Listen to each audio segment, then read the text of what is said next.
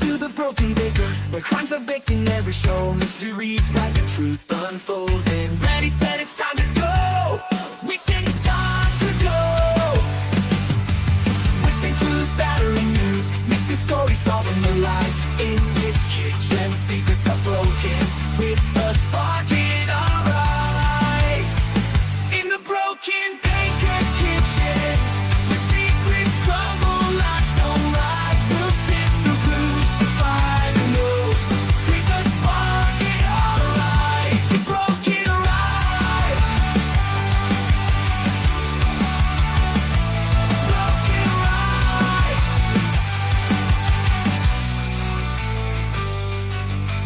Welcome to the broken baker. Get ready. Let's go.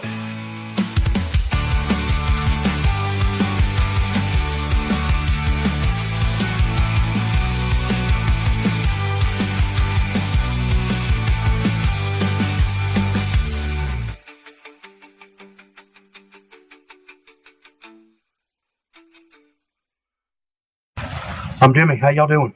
Well, let's try it one more time. We are a bit behind. Let's go. Yeah, I hear something about all the lawyers and stuff like that must go. Kan du se at komme i seng? Vi ses.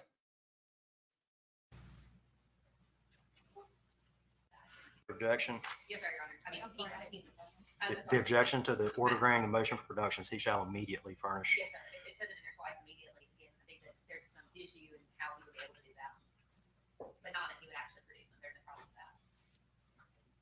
As soon as possible. How's that? That's as close to immediate splitting the baby. However, please let Dr. Pickett know. I texted him during our lunch break that he would need to. As I understood it, they All have right, state ready. we had the stepfather. The stepfather actually didn't want to work with the state because he didn't like what they were doing. And then we had the coroner talking about the injuries. This case could be over very, very soon because we have had a lot of the important witnesses. Right now we just about need the shrinks. Defense ready. Is the defense ready? All right, bring him in.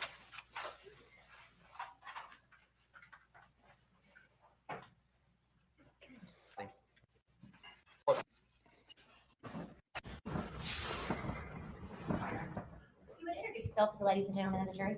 My name's Tyler Burnett. And Tyler, where are you employed? I work for the Rankin County Sheriff's Office. And what is your role with the Rankin County Sheriff's Department? I'm an investigator in the Criminal Investigative Division. And tell us what that means.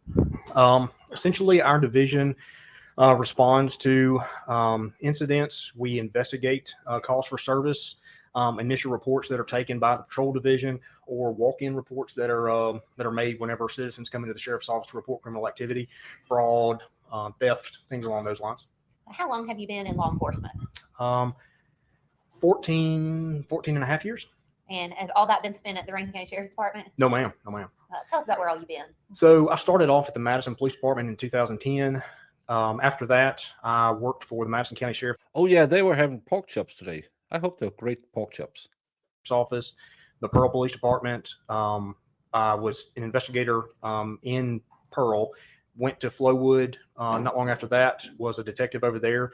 Started in internal affairs over there, and I went to go work for the Mississippi Attorney General's office in the Public Integrity Division, and did some good work there. And not long ago, the sheriff and the undersheriff asked if I would be willing to come to the sheriff's office and kind of bolster that particular division, that particular program here. And so I'd maintain a criminal caseload and a compliance caseload. I want to take a step back. Can you tell the ladies and gentlemen kind of what training is required to become a law enforcement officer first? Well, you have to complete the basic police officers course. There are multiple taught in the state of Mississippi. You can go through the Tupelo Police Academy. They have their own. The Jackson Police Academy has their own. The Southern Regional Public Safety Institute, which is the one that I went to, was at one point in time combined with the Harrison County Law Enforcement Training Academy because it had essentially been demolished during Katrina. And so it was relocated to Camp Shelby, Mississippi. And Harrison County has since kind of restarted their own. You can go to the Mississippi Law Enforcement Training Academy right over here in Pearl. And then, of course, there's the Mississippi Highway Patrol Academy. They kind of put on their own, but it's a state accredited course. I'm just that going to fast if forward a through trooper all decides of that this. he no longer wishes to be a member of the Highway Patrol, he can always use that as a we lateral just want his into testimony. a sheriff's office, police department, another state agency. And particularly, I'm interested in what you did. So you told us Okay. that you went to the academy. Yes, ma'am. So I started off at the Regional Public Safety Institute. Like I said, I've had a lot of training over the years. Initially, I had a Birthplace lot of of training Elvis. related to the patrol side of law enforcement, so to speak. Uniformed officers riding around in a marked patrol car, patrolling neighborhoods, enforcing traffic laws, and things along those lines. A lot of that particular type of training was impaired driving enforcement, counter drug related stuff, some drug investigations as far as trafficking and things along those lines. The most recently, I guess more recently, I had some We internal affairs just want to training. know what you I'm know a certified about this polygraph examiner case. with the state of Mississippi. I'm a certified criminal investigator. The state of Mississippi actually have a program that criminal investigators can go through. It's taught out at the Mississippi Law Enforcement Training Academy in Pearl. And it's essentially I think it's 320 classroom hours, and then Well, he's a there good is guy. He did all the schools. difference. I think it's 80 hours of hands-on instruction. Essentially, you're kind of going out and you're taking latent fingerprints off objects, and you're rolling car tires to get tire impressions. You're taking dental stone, and you're taking all of the investigative resources that you need to in order to take tire wear impressions and footwear impressions. You're doing digital evidence extractions from phones, and This is what I hate. going through your draft and search warrants. You're learning about We had two technical witnesses the other day in the trial I am doing. One of them was a court geneticist, is what we call him, DNA guy, and he just gave a short description of DNA and what they are looking for in it. It took 5 minutes till we were talking about the evidence and why they use certain methods and why some of them work better than others. We've been wasting 10 minutes talking about where he went to school. death investigations. You're learning about kind of what particular changes that the body goes through as we pass away, and you're going through different things that you can look for in order to determine, okay, we have a crime here, or we don't have a crime here. And so that was definitely one course that I've been through here lately. But I've had some other training, counterterrorism and SWAT, special response team stuff, and Well, tactics and things along those you lines. are That's, a bit of a In the training that you had and in your 14 years of law enforcement experience, have you had the opportunity to investigate or be on the scene of murders? Yes, ma'am. And was that prior to March 19th of 2024? Correct. I want to ask you specifically about the Rankin County Sheriff's Department. So we heard from Deputy Lewis earlier about the fact that he wears a body cam when he's dealing with the public. Correct. What is the policy for investigators and body cams back in March of 24?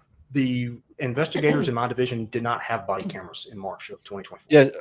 What She's, about as looks we cute. sit here today? Do y'all have them now? We are starting to trickle them in, and by trickle, what I mean is that the criminal investigators that I work alongside with, and I guess I should try and explain this. So the criminal investigative division not only houses the criminal investigators, people that investigate, the theft and the violent crimes and the fraud and all of those things, but it also houses our drug investigators. We have prescription fraud investigators that essentially work on pharmaceutical diversion, investigators that investigate street drug related crimes, the sale of fentanyl and the sale of marijuana and the sale of methamphetamines and things along those lines. But we also have our interdiction investigators, guys that are essentially working on drug trafficking organizations and things like that. So those narcotics investigators is kind of the loose term for those different identities of investigators. Those have their body cameras they all have them now. So before, the street drug investigators and the pharmaceutical diversion investigators did not have them. They do now. And so our interdiction guys have them. The narcotics guys have them. Come on. But we are still kind of acquiring them piece by piece as we are able, as the sheriff's office is able to obtain the resources either through budget appropriation or grant funding in order to continue to buy body cameras for our division. Investigator Rennell, I want to take you back to March the 19th of 2024, were you in fact working at the Sheriff's Department at that time? Yes, ma'am. Can you tell the ladies and gentlemen if you worked a call at 214 Ashton Way that day? Yes, ma'am. Walk us through your first involvement with that call that was made out to 911. So we were going back to that date. We were actually in trial that week, working on another case with I believe it was Mr. Smith was involved in that one as well. But I had left the courthouse, went to my office, and essentially obtained my belongings, which is essentially just a backpack that I toted all my stuff in. But acquired that, got in my vehicle, and started heading to my residence.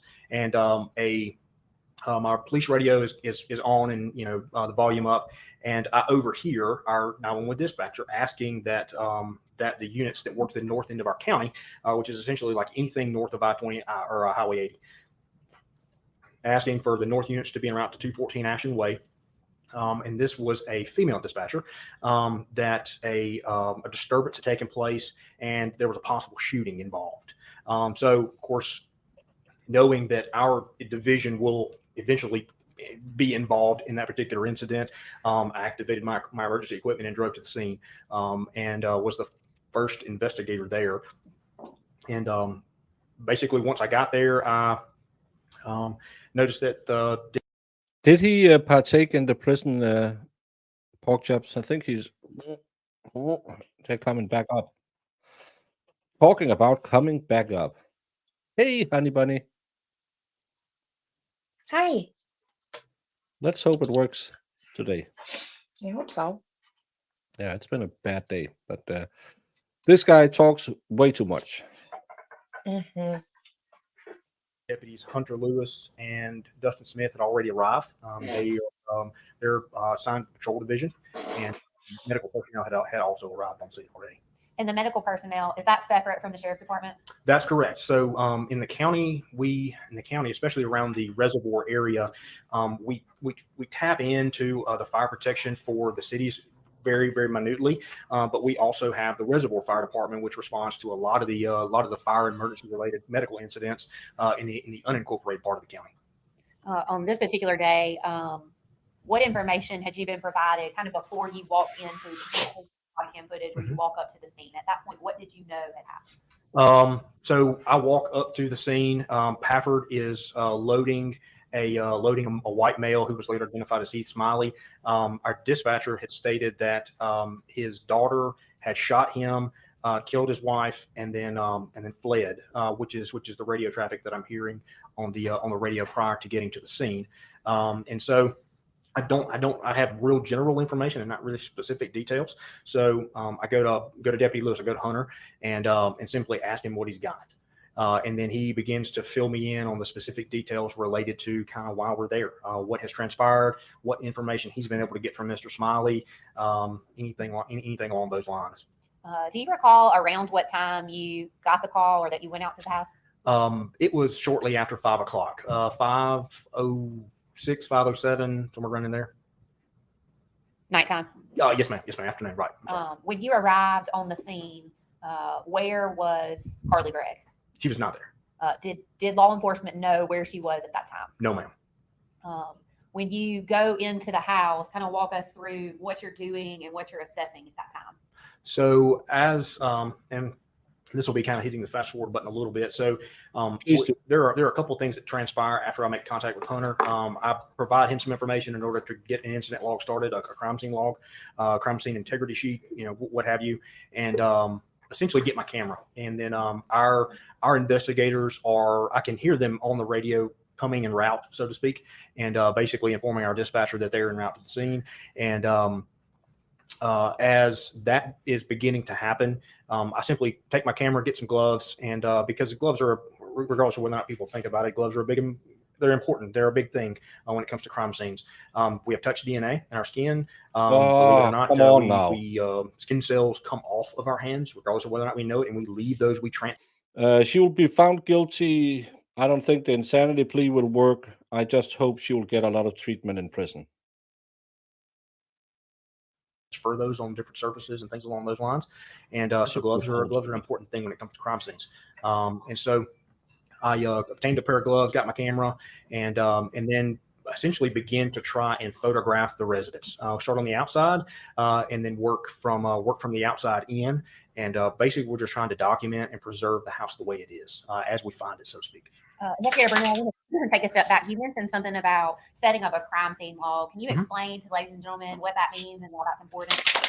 When I got there, the Deputy Lewis had facilitated the putting up of the tape, the cliche, the crime scene tape that that most people see on television and stuff like that. Well, what you may not see is a crime scene log. So it's essentially a document, a landscaped piece of paper that's got a bunch of lines on it. It's got a name, a place for an agency, the time in, time out, and purpose for scene on some of them.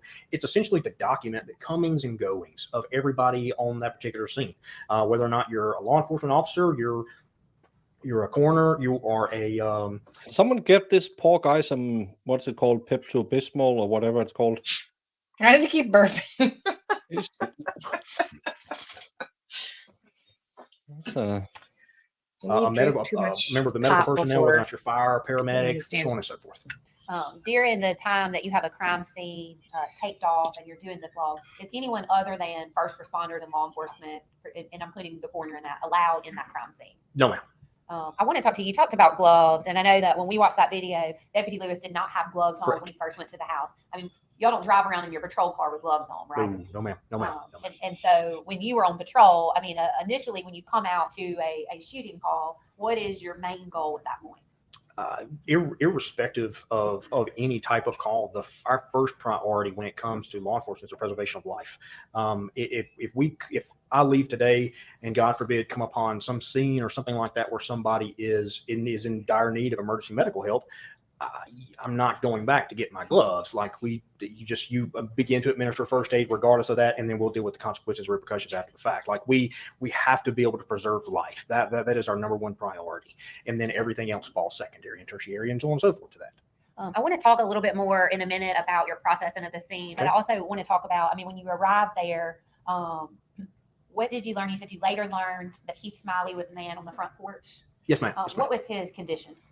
He had sustained a single gunshot wound, I believe. So it would be his right and our left shoulder had a through and through gunshot wound to the left upper torso. I guess we can say it that way. And what about was there someone else in the home when you went there?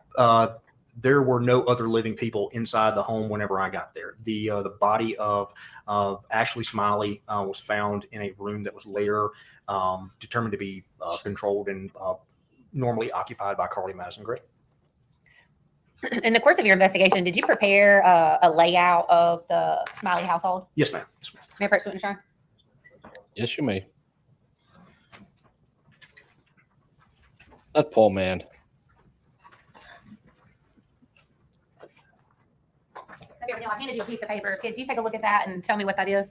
So it's a very general non-scale layout of the Smiley home, Smiley residence at 214 Ashton Way. And is this a document that you prepared? Correct. And what were you using this document for?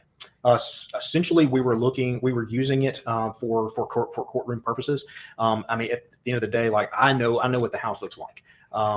You all don't know what the house looks like. You're not there. I can give you pictures of the best pictures in the world of a crime scene. But at the end of the day, if you can't look at it visually and kind of see how I move from room to room, taking those photographs and essentially kind of see the layout of the home, whenever you're hearing 911 calls or you're hearing us talk about different things on the scene or you're hearing us discuss search warrants or something like that during the testimony phase, where you won't really be able to know where we are or where my mind is as I recollect that. And is that a true and accurate copy of the layout that you prepared in this case? Yes, ma'am. Your Honor, we'd ask that this be marked as state's next exhibit. I believe it's 11.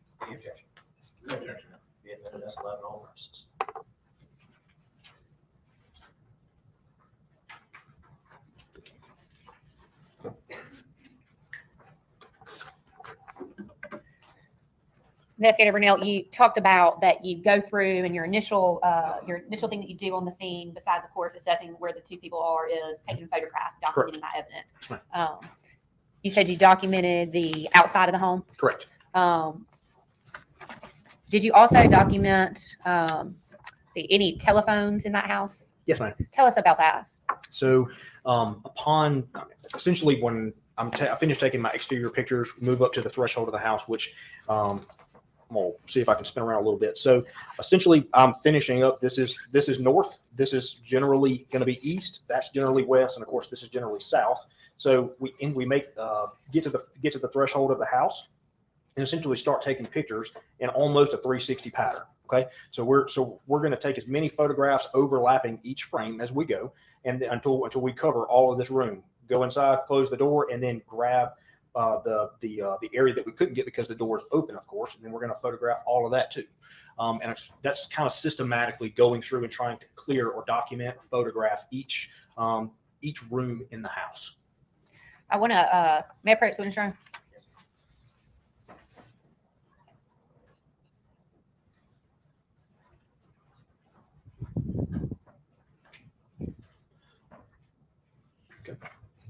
You did two photos. Yes, Could ma'am. you identify, or could you look at those and tell me what's in those photographs? So essentially your first shot as an investigator when you get on scene needs to be of the front of the house. We typically like to have the mailbox in it, or at least some markings on the front of the house. That way it's readily identifiable as, well, this was 214 Ashton Way, and not 215, 213, 221, or anything along those lines. I know that all these photographs are from 214 Ashton Way, from this photograph until the last one. So the next photograph, whenever we entered in through that threshold I told you about a second ago from the living room, there is a let's call it a small entertainment center. It's about knee high. It's wooden. It's about the same color as this banister in front of you all, and it essentially has two phones on it. So this black phone and this white phone. So the white phone was later determined to be the property of Ashley Smiley, and the black phone over here on the left was later determined to be the phone of belonging to Carly Madison Gregg. Investigator Brunel, do those appear to be true and accurate copies of two of the photographs that you took on that day? Yes, ma'am. All right, we'd ask that these be moved into evidence as the state's next exhibit. Any objection? No objection. Front of the house be marked. Imagine taking pictures so you could easily identify a house, so you could establish where everything was. Mm-hmm. Is it one of these weird cases again where the police do police work? The next thing is no leaf blowers, no cops. That's, yeah, I don't like that, Jamie. That's not real police work. That's 12. The other one will be marked as 13.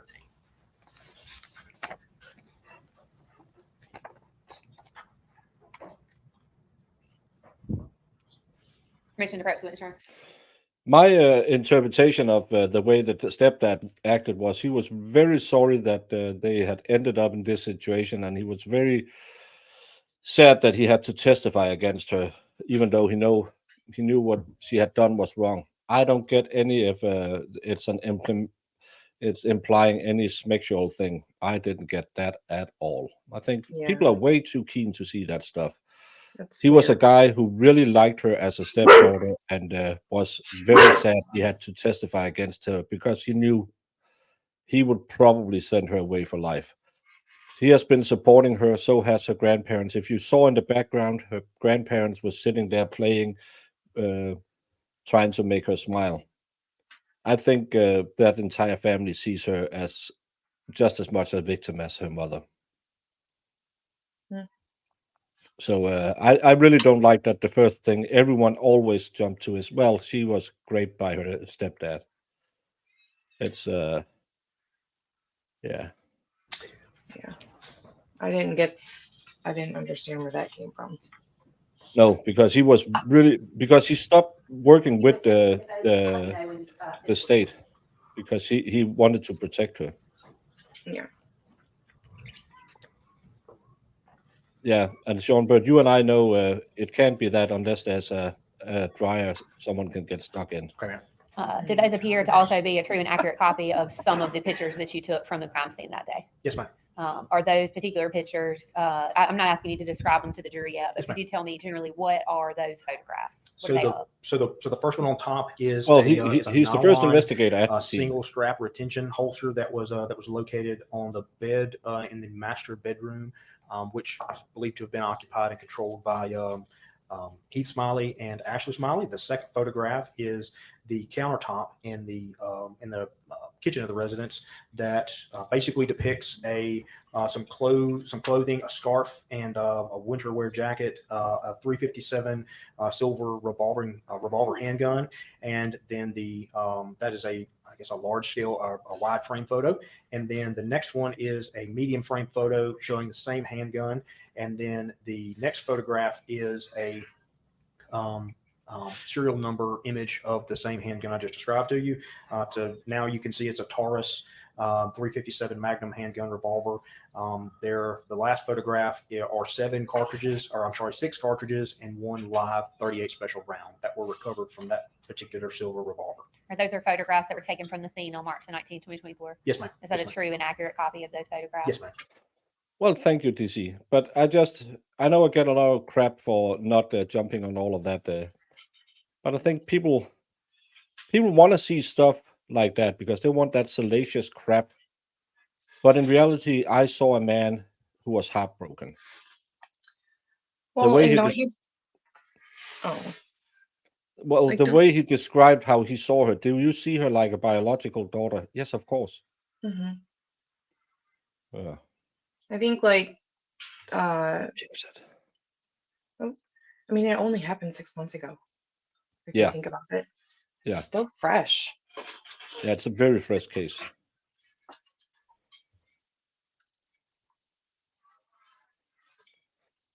No, I think a lot of people are thinking she had mental issues. I think they all know that, but they probably also know that 96 years in prison wouldn't fix it.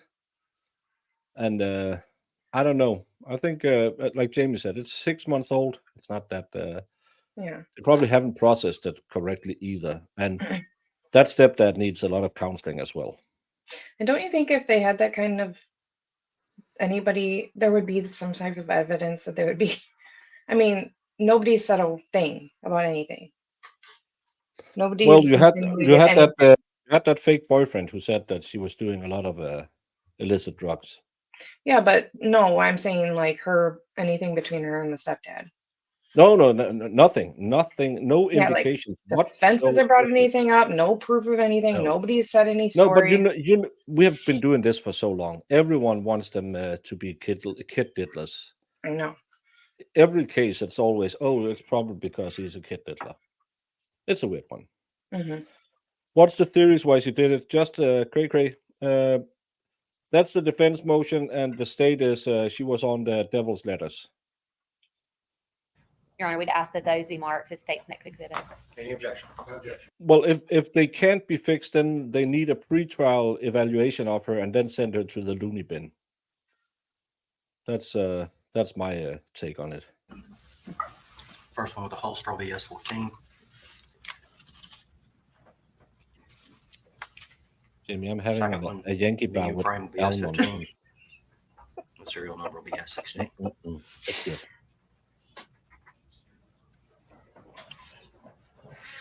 Yeah, and why would you do it to the mom if he was the PDF file? Well, the theory that was going around over there was that they were in on it together Is there one more? to like Two more? run away together. I don't know.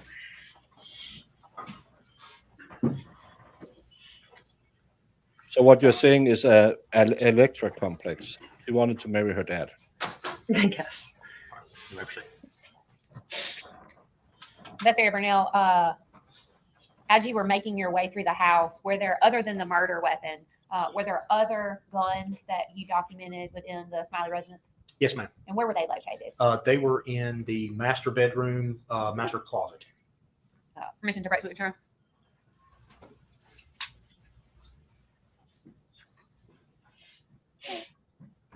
Just take a look at those for me.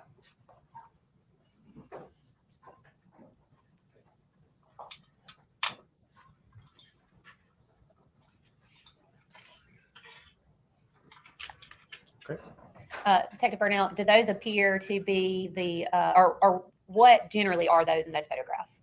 The first two photographs, one is a close-up image of a pump master, a 760 pump master. It looks like a pellet rifle or a BB gun. The third photograph is a camouflage shotgun, and then the last photograph is an AR-style platform rifle. Are those true and accurate copies of photographs that you took from the crime scene? Yes, ma'am.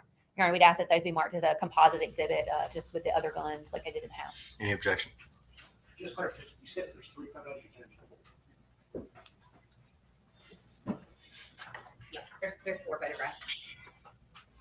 3 different guns, but 4 photographs. Any objection to any of the 4 photos? No objection. All right, they'll be admitted S19, S20, S21, S22.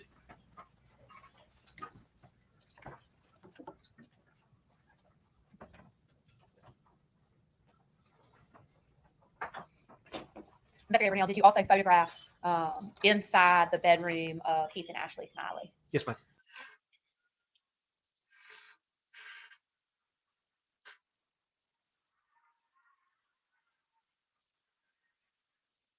Jamie, you're doing What? me.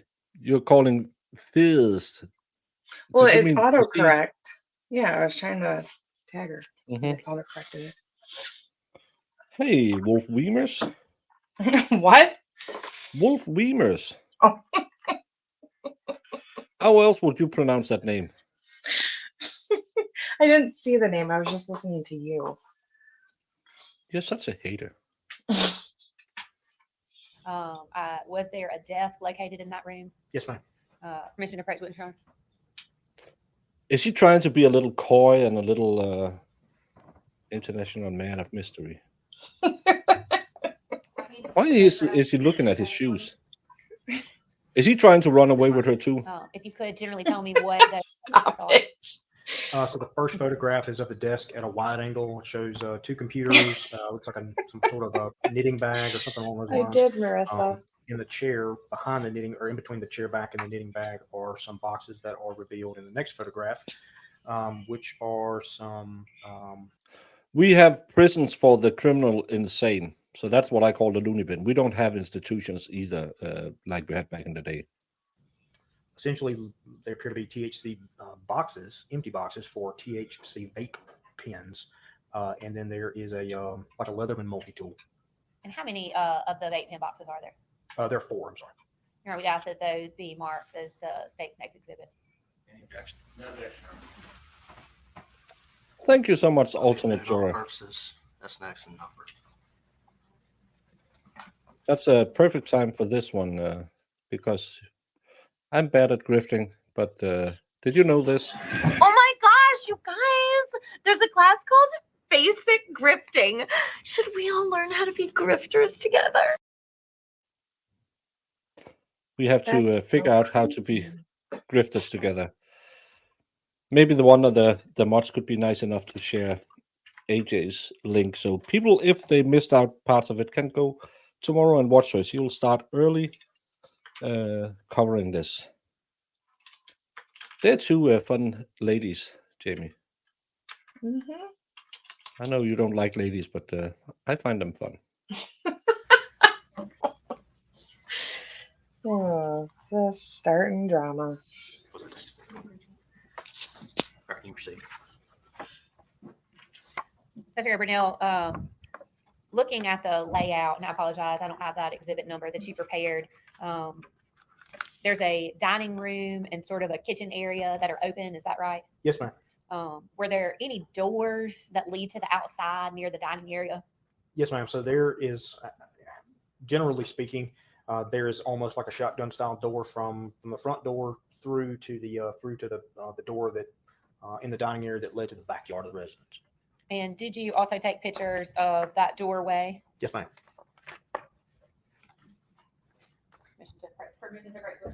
Yes, ma'am. Let's move. Well, the good thing about being behind is we can move faster. Secretary Brunel, if you could take a look at those for me, please. Great. Yeah. Could you tell me what's reflected in that first picture? So the first photograph is essentially it depicts the dining area table where the Smileys and Miss Gregg may have eaten a meal. In the corner of that room, there is a black dog kennel. I'm assuming for the 2 golden retrievers that they had, and there's a white cord hanging down from the wall near the corner of the room. The second photograph is of the back door itself, and it's essentially just the back door. And where does that back door lead? Into the backyard, which kind of encompasses the house itself. Makes kind of an L shape, as you can see via the scale drawing. So it makes an L shape, and so the backyard simply makes the corresponding L.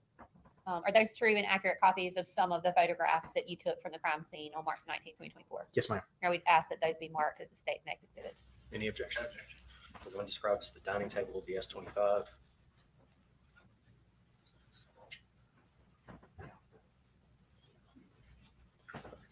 And speed it up again. Okay, now before we move on to here, because I want to ask you about that S25, the cord that's hanging from there. In processing the crime scene, did you have any idea what that cord went to? I did not. It's a USB-C cable. From my recollection, Anyone that was gonna stream Donna Adelson is some offensive liar. Is that what it is to you? Yeah, that's what Okay. it is, Jamie. I wanted to say it out loud. Didn't know exactly what it went to at the time. We I'm offensive lover. hypothesized that it was part of some home surveillance system. As you sit here today, do you know what was plugged into that cord? Yes, ma'am. And what was that? It was a Wise home surveillance system camera that was recovered after the Thank you, 19th. Sue. Okay, thank you. Did you also I didn't say it photograph like that. throughout the home, the laundry room area? Yes, ma'am. Permission to approach switch on? And speed it up again. The internet doesn't make his cranky. He just wakes up that way, and when he is in a good mood, things get weird. I'm not cranky. I get cranky because I have mods claiming I'm cranky. Do those appear to be true and accurate copies of some of the photographs that you took from the crime scene? Tomorrow I will be met in chat by, oh, I dreamt you were streaming with someone else last night. What? Yeah, you didn't want me to mod on your channel. I don't know what you're talking about. Yeah, I dreamt it. It's the same relationship I have with my mods as that girlfriend who, oh, you cheated on me in my sleep. What? March the 19th, 2024. Yes, ma'am. And that's at the laundry room area? So the initial photograph on top is a kind of like a transitional photograph from the kitchen area into that laundry room. But yes, ma'am. On this channel, it's officially the opinion of the smartest person in the room and me. That's absolutely crappy Yola to say that just by the way he was sitting. I don't know why anyone would get that idea, especially because no one has brought forward any evidence saying anything like that. A mom who lost one baby, very protective of Carly, a guy who said, I treated her like, of course, she was like my biologic daughter. I think people should see a little less PDF files everywhere.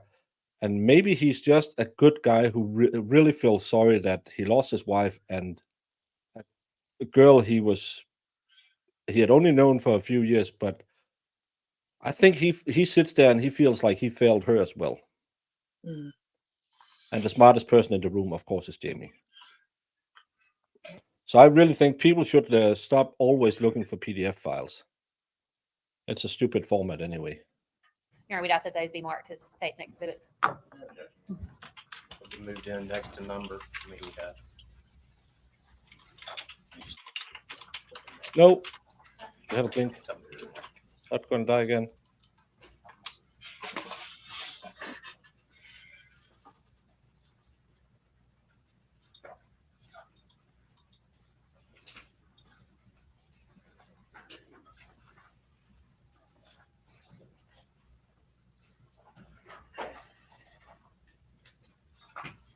Yeah, if they had any inclination, it would have been front and center. So I just feel people are always looking for the PDF files. Did you also go into the defendant's bedroom and photograph the deceased victim, Ashley Smiley? Yes, ma'am.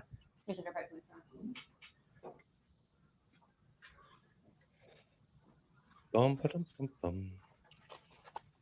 Yes, ma'am. Okay. Do they appear to be accurate copies of some of the photographs that you took from the crime scene on March 19, 2024? Yes, ma'am. And those are of the defendants, the transition into the bedroom, and then of the deceased victim, Ashley Smiley. That's correct. Now we'd ask that those be marked state's next exhibit. numerically supposed to give you the numbers.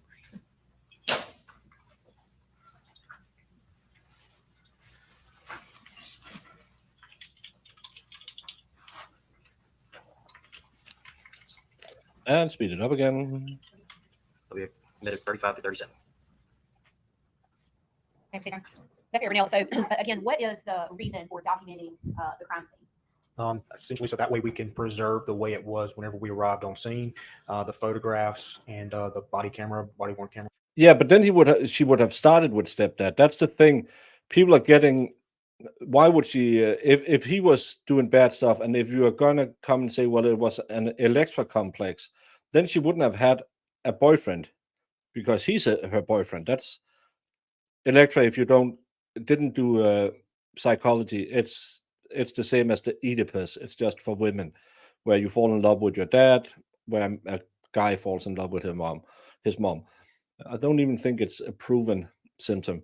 But why wouldn't it doesn't make sense that she would then have a secret boyfriend if she was secretly in love with her dad. I just think people want the salaciousness. We have a woman with 3 holes in her face done by a 14-year-old, and that's not enough. Recordings are a great way to do that. Do things get moved once you start processing the scene? Of course. For instance, in this case, initially, so when, as I said before, like preservation of life is our first responsibility. In preparing for this trial today, this week, I had the occasion to look at body-worn camera video evidence when Deputy Lewis goes into the Exactly, house to check on the Chrissy. victim. That's why I don't get why people are He talking pushes, about it all of a tries to see sudden. if there are any signs of life. He's touching her arms and he's lifting up the towel that was placed upon her head, and he's essentially trying to see if there's any way to save this young lady. And of course, then right after him, the fire department comes in, does essentially the same thing. They're placing leads to. Everyone said, other than saying some things about her mom and them not letting her do what she wanted, it's a perfectly normal teenage family with a daughter with some mental problems. See if there's any heart rate activity, and so they're moving her arms from the position in which they were placed on her torso. They're lifting up the towel that was placed on her head that had been replaced by Deputy Lewis. And so there are things getting moved around. And so taking the photographs and trying to preserve the way that the crime scene was at that time is a very important and a very vital function of crime scene processing. The other aspect is, so during active scenes like that, where you essentially have some like a quasi-active shooter type situation, you are in a situation where you don't know where the suspect is. They're not readily apparent. They're hiding in the linen closet. Did they pull down the attic ladder and they're hiding upstairs? Like, are they hiding under a bed or something like that? So when officers are going through systematically trying to clear and make sure that we're not walking into an ambush or walking into a situation where now we are about to sustain more casualties as a result of this one defendant, things get moved. We have had situations in previous cases where shell casings have been in the roadway after drive-by shootings. Cars don't stop just because they're shell casings in the roadway. They get run over all the time. So recording those with photographs and body-worn camera videos and things along those lines is a lot of times our best way to preserve kind of how they were prior to those disturbances. May I break something, Sean? Now you're going to need all the special words to cover the P. Diddy trial. It's all right. Got questions. I'm here for a while. I want to point you to, or I'll just look at the exhibits and then I'll ask Mr. Brunel about them. That's here, Brunel. I'm Sadly didn't hear that part of the testimony. If he confirmed that she didn't seem like he knew 30, him. 31, 32, 33, and 34. That's here, Brunel. It appears that you're taking photographs of the wall, the sheetrock in the wall, as well as the door leading into the garage. Can you tell the ladies and gentlemen why you thought it was important to document that? So, leading the transition from the kitchen into the laundry room area right here, or the mud room and laundry room type of situation in this house, you can clearly see a dot in the middle of the doorway there, which is of course the door's open. So there's clearly a defect in that wall. It's not how it came from the manufacturer. Something made that defect. And so as we continue into that room, so this is a more medium scale drawing, a more medium scale photograph where you can actually see the dot, the defect a little bit more defined. And so skipping ahead a little bit. So number 33 is actually an up close image of what that defect looks like. And you'll see, let me go back wide. So you'll see the bag. Okay. So there's a piece of the wall. If I just take a picture of a white wall, it's going to be very hard for you to maintain reference. So the yellow bag that's also next to this defect is in that medium scale drawing, or the medium scale photograph, and then it's in the up close photograph. That way it helps us maintain reference throughout, because we took hundreds of pictures of this house. What is this? A scale photo, another photo, and a close-up. You can see what's in the photo. Where's that blurry iPhone cam photo where you can't tell whatever it is they're taking a picture of? I'm not sure that Mississippi has a real police department.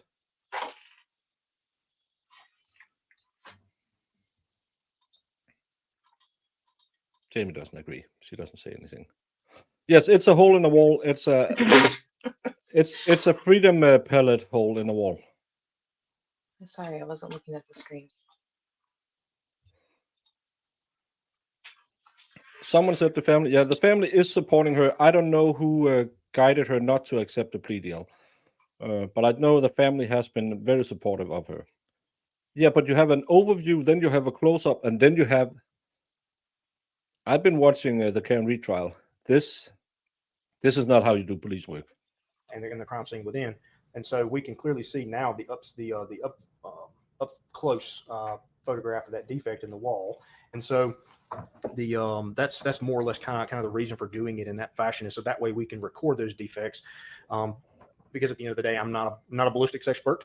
I can only call the holes defects. I can say that they are, in a layman's terms, they are what would appear to be similar to a hole that a bullet would make if it went through a similar object. But it is essentially just a defect in a wall, and that is how they are classified in my report. That is how they are classified as we process the crime scene itself. Later in your investigation, what did you learn occurred in that laundry room? After we had the opportunity to obtain some Don't information go away from again. Mr. Smiley,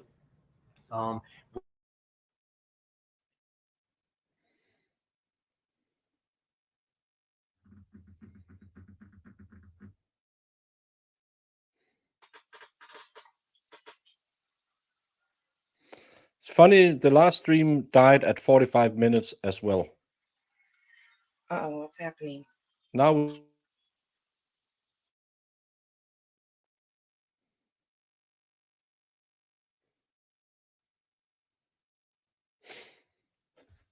Come on. Come.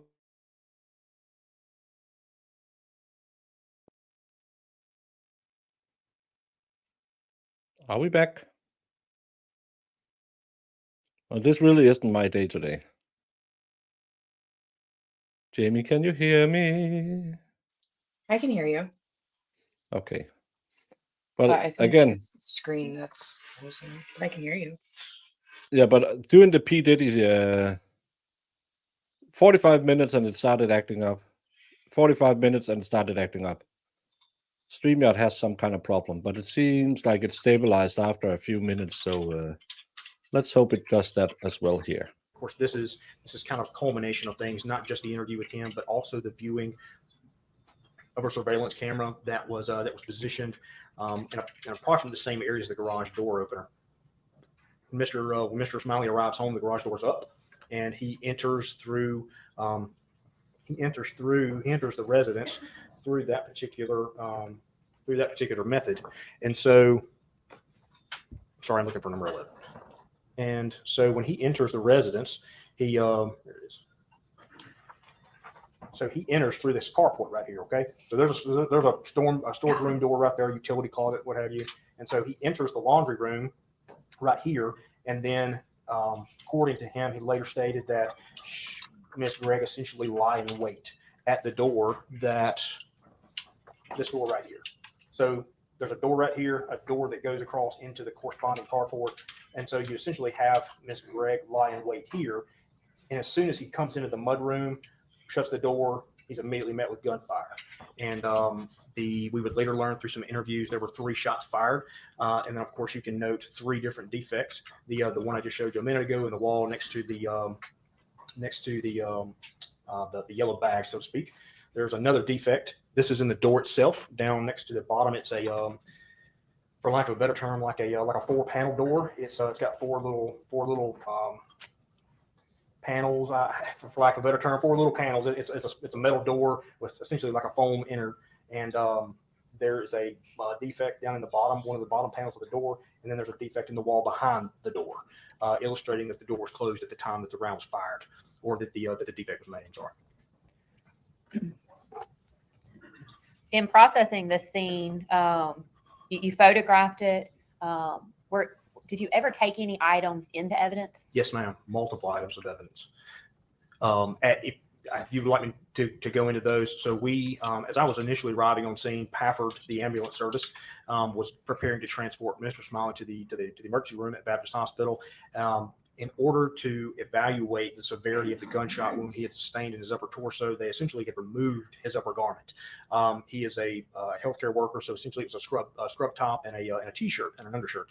So they had essentially taken those off and discarded them on the front patio to the house. So essentially you have a front patio right here, which I'm sure is depicted very well in the photographs and in the body-worn camera video.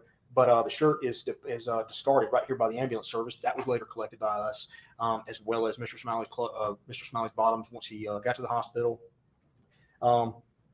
With regard to the laundry room and the carport area itself, so we were able to later find that there was a projectile. Again, I'm not a ballistics expert or anything along those lines, but a projectile that seemingly lines up with the defect that we have here on State's Exhibit 32 in the lower part of that door, went down into, it struck the carport floor, went in. Yes, it's not enough that you were a bit out of it. You must have lost reality. You can't just say, well, I was angry and I turned a little cray-cray. You need to have totally lost reality. It's an electronic cigarette with THC content. Her actions make the defense much harder still. I think her actions, because insanity plea is such a hard plea, and we know from the defense they don't have any experts that the state didn't have. So I don't think they can. I don't think they can win on that, because they gave her such a bad start. Yes, the plea deal was 40 years. I would have taken that if I was her. Heck yeah. Into a rolled up carpet, and then essentially came to final rest in front of a blue Chevrolet Traverse, I believe is what it was. That was essentially Ashley Smiley's primary vehicle. That particular projectile came to rest Jamie, right don't in kill front the of stream the on passenger side door, bio-breaking. approximately. The defect that I was telling you about a second ago with the yellow bag, Okay. exited out that wall and then struck the cargo rack of the same SUV, essentially fragmented almost, and then pieces of it were recovered at the back driver's side corner of that particular vehicle. So those were two partial, in part or whole projectiles that we recovered. Detective Bernal, if I may interrupt you for a moment, did you collect those and store those pieces of evidence separately? Yes, ma'am. Yes, ma'am. Permission to approach to John.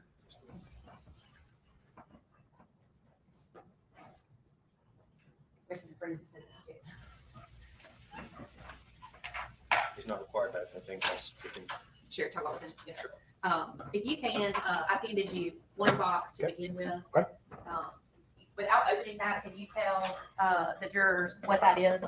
So this is it's essentially what we would call like a bullet box, so to speak. It's a very loose general term. It's got a piece of cotton or a piece of fabric in the bottom of it to essentially keep the bullet from rubbing around and things like that. But it is marked P2 or projectile 2. It is marked with the date, and which was 3/20 of 2024, because by the time we concluded our own scene investigation, got everything back to the sheriff's office and started doing our crime scene, our evidence log and logging everything in, we had crossed midnight.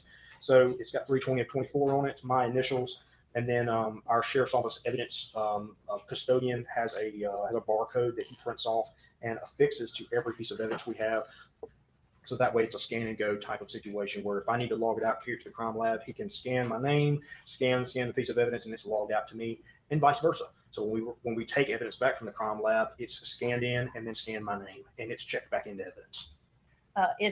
Does that appear to be unaltered in any way since the time that you removed the item? That's correct, yes, ma'am. Or we ask that be marked as the state's next exhibit. Any objection? No objection. Get it to the court. The state's next number be marked S38.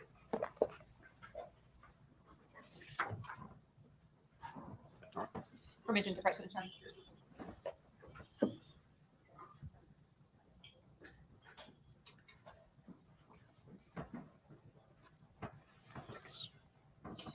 Investigator Bernal, I handed you another box. If you could take a look at that and see if you can identify that for me. So this is, of course, the other one, P2, in the description on the box, it says projectile on ground, RAX 0438 front of vehicle. So this would have been the nearly intact projectile that we recovered from the front of the blue SUV that was actually Smiley's primary vehicle.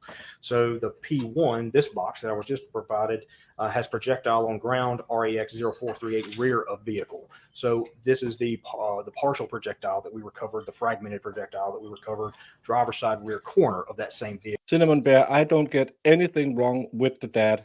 I saw a man who was very sad that he had to testify against a girl he saw like his biological daughter.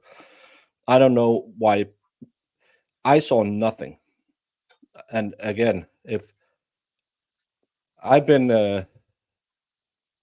I'm a dad of 2 girls. I'm divorced, and I feel I have been pretty good at picking up signals from the guys my ex-wife have brought home.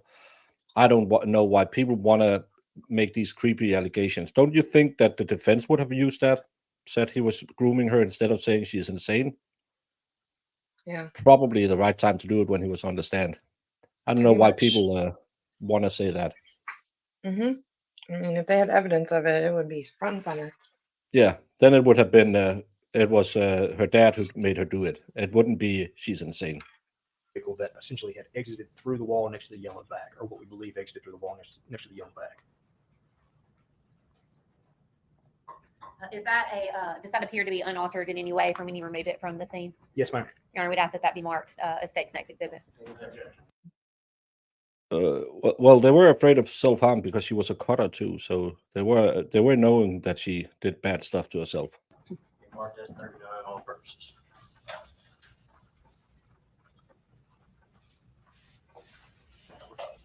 Investigator Burnell, y'all also recovered the live round and the empty shell casings, and those were also boxed up and put in evidence. Is that right? Yes, because she was afraid that her ex-husband would come do something. He's mentally unwell and is a heavy drug user. So the stepdad explained it that she had kept it under the bed, loaded with 38 specials, because there's a less of a kick to that than a 357 to protect her if the stepdad showed up.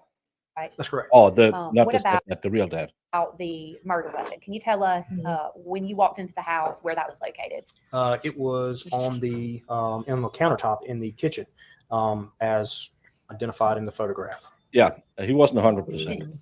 During your course of investigation, I think that's more likely. how did you because learn that that was the he gun that supports was her. used to He shoot said, Madison? So I didn't when want to Deputy cooperate with Lewis the police initially anymore. arrived on scene, Yeah. Mr. Smiley told him that the gun she had used was on the countertop, that he had opened the cylinder. There was 1 live round, 6 empty cartridges in the cylinder. So you were in your course of investigation, did you learn that the same gun was used to shoot Pete Smiley that was also used to kill Ashley Smiley? That is correct. So later on in the investigation, we received a crime lab report from the Mississippi Crime Lab in Pearl, Mississippi, that identified projectiles recovered from the body of Ashley Smiley were. My daughters still keep in touch with their mom and their longest stepdad. Split up a couple of years ago. He still comes to every family gathering we have, and he's just there like I am. It's I like that guy. He's a good guy. Similar in characteristic and in nature to the firearm we recovered from the countertop of the kitchen in the Smiley residence. There was also a report from the Mississippi Crime Lab in Pearl, Mississippi, that identified a DNA swabs that. What's the objection? That's just we're making an objection. He's talking about documents that aren't evidence. Sustained. Investigator Burnell, who relayed to law enforcement that the gun found at the home was used by Carly Smiley? I mean, I'm sorry, Carly Gregg.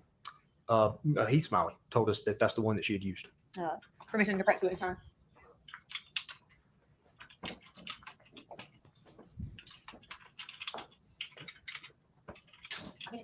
Box. Investigator Burnell, can you tell me what's located in that box? I can tell you that without opening the box, I can tell you that it is the same box that contains the the Taurus 357 Magnum revolver. This is the same serial number that is on one of the state exhibits in this photograph. This is my handwriting, my chain of custody information, so to speak, over here on the right-hand side. This is the arrow that I drew whenever I wanted to indicate to crime lab personnel which way the barrel was pointing when they opened the box up. This is a... Jamie, they have evidence tape on the box. He's not a real police officer. Wow. It's this isn't a real case. It's fiction. Evidence label that was affixed. This is evidence tape that we put on the box, and then this is the crime lab's own seal and barcode information. It appears to be that particular firearm. Your Honor, we'd ask that that be marked as state's next exhibit. Any objection? Be marked as 40. Your Honor, I'd ask that the witness be allowed to open that and inspect it and make sure that it's the same firearm as well. Okay. You have scissors? Yes, sir.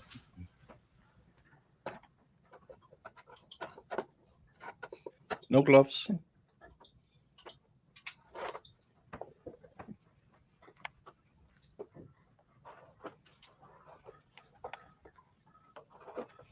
After lunch, any of the jurors may have an stretch. Sometimes people get sleepy. You just stand up for a second.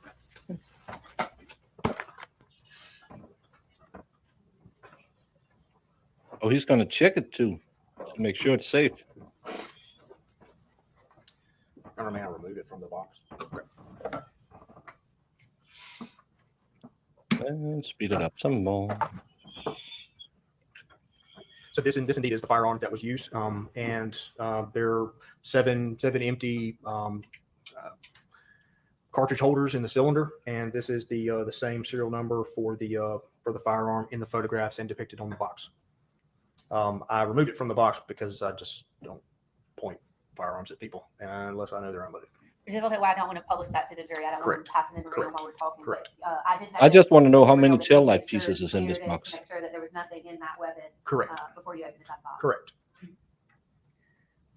You mentioned earlier that there were projectiles found in Miss Smiley. Correct. Could you tell the ladies? Oh, yes, sir. I'm sorry.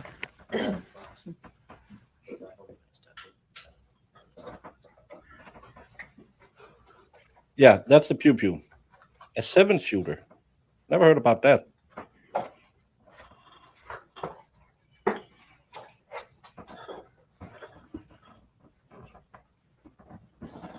Thank you. You mentioned earlier that there were projectiles recovered from Ashley Smiley's body. Yes, ma'am.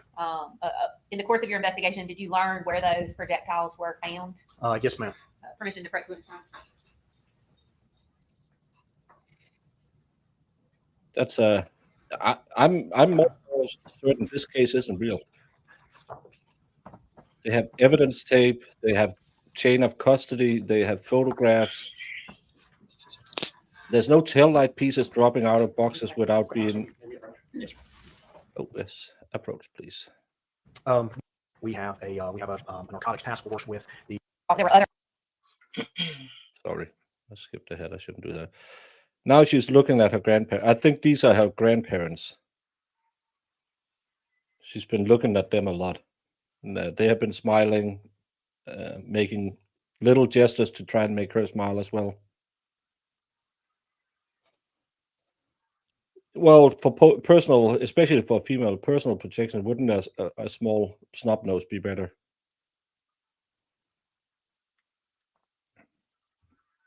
Ruled at this time, but pending further objection. Investigator Burnell, the first item I handed you that was bagged, do you have any personal knowledge through your course of this investigation what that bag was? Oh, I'm sorry. I simply know what these items are due to the crime lab reports that we received via our results. I don't know. It's just because the way she looks at them, I think they're grandparents. But I know the mom's. I believe I've read that the mom's parent also has been heavily involved in trying to get her lawyers and stuff like that. They should have gotten better lawyers. Yes, sir. Yes, I'd like to have a marked ID. All right, mark it S41 and S42 for ID purposes only. Jamie? Yes. What kind of macaroni and cheese is it, Dave?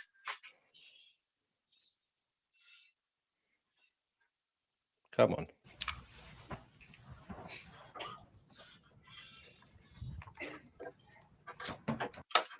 Jamie will be right over having the mac and cheese. I might stop by. Gunshot residue kit that we issue out to our investigators.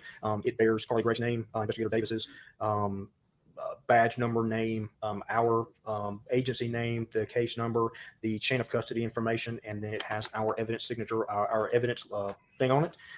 Inside of this are the little metal dowels that I was telling you about a second ago that essentially are it's turning into used to rub on the skin.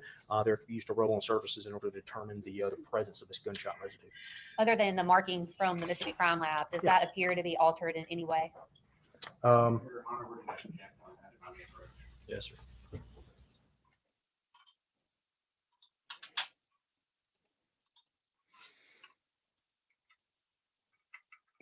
Can you tell that the wife is out of town for the evening? Yeah, if you get to eat hot dogs and mac and cheese, she must be out. Jamie, what kind do you eat? I'm still into the Kraft mac and cheese with powder pocket. You gotta get the shells and cheese with the liquid cheese. I mean, homemade is best, but if you're getting box macaroni and cheese, it's got to be the Velveeta. ID purposes only at this time.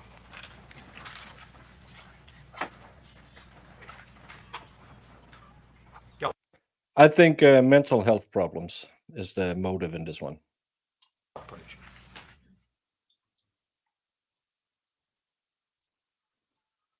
Yes, it's in Austria and Italy.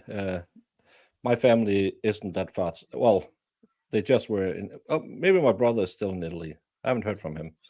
Mm-hmm. So, but I think it's more northern. It's near the Alps. So I haven't heard anything where my sister is.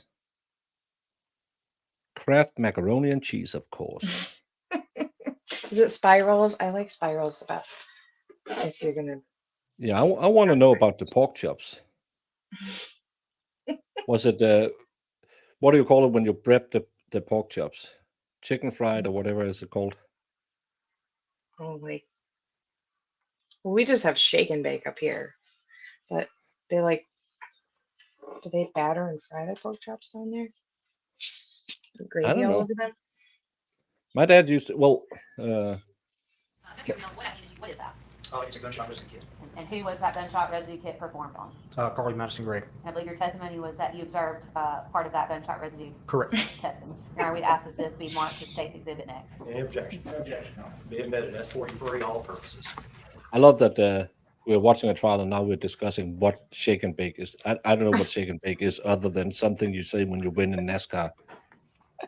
It's like breading that you put on the pork chop when you bake Investigator it. Burnell, It's like a crust. what other testing are you aware of or that you have personal knowledge of that occurred on the defendant that day? That day, No, it's the gunshot residue kit was collected from her. that's way She was away from where my photographed family is. after she was brought to the scene.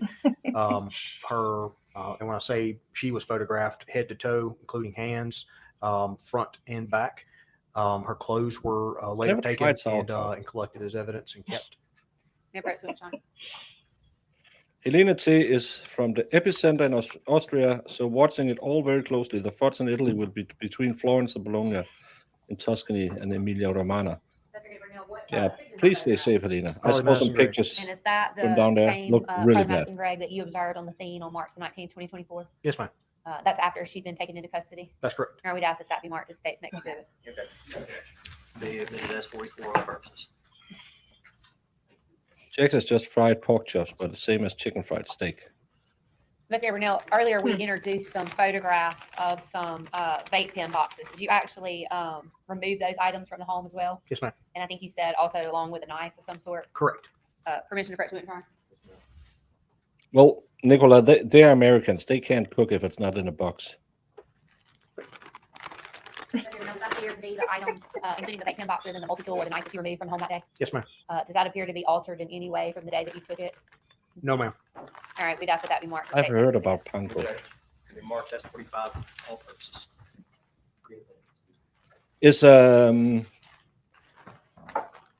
Is the Devil's Letters legal in Mississippi? You were tasked with processing the crime scene in this I don't case, know. right? Correct. Yes, ma'am. And when you Yep. got there, you said there was one deceased victim. Is Yes, the Devil's And I think Letters that that is exhibit. legal in Mississippi? Stuffed bell peppers. Oh, they're good. I played football with a lot of Looking people from at Turkey. exhibit Those stuffed 36. bell peppers are the Could you best. tell me if that is the position of Ashley Smiley when you found her laying in the floor dead of Carly Gregg's bedroom? When I initially entered the room, no, ma'am. So the towel had been placed back on her face, and then for the purposes of photographing her body unobscured, because at that point in time we weren't sure who had put First the of all, towel she on her doesn't even face, know what. until the investigation progressed and continued. So the towel was removed and she was photographed. It is. The next exhibit, number 36. 37. 37, sorry about that, 37, is Legal that for Ashley medical and Smiley? legal for Yes, ma'am. non-medical. Based on your investigation Hmm. and your training in crime scenes, what does it appear? She probably didn't that had have happened a to Miss Smiley in that prescription. photograph? Yeah. So it appears as though she sustained 3 different gunshot wounds to the head. So these 3, these 2, one here and then another here, essentially were shot from distance. The one down here under the chin, you can see a what is referred to as a stippling on the skin. Oh, that's a close Which so when I took that certified investigator course through the state, we go into what close contact gunshot wounds looks like. In this particular case, so anything close contact is considered 36 inches and less. That's not good for the defense. She Wow. walked right up to it and did it executioner style. They have stippling in her face. Ew. Well, Sue, you know, you can always yell at me in voice chat. So here you can see the stippling in the skin just under the chin, but essentially what you have there is burnt powder. When it exits the muzzle of the firearm, it lands on the skin because it doesn't have the distance in order to spread out and burn up before it makes contact with any of the surface, and so it makes contact with skin and essentially burns the skin. Richard President Garner had asked at least 2 Yikes. photographs and published to the jury. Yeah, that's not good. I know it's illegal in Tennessee, but this is Mississippi. So, but I did see they had those CBD dispensaries, but we have that in Denmark too. But there's none of the fun ingredients in the CBD oil. So, yeah.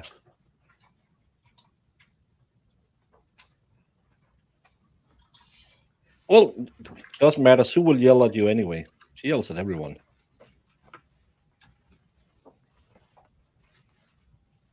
Still think that goes to mental illness. This isn't Chandler Henderson.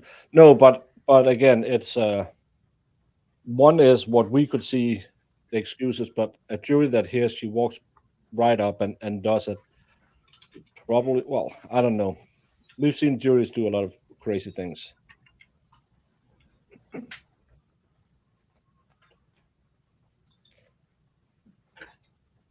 Oh, it's been hitting the Czech Republic and Poland as well. Okay, Renell, you discussed with us, and now the ladies and women have seen that photograph. You discussed that only one of the gunshot wounds or defects appeared to have stippling. That's correct. And what does that indicate? So the firearm was within about 3 Anyone. feet of Miss Smiley's head as she was laying prostrate on the floor face up. Deep fried cheesecake. Ugh. After you processed my the crime scene that day, what other involvement did you have? That's directly nasty. in this case? So after we concluded our time on scene and we took our evidence to the sheriff's office to begin the task of logging it into evidence, photographing it prior to packaging, photographing the packaging, making sure that it was stored for later submission to the Mississippi Crime Lab, and stored for purposes of court proceedings, things along those lines. Yeah, and she didn't eat parts of And when them I say we, with her girlfriend. Investigator Cotton, Zachary Cotton, and I, Kate, Deputy Hunter Lewis, and Deputy Kath Justin did Smith. take a bite. They were doing their Still on initial it, reports huh? for their response to the scene that day, while Investigator Cotton and I were handling the evidence packaging and things along those lines. During that particular time, we had concluded the evidence portion, and Mr. Smith had actually come over to discuss the court trial that we were actually in that week. And Investigator Smith heard a knock on our front door and went forward to see kind of what was going on, if somebody needed our assistance or kind of what was happening. And a father made him aware that his daughter had actually been there that day with Miss Gregg, and that he was bringing her forth as a witness. At that time, did you, excuse me, did you participate in an interview of that child and her father? I did, yes, ma'am. And based off of what you learned, what did you learn from that interview? Am I allowed to say her name or just her initials? She was identified as Brooke Wafer. She was her father and her cousin accompanied her to the sheriff's office that day. We brought them into an interview room. She was essentially a peer and a school, the Greggs. They both attended Northwest Rankin, and she essentially told us, and we were being very careful in our interviewing of her, simply until we could gain guidance the following date about whether or not we needed to obtain the services of the Child Advocacy Center. The Child Advocacy Center simply stands as a neutral party. He's done in a bit. Forensically interview children, whether or not they are victims or witnesses that have experienced traumatic events in life. And so, Investigator Burnell, I'm sorry to interrupt you. Yes, ma'am. Are you familiar with the fact that Rankin County has a protocol in place about the age of certain witnesses? Yes, ma'am. Yes, ma'am. And is that why your office wanted to make sure that it was okay for the sheriff's department to, in fact, interview this child because she was 16 at the time? Correct. So anybody 17 and under, we usually try and obtain some guidance as to whether or not CACU will be necessary. Considering Miss Wafer's maturity and her chronological age, we went ahead and conducted an interview with her at a later date, which was more detailed in nature. But for the purposes of the initial interview that night, she essentially stated that Miss Gregg had contacted her, said that it was an emergency, she needed to come by the house. Her father drove her to that particular location like he had done times before, and dropped her off. I believe he said it was about 5 o'clock. And so we continued interviewing her, trying to ask generalized questions. What did you do when you got there? Miss Gregg met her at the front. Miss Carly Gregg met her at the front door and essentially asked her, "Do dead bodies make you squeamish?" And she said, "No, I don't think so." And Miss Gregg proceeds to take her back to to her own bedroom, where her mother's body lie deceased at that point in time. And so she stated that during this point in time, Miss Ashley Smiley already had the towel on her face. Her arms were in a fixed position across her torso, and that Miss Gregg had a silver revolver. I believe she identified the handle as being brown instead of black, that black rubberized grip, but stated that it was a very large very large revolver type firearm. And then shortly after that, she told Miss Wafer that Miss Gregg told Miss Wafer, like, "I shot my mom 3 times, and as soon as my stepdad gets home, I got 3 shots for him." They shortly thereafter, she was asked if she wanted to wait in the backyard. She said she did. Went out the back door that was described to you a second ago, next to the dog kennel, and waited. Once Mr. Smiley arrived home, she heard 3 shots. Miss Wafer stated she heard 3 shots.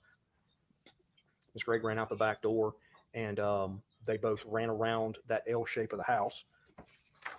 There's a privacy fence around this entire backyard. So they come out this door, run around the back of the carport. There's a small shed right here in the yard. Run out this way, jump the fence, run up the driveway where we later learned that they split off.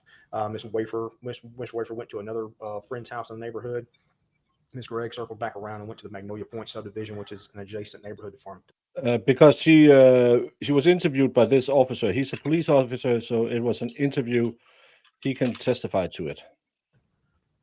After your presence in the interview with Miss Wafer. Because it's what she told him during a police interview. Yeah, but no. Never mind. Yeah, she was interviewed. There was witnesses. He's a police officer. You can trust the police, Jamie. No, I'm just not understanding how he gets to say it on the stand. Because no one objects. It's the worst defense team in history. And her father that night. What was your next involvement in this case, if any? No, it's not a legal exception to the rule. It's just because everything is legal until the defense objects to it. And this defense team isn't a good defense team. So I believe my next involvement was on the 22nd. During that initial interview with Ms. Wafer, we learned that there were some, I guess I should back up. So the 22nd, we wanted to try and get a copy of Mr. Smiley's phone. Investigator Cotton had been discussing the case with him, trying to get more information with him due to the traumatic nature of what he experienced. A lot of times in my profession, we see what we would like to call traumatic mind. People experience trauma and essentially resolve it, handle it in different ways. The point being, days after that, things begin to come clear because your mind enters a fight, flight, or freeze type of mode. And so as he began to kind of come out of that, Investigator Cotton had talked with him, talked about getting a forensic extraction of his cell phone in order to figure out whether or not there were any messages, because he had received 2 messages that day from Miss Smiley's phone that didn't seem like her. And so we wanted to obtain copies of those text messages. So on the 22nd, we found out that Mr. Smiley had obtained the camera that was within the garage. We had overlooked it during the initial processing of the scene. He had collected it for us, and I believe they're hired. I'd gone by to our investigator Cotton, collected the SD card from him and provided it to me. So during the initial look at that particular memory card, found that all the videos for the 19th were missing. The file folder was in place along with all the other file folders, which aroused some alarm. And so had deputies Lewis and Hunter, they were helping us canvass the area after Mr. Smiley stated that the camera from the kitchen had been missing. So we recanvassed the neighborhood, canvassed Magnolia Point subdivision, essentially trying to locate this camera that was gone. And during that point in time, I had a memory card reader, a little box you plug in your computer, you can read the little memory sticks or the SD cards.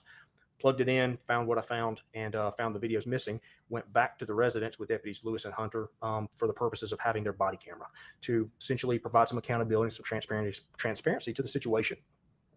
Had a conversation with Mr. Smiley about the missing videos, and learned that basically he was used to a Microsoft product and was using an Apple product in which to look at the SD card. So when he looked in order to try and preserve the videos on the SD card from the Apple product, he cut and pasted inadvertently instead of copy and paste. And so he allowed me access to his computer. I found the video files that were missing at that point in time, retrieved those, looked into the recycle bin, the trash folder, what have you, on the Apple product, and confirmed that there were no videos in that particular area, which would illustrate to us that he may have been attempting to destroy evidence. We had a conversation with him about the need, if he obtained or if he found or if he recovered any other evidence in the house, not to touch it, not to do anything with it, to call us. We were here to help him in any way we could, and we did not want the inference to be made that he was tampering with evidence and essentially create a problem with the prosecution of this Gregg's case. And so he was very understanding of that particular point.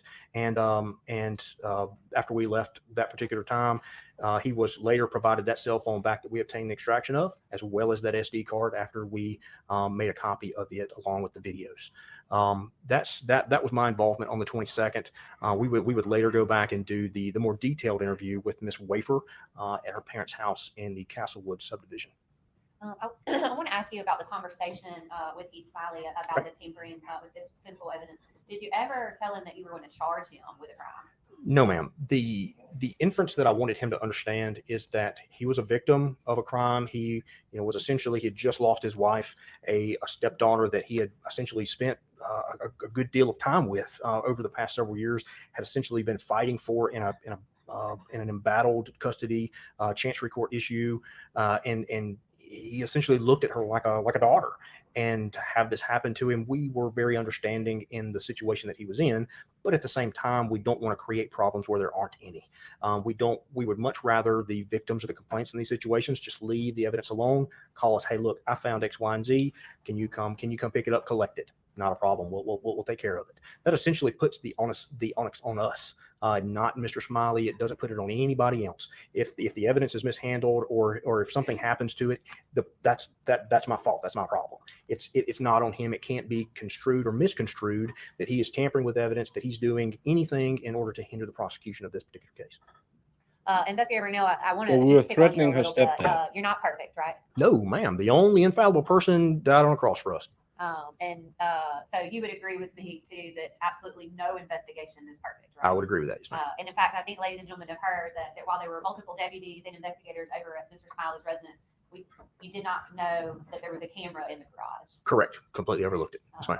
Those sort of things can happen from time to time. I agree. Yes, ma'am. Does any issues with your investigation, maybe that you missed the camera at first, does anything change with regards to who the shooter was in this case? No, ma'am. Does it change the crimes that were committed in this case? No, ma'am. And based on your investigation, who in fact was the person who pulled the trigger and shot Ashley Smiley and killed her, shot 3 times? Carly Madison Gregg. And who was the person that either shot Heath or at Heath 3 times? Carly Madison Gregg. Court's indulgence. So I think we are about to get on. That's on break. Ladies and gentlemen, we're going to take our mid-afternoon break. If y'all would. Yes. Make sure nothing goes on the projector without. We're catching up, Jamie. We're only 20 minutes behind now. Almost. Sweet. Wait. Sweet.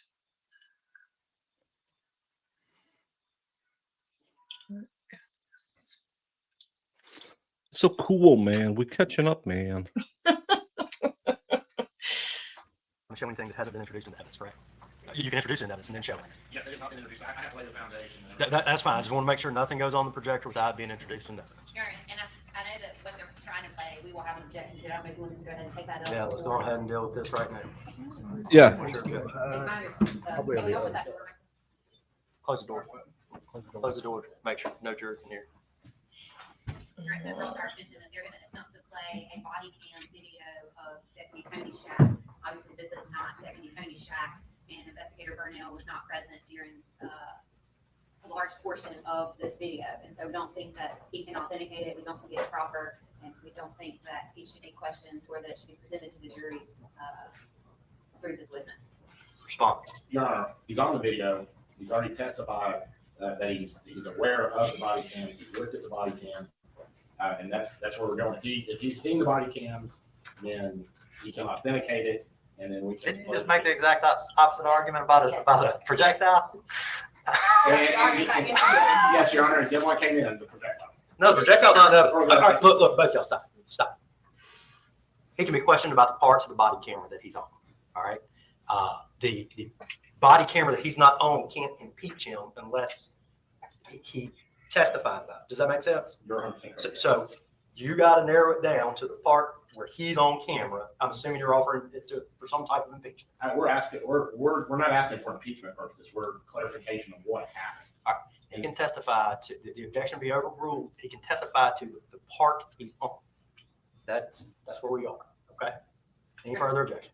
But they're intending to play the whole video to the jury. I think I understand the court's ruling. He can testify to what he's on, and if I'm not using that, then we won't get video. So just Correct. Yeah. Correct. So just asking the question, did you see A? He says, Well, we are 18 minutes behind Gladys. no, I didn't see A. Then we'll deal with the body camera. Okay. But we will catch up because we are going at 1.25 speed because is it just me or does that sound normal? Ready now?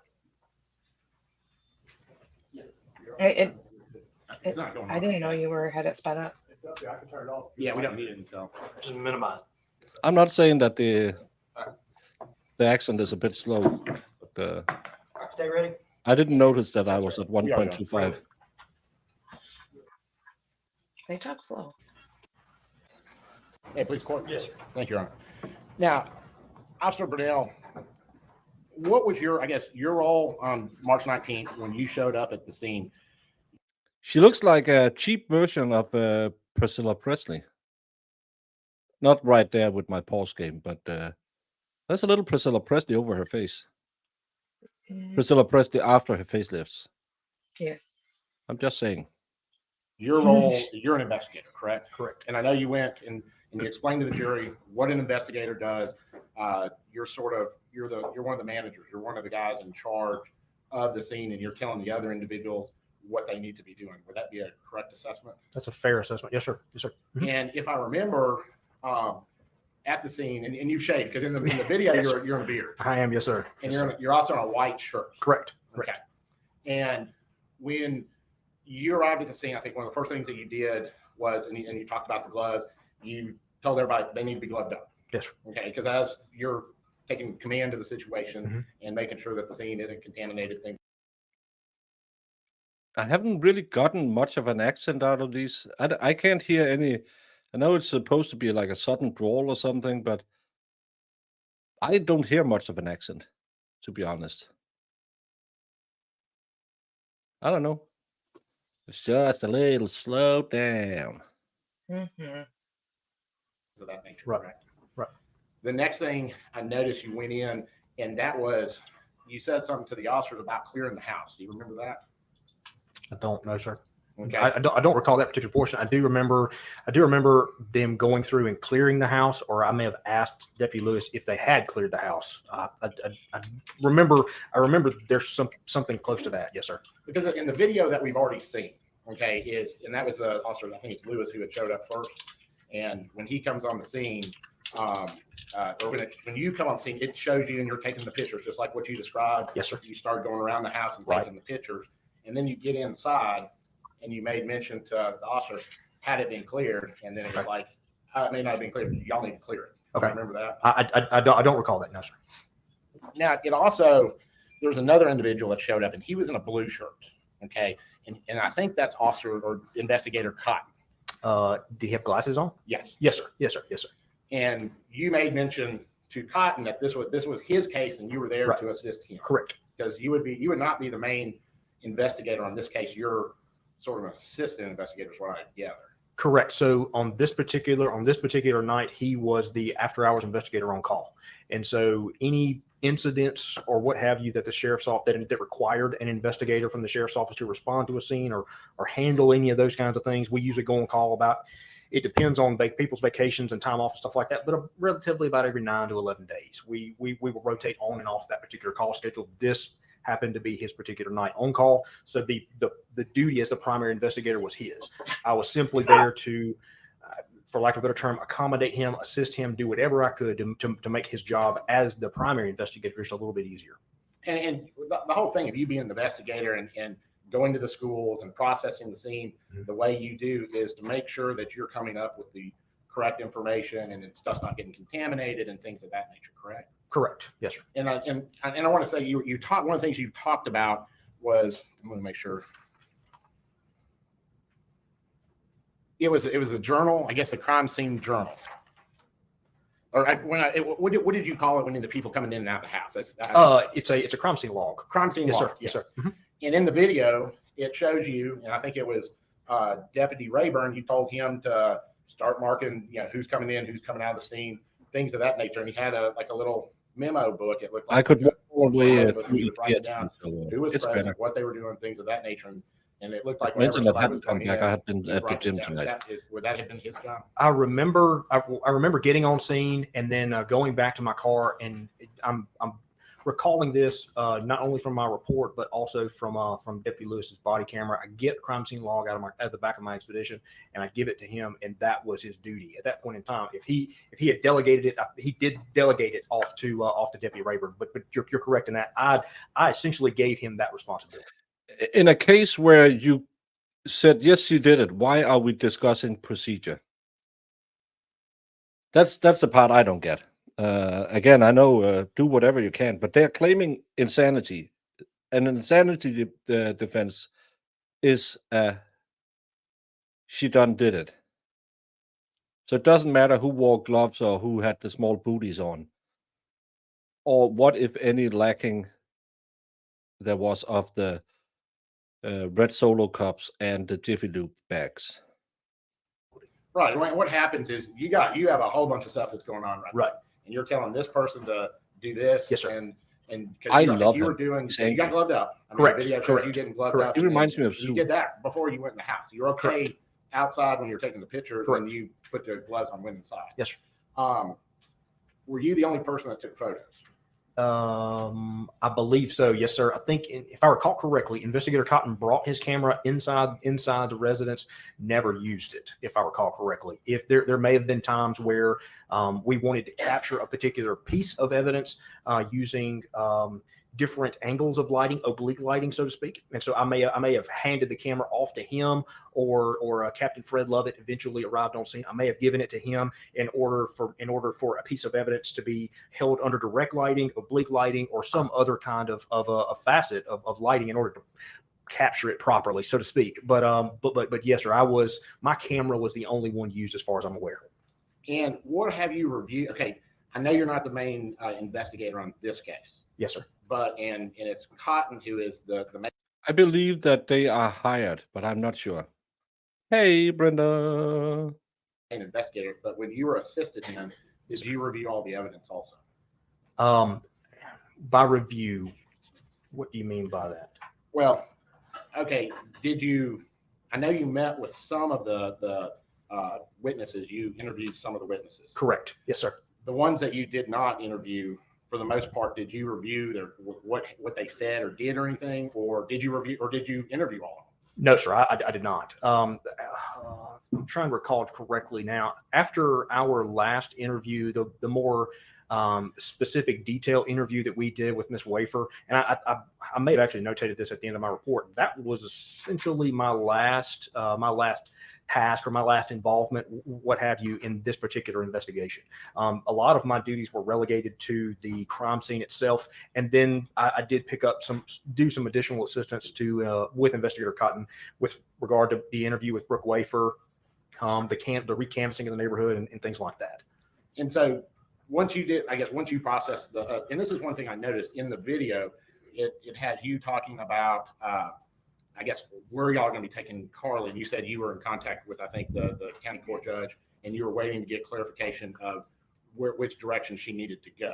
Is that correct? That is correct. Although when Miss Gregg committed the firearm offenses, she committed a certifying offense. The interest of justice hearing would need to be held, so that way they could essentially handle that. So the youth court, county court judge, they maintain dual duty, so to speak.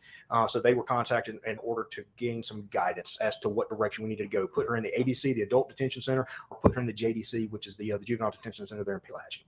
And that's why it was those conversations that you had her brought back to the scene. Correct. And my understanding from looking at the videos, what you were saying is that was happening because you didn't know exactly where she needs to go. And then once you got your marching orders, then you could tell your transport officer where she needs to be taken. Essentially, yes. So the bringing Miss Gregg back to the scene was twofold. So we were essentially, like you said, waiting on the marching orders from Judge McDaniel as to whether or not he wanted her an ADC or JDC for that. This guy hasn't met a simple yes and no question he couldn't spin into a 20-minute diatribe about nothing. I took a break because I had to do something, come back, and he's still talking. Good Lord. That night, and then also to obtain the GSR from her hands. And in that video, it shows, I guess, them doing the gunshot residue GSR test. It actually shows it on the video. Have you viewed that video? I have viewed. I probably have, sir. I'll be honest with you. There are probably no less than 10 body camera videos associated with this case. Yeah. So I've watched a fair amount. So I was there for the collection for the in portion of the GSR kit because I actually read Miss Gregg her verbal Miranda while she was at the vehicle. That's kind of how I know that Investigator Davis collected the GSR. Gotcha. And where did you review? I guess is it Shack, Tony Shack? Yes, sir. Yes, sir. He's one of our deputies. Yes, sir. Yes, and he's the person that found, I guess, Carly. Is that correct? That is correct. Yes, sir. And then he brought her back to the scene. That is correct. Yes, sir. Okay. And so there was a time, I guess, because they're all wearing the body cams, and you've seen this. If you've looked at his body cam, you see him turn his body cam off. Do you remember that? I know that once our deputies, for instance, if our deputies are involved in a police activity, an investigative activity or what have you, involved in some kind of law enforcement. You were asked if you noticed he turned off his camera. You don't have to talk about why he turned off his camera. Yes, no. Capacity or something like that, they will have them activated in order to properly, document, record how the scene is, any particular interactions they have with the public, any interactions they have with suspects and things along those lines. Of course, when they activate them, I believe the lag time is like 45 seconds or a minute where you don't have any audio, but at the end of the day, like you still have the video, which is representative of kind of what's going on for that 1 minute. Now, once they get to, if they're going back to, for instance, if they're concluding that law enforcement activity and going back to shoot the breeze with some guys on their shift, or going to talk about the last traffic stop they made or something like that, that they're no longer involved in that investigative activity, that law enforcement activity, that police activity. So they may deactivate them, and then if they're called back in, hey, look, can you come over here and hold this up, or can you perform this particular task? They may reactivate them, come back up, and then perform some task or something like that I need to have done. So there may be some on off depending on kind of what activities they're related in, what they're doing, and things like that. Yeah. Thank you, Brenda, for gifting a membership to Terran Dust.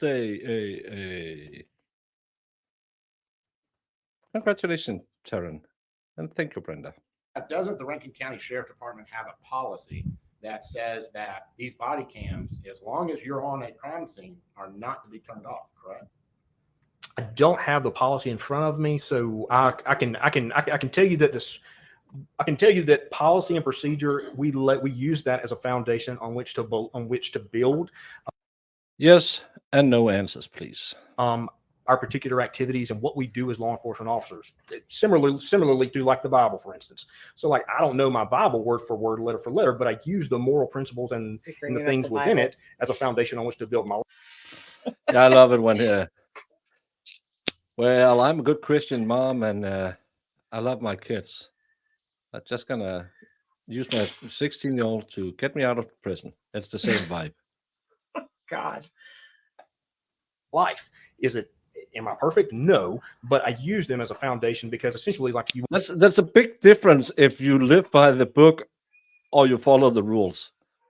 It's not like you can say, well, I accidentally beat up that suspect because I know we have a policy not to beat up suspects, and I try to live by the word of the book, but I just had a hankering for smacking someone. I'm sorry, Your Honor. I'm pretty sure it doesn't work that way. Either you follow your policies or you don't follow your policies. It's won't have every scenario and every type of circumstance in a policy and procedure manual. If you did, it'd be a mile tall. Well, y'all, I mean, and it looks like y'all have, there's a policy and procedure manual that y'all come out for the years 2023 to 2024. Okay. And my understanding, and correct me if I'm wrong, y'all go through training midnight. It's 10 o'clock every year to make sure no, that you don't have to pay everything's up to date. You have a clear Stay here. understanding of what you're All supposed the to YouTube do, things. especially what you're supposed to do when you're having interaction with the public, correct? Yes, sir. To your point, the sheriff's office, we provided like by-space profiling and traffic stop related training to our civil rights training to our deputies this past year. And I think what you were just saying a second ago is, I guess real life is a little different than a manual. Is that correct? Is that's sort of what That's a loose way of putting it, but I'll follow you. Yes. Okay.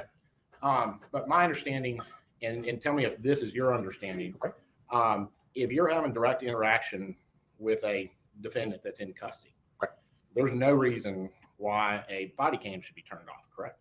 I would follow you down. Yes, sir. I would agree with that.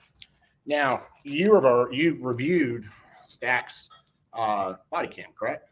I don't know if I've reviewed his specifically. The one that I do remember reviewing is Deputy Lewis's. Mm-hmm. So a second ago when you were saying there's a whole bunch of these and you reviewed just about all these. Yes, sir. now you don't think you did stack.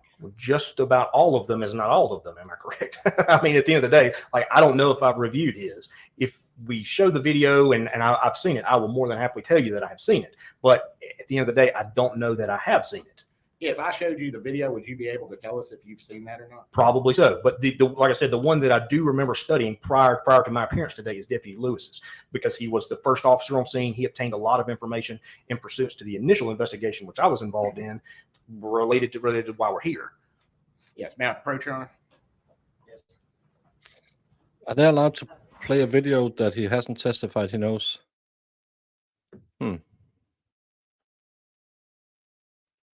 I ripped that tat off my mattress. Take me to jail.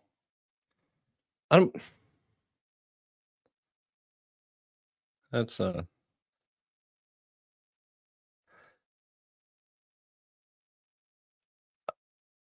not sure where we're going with this. He's going to try to show some video, but he can just call the officers whose body cam it was. He doesn't need to bring it in through this guy. What's wrong with the parting of her hair? It looks weird.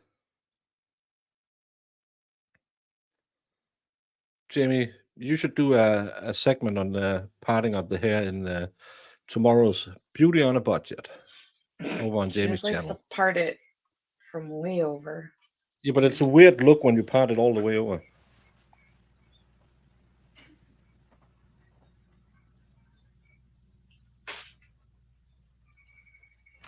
Come on. Come on.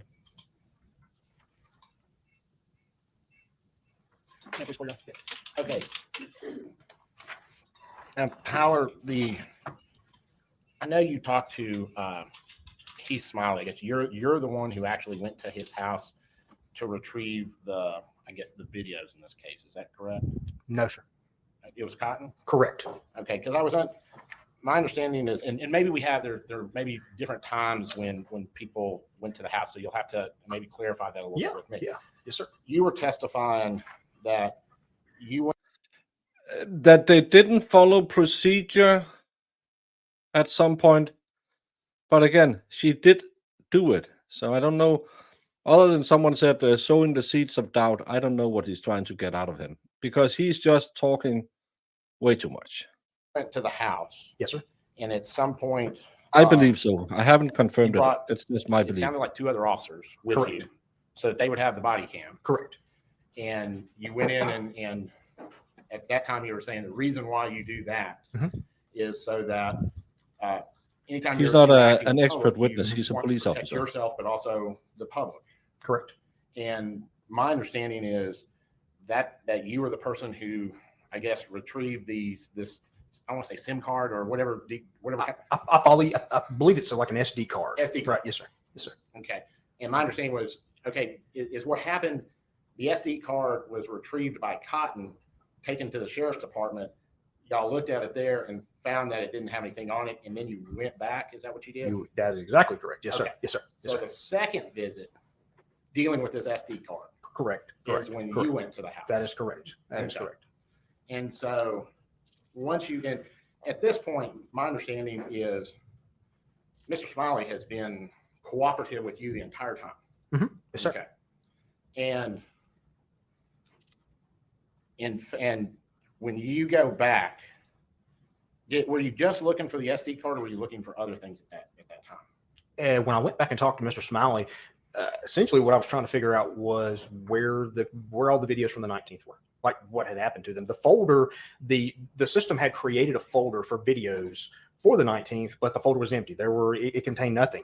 And so that seemed to lead me to believe that there had been videos that had been moved, or that videos had been deleted, or something along those lines. That is the purpose in going back and talking to Mr. Smiley. During the course of that interaction with him, we figured out, like I was explaining earlier, that he essentially was not familiar with an Apple product, and that whenever he clicked on the videos or selected the videos, there's a cut. I guess an Apple product does a cut and paste and not a copy and paste like a Microsoft product does. And it seemed like a very innocent mistake or anything or something along those lines. And so we were able to recover the videos for the 19th, and then subsequently provide those. But at the end of the day, I wanted him to understand that, you don't have to do anything. Like if you find a piece of evidence or you think something may be pertinent to our investigation, you don't have to do anything with it. Just let us know. We'll come collect it. We'll come do whatever we have to with it. So that way the inference isn't being made, he's destroying evidence. He's tampering with evidence. He's doing this. He's doing that. So, and I just want to make sure for the record here, at no time was he ever like a suspect in this case at all, correct? If he had told us that, well, yeah, I deleted those videos or I don't know what happened to them or something like that, yes, sir, he would have become a suspect. Right. But at no time, he didn't do that. And then Correct. you found out what happened. And I Correct. think, so at no time is he ever a suspect. Was he officially labeled a suspect? No, sir. Was the purpose in having that interview with him to figure out whether or not he was one? Yes. Yes. Because like I said a second ago, if we had been able to determine that he tampered with evidence or destroyed evidence, we would have a problem. That would be a significant misstep. And then he would be a suspect in this case, or he would have been an additional suspect, so to speak. Now, and I guess I'm trying to get my mind wrapped around it. Okay. He called you to say, hey, I found this, correct? No, sir. He called Investigator Cotton. Well, when I say y'all, the sheriff's department. Okay. I'm picking up what you're putting down. Okay. Yeah, he didn't call you. Did he ever have your number? Probably didn't. He probably had copies. I don't recall if he did. And in all honesty, Mr. Camp, I may have given him a business card or given Miss Smiley's family a business card that had my phone number on it. If they needed anything from us or anything along those lines, I may have given them a business card that had that number on it. I don't recall if he ever used it. And so he didn't call you.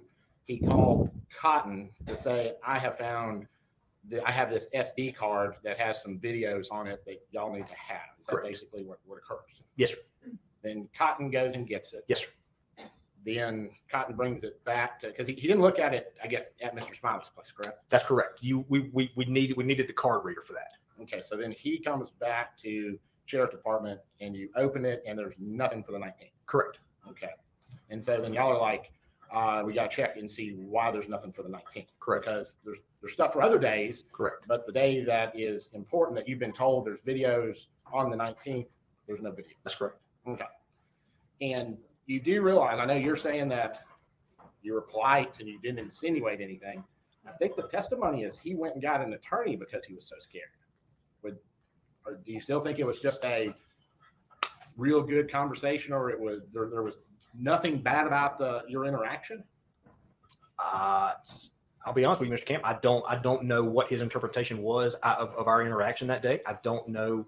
I don't know what the. I didn't interview him or talk with him after that particular date. I don't presume to understand like why he would obtain the services of an attorney. If he felt that he was in some legal jeopardy or maybe criminally culpable for the mishandling of that camera, he was never officially charged or anything along those lines. And he wouldn't have. He's just being safe. You didn't do anything to lead him to believe that he's going to get in trouble for calling y'all about that. What did he call it? The little card, SD card. Can you ask me your question again? There was nothing that he would be able to infer that you told him where he would be fearful that y'all were trying to prosecute him for calling y'all to give you evidence. I don't believe there would be anything he can infer, but like I said a second ago, I don't presume to know what Mr. Smiley was thinking or what his motivations were in obtaining the services of that attorney. It's my understanding that even after he obtained the services of an attorney, I believe he was still cooperative. And then did you, I guess, and you sat in for he was cooperative when he came in and sat and talked with you, correct? He did not talk to me. Oh, you weren't present for that interview, for Smiley's interview? No, sir. After that particular date, I never, I think I had one more interaction with Mr. Smiley whenever he signed a property release form, post forensic extraction of his phone and the return of that particular SD card. I believe that was my last interaction with Mr. Smiley.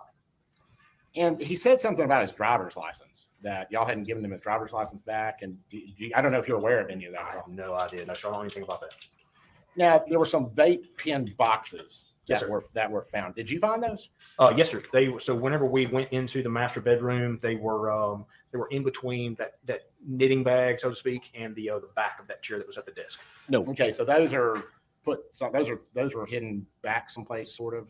You said they were behind. They were like behind a chair and by a knitting bag, so they're not like out and obvious. I mean, if you looked at the chair, you could clearly see the tops of the boxes. And this is in the master bedroom. Correct. Yes, sir. Okay.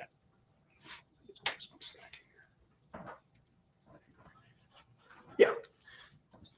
So when you're looking at the knitting bag here, you can see that these are purple, maroon, orange, and like a fuchsia color. So essentially, they're right here. So in between the knitting bag and the back of that chair. And that room is the master bedroom. Correct. Okay. Yes, sir. Yes, sir. Now, you talked about some pictures of Ashley. Yes, sir. Okay, and I just want to make sure. You talked about that there were 3 gunshots. Yes, sir. And did you the night? I guess you were there on the 19th. The night of the 19th is when this happened. Yes, sir. Yes, sir. Yes, sir. You're there. Yes, sir. And that's when it sounded like you were saying that you had determined that there were 3 gunshots at that time. Is that correct? No, sir. Not 3 gunshots at that particular time. On that particular evening, we could only corroborate 2. Through the course of the investigation, there were 3. Okay. So somebody else gives you that information that there are 3. You didn't go and examine. I had to go and blow my nose because I was sneezing. Sorry. I wanted the other copper back who never answered with more than 3 words. Yeah, yesterday we were talking about Buzz was just sitting there. Yes. Oh my God, I miss him so much. Yeah, now we miss Buzz. Just want to ask him. Oh, Buzz. Your girlfriend, Buzz. Woof. This is one of my personal pet peeves when people say, whenever we or whenever I, when they should just say, when we or when I. So pretty petty, but it makes me question intelligence. Some people have a word they'll just catch on to and keep saying even as if it doesn't mean anything. In the body yourself and say there were 3 gunshots. No, from I guess were you able Home to Alone. tell there were multiple that night, and then you Yeah, found Home out Alone. subsequently there was Buzz, the another one? brother. Is that You sort look of how like it happened? Buzz. Yeah. You asked me two One with the different questions. tarantula and the Can you rock-faced ask me again, and girlfriend. I'll answer both. Well, it sounded like that. The way your testimony came across to me, and it may not have been, you may not have intended this, but it sounded like that you sort of examined the body the night of the 19th and made a determination that there were 3 gunshots.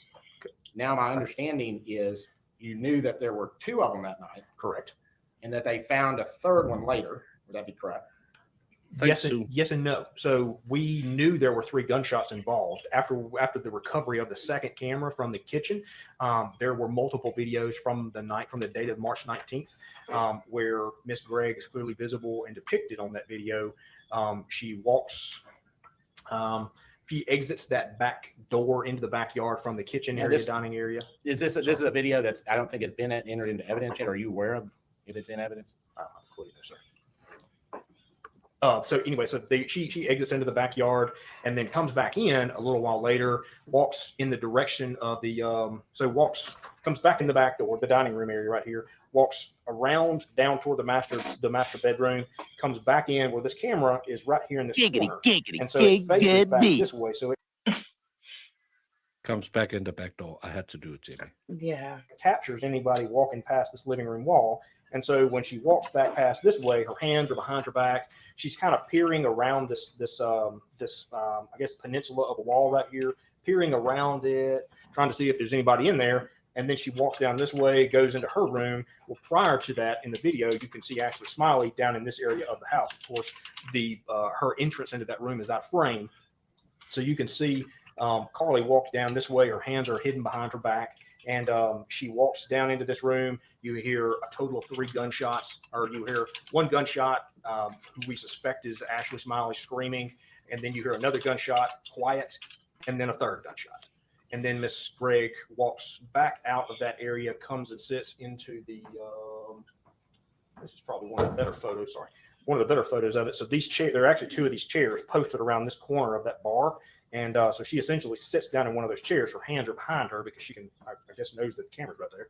But sets something hard and metallic, which would be similar to that to this revolver, on the metallic. Now, part of the chair right here. can you see the revolver? You cannot, and I guess that's what I said. What would be similar to the sound if you set the revolver down on a hard metallic surface like this? It clangs, and then it looks like she picks up a phone. And in fact, you never see her with a revolver at any time, correct? That is correct. You never see her with the revolver. Her hands are always behind her back, as if she's trying to conceal something behind her back. But she, like I said, she sits down. You hear this metallic clang. She picks up the white phone that we determined was hers. And, this and white I'm one. trying not to jump in, but Yeah. I want to know about the rooms, because you said the camera faces back away from, I guess, the wing of the house where all this took place. Okay. And there's 3 rooms, correct? So there's a workout room. There's a guest, or I say a guest bathroom. It's a bathroom that was essentially controlled and occupied by Carly Gregg. Her toothbrush, hairbrush, things like that were all found in there. There's a linen closet, and then of course there's a room. So the camera focuses right here, and then of course. Why is a toothbrush in her room? A hairbrush I can understand, but a toothbrush. Why don't you have your toothbrush in the bathroom? I don't know. That's a weird Jeez. thing. It is odd. I wouldn't keep mine in my bedroom. Catches her whenever she's using her mom's cell phone to text Mr. Heath Smiley, which we later found out through that forensic extraction I was telling you about a second ago, that sent a text message to him, which kind of was the odd text message, like, "Hey, honey, what time are you coming home?" Something like that. And those are not pet names that they used, which kind of put him on suspicion that maybe something was awry. But nevertheless, like, she sends these text messages or communicates on her mother's phone, and then picks up the item that clanged in the chair, and then she walks back into her bedroom again, or toward her bedroom again. And so when she walks towards the bedroom, you don't know, because the camera doesn't face towards the bedroom. So you don't know where Ashley went to, because I think on the camera it shows Ashley going in and out a couple of times. You don't know where Ashley was as far as what bedrooms, or there's even a bathroom back there. And you don't know which rooms that Carly was in, correct? Based upon the on-scene investigation, I would deduce that Miss Smiley was in Carly's room at the time that the 3 That's shots were speculation. fired. If you're Based deducing, upon you're the defect in speculating. the wall and the fact that We're saying, Go ahead. I guess we're talking about the video. As far as from the video, we know where the incident took place eventually. Okay, I apologize. I thought you were asking me where Miss Smiley was in reference to the gunshots. I apologize. Yeah, but you don't know, you can't see her go into any specific room at any time, correct? The video does not show her going into any specific room. However, the foundational evidence that we collected either through the photographing of the scene, the identifying of defects and things along those lines in the And it shows back eventually in the bedroom. Now, Correct. you talk about the other picture, which was the boxes that we just talked about, the little vape boxes. Yes, sir. Yes, sir. Okay, Yes, sir. you do not see those in anybody's hands, correct? So at a portion of the video, you can see Miss Smiley. She is essentially back in what we believe is Carly's room. She walks toward her own bedroom Yes. in the same path that Carly took, like after she brings the dogs back in the house. And she has something small in her hands, which we believe are these. Well, that's not very 100 small. That's a big flat. There's 4 of them, right? Right. If you stack them together and you're holding them like this, you may not be able to see it, because I mean the camera's like from here to Mr. Madison. Okay, So, I so mean- you don't know if that's what she's even holding, correct? Correct. The only thing I'm deducing is that it's small and that you can see an object that she's toting from Carly's room, based upon the interviews we did with Brooke Wafer. Don't you have gum? Weird people. She was using THC vapes and things along those lines, and then we find empty vape pen boxes in the master bedroom of Mr. and Mrs. Smiley. Okay, and Brooke never identifies those whatsoever. That is correct. Okay.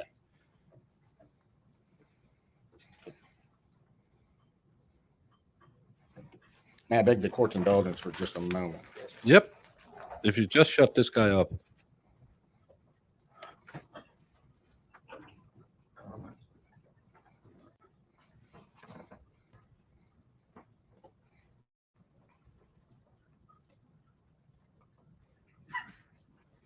Could you imagine this guy getting off the stand and we could move on?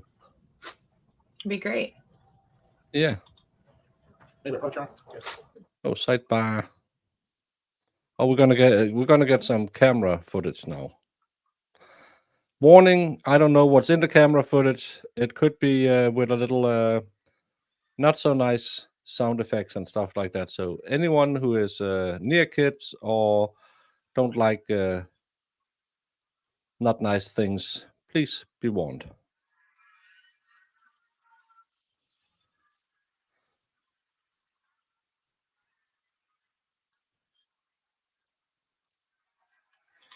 You cannot both speak Southern and use this many words. Choose one or the other. Otherwise, you will never finish anything.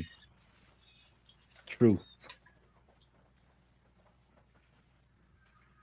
What?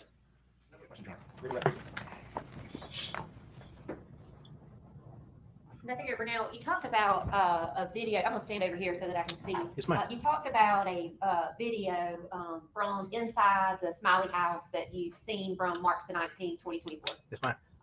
Have you had the opportunity to view? There were multiple videos from the time that Ashley, Smiley, and Carly got home until the video stopped. Is that right? That's correct. Have you had the opportunity to review each and every one of those? Yes, ma'am. During the initial recovery, we watched a lot of them. Yes, ma'am. Because essentially they're not time stamped or anything. They're put into a folder, and so we had to go through the folders systematically to try and watch the videos and find the timestamps and figure out kind of what was going on in the actual scene itself, to figure out kind of where we needed to be and which videos were of evidentiary value. When you view the videos, is there an actual timestamp on the video? Correct. It's in the bottom right hand corner. Yes, ma'am. And to your knowledge, did you watch all of the videos from when Carly, Gregg, and Ashley Smiley walk into the house until the video camera shuts off? Yes, ma'am. Yes, ma'am. May we approach, John? Approach away.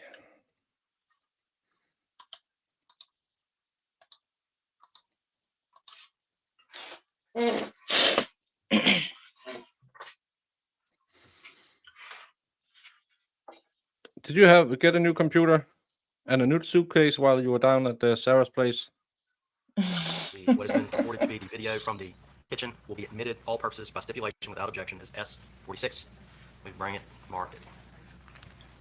Yes, if you want to watch something really fun tonight, please go follow Tom. He is a golf pro and a very, very funny guy.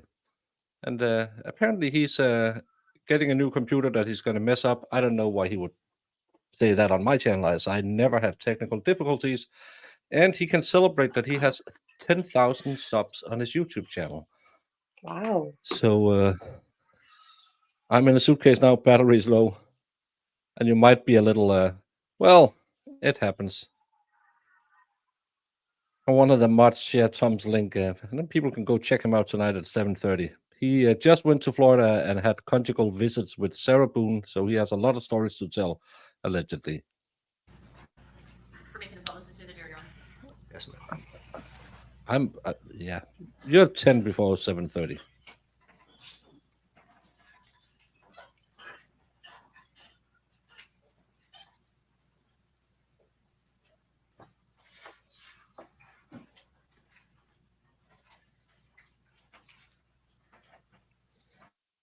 Come on. Move along. Move along.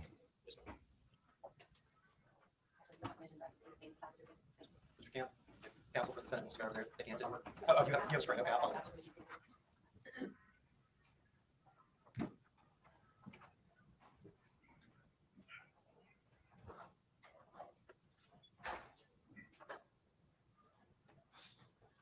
Oh, video. That's a lot of clutter. I think they said That's they the just were moving in too, so. This is Carly.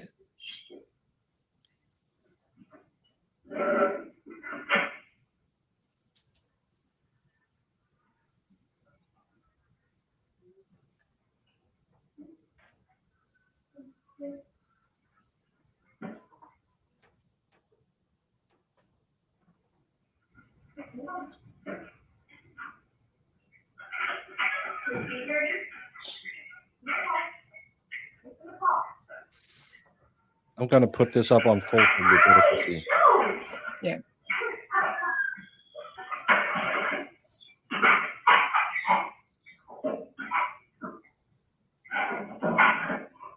Look at those puppies.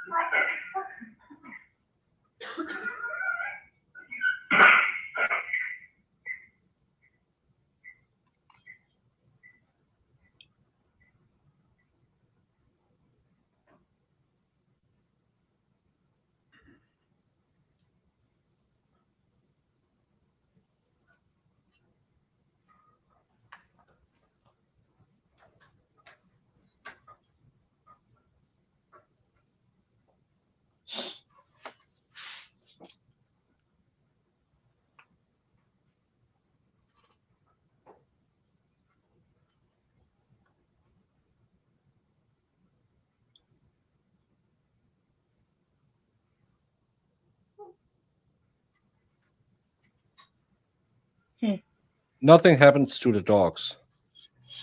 Yeah, nothing happens to the dogs.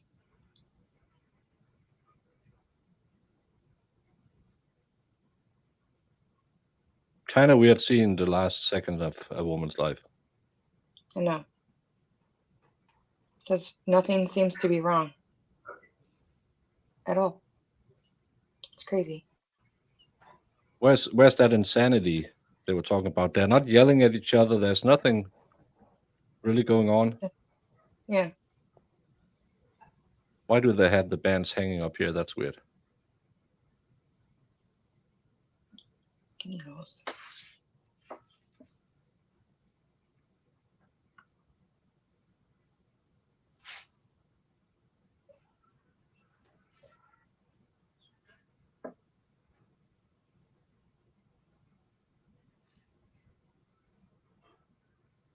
Come on.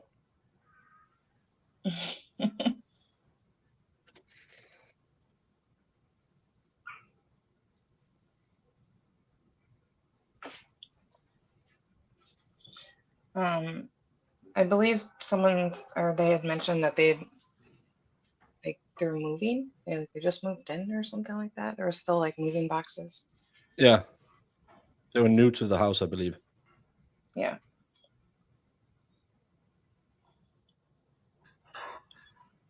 But you kind of want to hear an argument to try to tell you why. You want to hear them going absolutely crazy at each other. Yeah, and then just like losing it. Yeah. It was just like, just hanging out.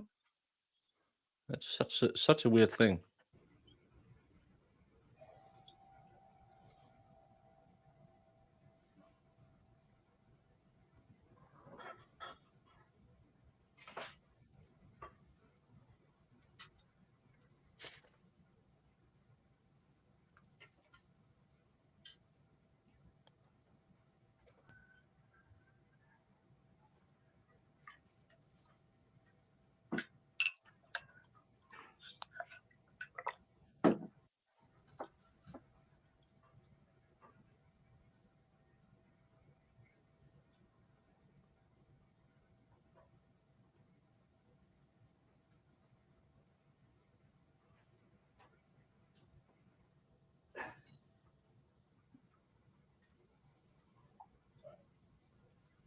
Yeah, but wouldn't you hear her scream at her or who are you or something like that?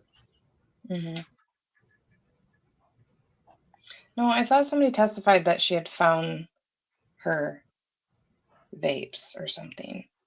She was like taking them out of there, but I don't know if she knew the Carly did.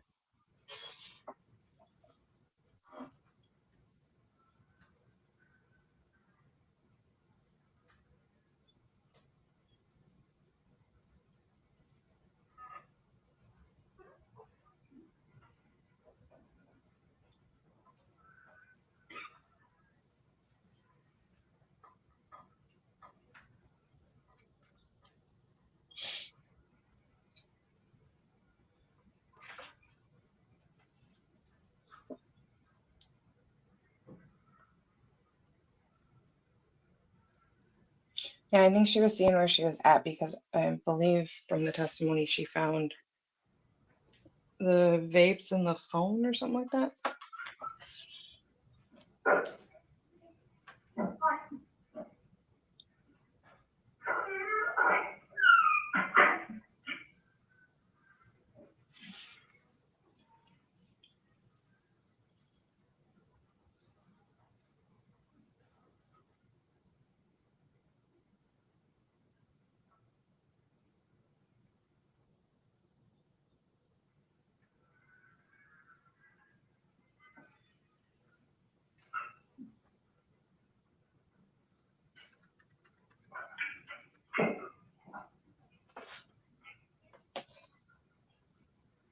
She has it in her hand right now.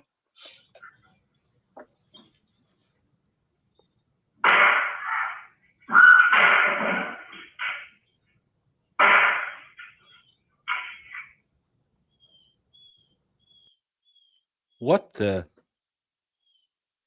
That was weirder than I thought.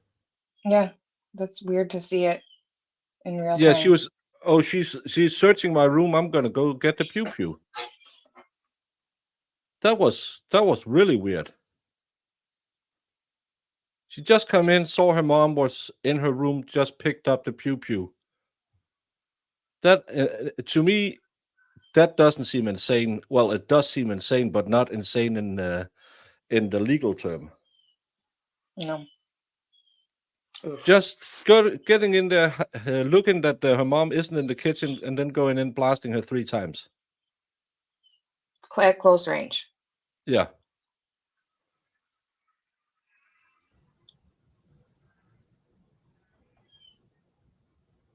Hmm.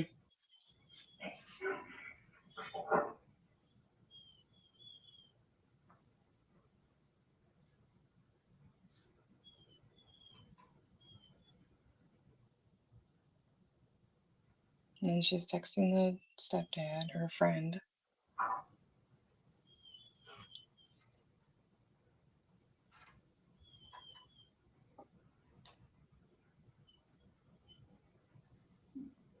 Those dogs are so confused.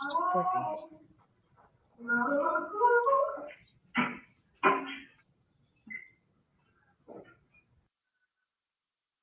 And she clearly knows where the cameras are because she's hiding it behind her and keep it behind her the entire time so the camera won't pick it up. Mm-hmm.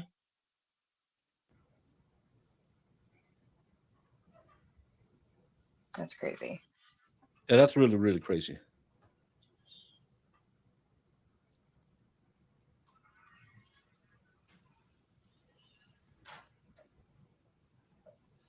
I think it was a dog.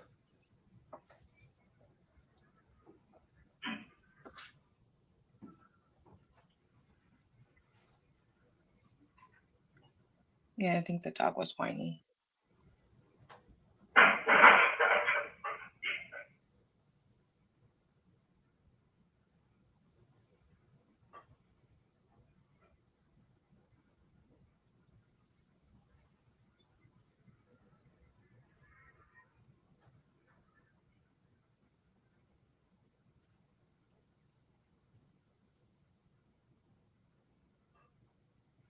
That was like so quick too, really.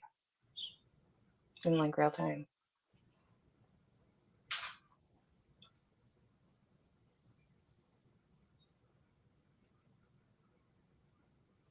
It's just so weird.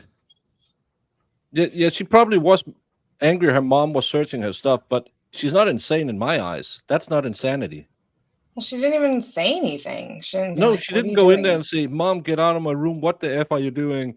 And the mom saying, "Well, I found your stash. I told you don't do this anymore," or stuff like that. That's what I would have expected in a situation like that. If someone had found something in my room, I would have been yelling at my mom for give me some privacy, Mom. And then I wouldn't just go in there and just pew pew pew, and then go in 2 minutes later. Well, not 2 minutes later, right after texting my stepdad, "When you coming home?" That's yeah, and these dogs are just what's happening.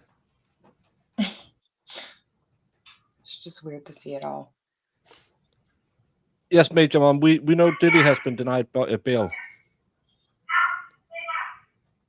Stay out. She talks to the dogs. Now she's in there arranging the body, putting a towel over its head, crossing the arms over her chest. Again, there's nothing in this that screams insanity to me. No. It's. Oh, well, we're going to see when the dad gets it too. Oof.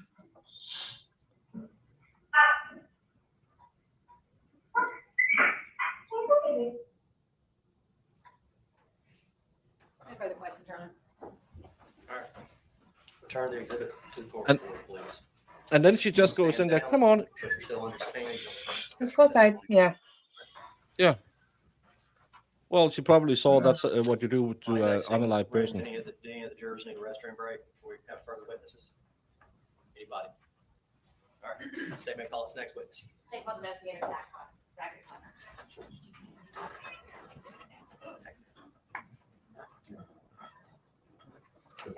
That was such a weird. Everyone remain seated on jury exits. Let's have seats on jury exits. Y'all just knock on me when you're ready.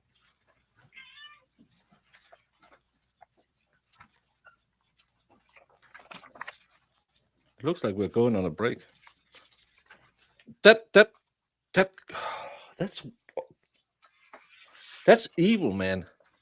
It's just so Not eerie. even saying I couldn't have understood it, but I could. Juror signal that they did need a restroom break. We'll be in recess for 15 minutes. Bathroom break, and perfect. Oh, he just got out of accounting school.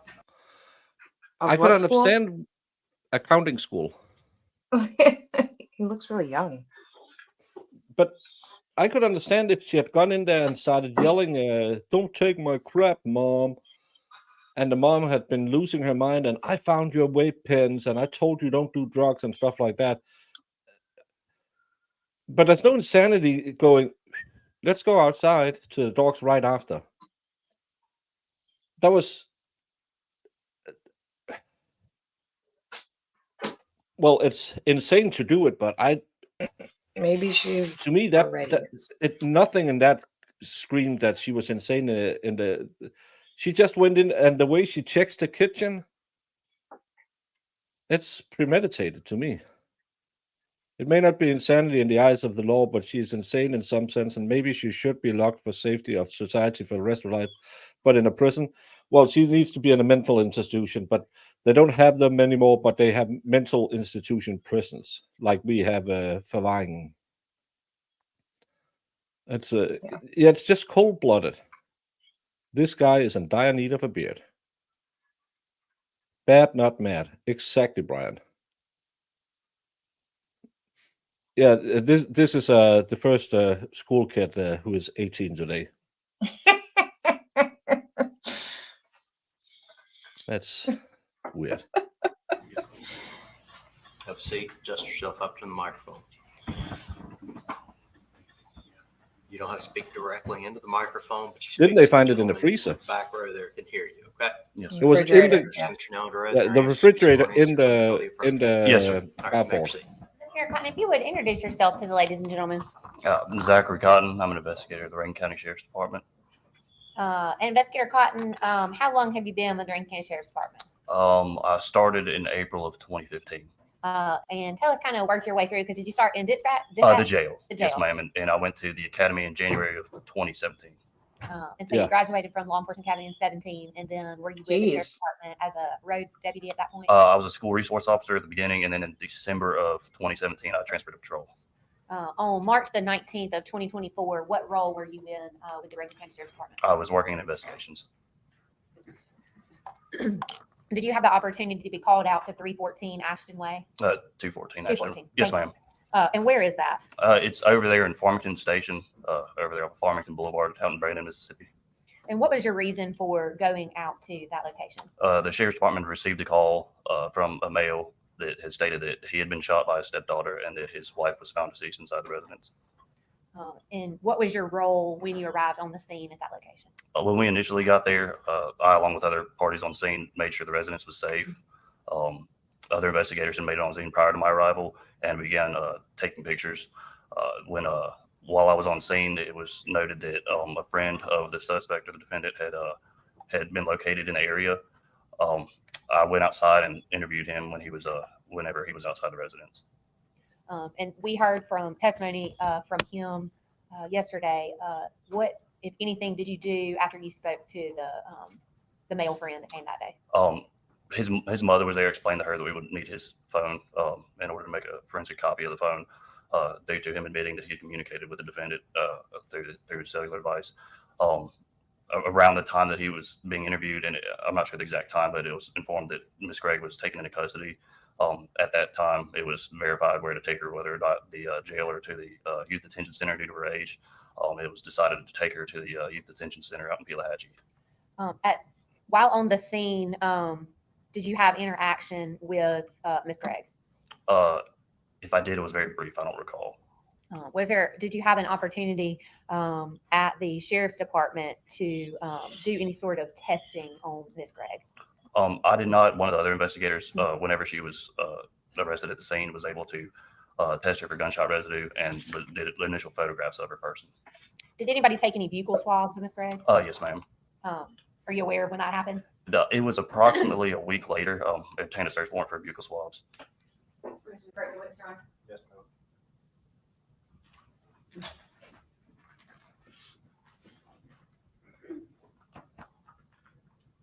I don't know who I've handed you, Gisela is. what do you recognize that to be? It says it's a buccal swab of her left cheek and a buccal swab of Ms. Gregg's right cheek. And those are both of Carly Gregg. If someone breaks into your house, do you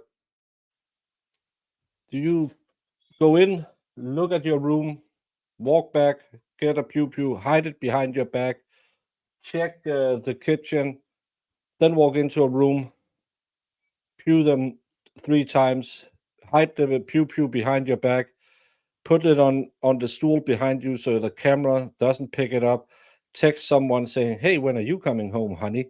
In a fake way to try and emulate your mom, and then let the dogs out. Well,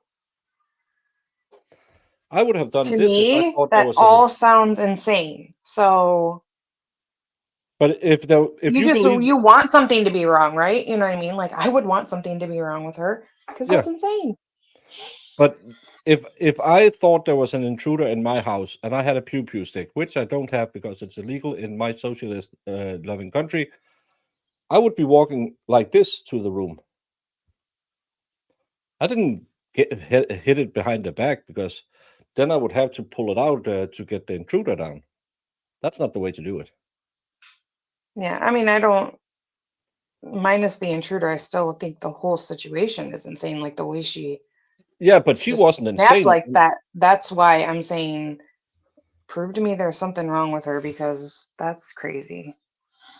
Yeah, but she's not legally crazy because she has to be too crazy to see what she's doing is wrong.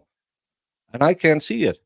It's clearly methodical what she's doing. She even checks the corners and she is aware that the camera is in the kitchen. Well, I guess I would have to hear from her. I wonder if we'll hear from her. I kind of want to hear her. But you can't trust her. If she's insane, how can you trust her? You can't have it both ways. She's so insane, what she did can't be punished, but you want to trust what she's saying. That makes no sense. Remember, she's so crazy. Would you believe her if she said, well, I thought it was a Martian? I want to hear from her How medical am I supposed to know? professionals. Yeah. I don't care 2 cents what she said. I want to hear from a medical professional telling me she was insane when she did this crime. I can't trust anything this girl says because she's insane according to her defense attorneys. Mm-hmm. You can't just trust her and believe she did it because I thought it was an intruder. Then you'll have to have medical professionals who have checked her. We saw that in the AHJD case where someone lied so much on her PTSD test that you could see it was false because no one could have that high a score. And Laura, finally we can move on with the stream. We've been waiting.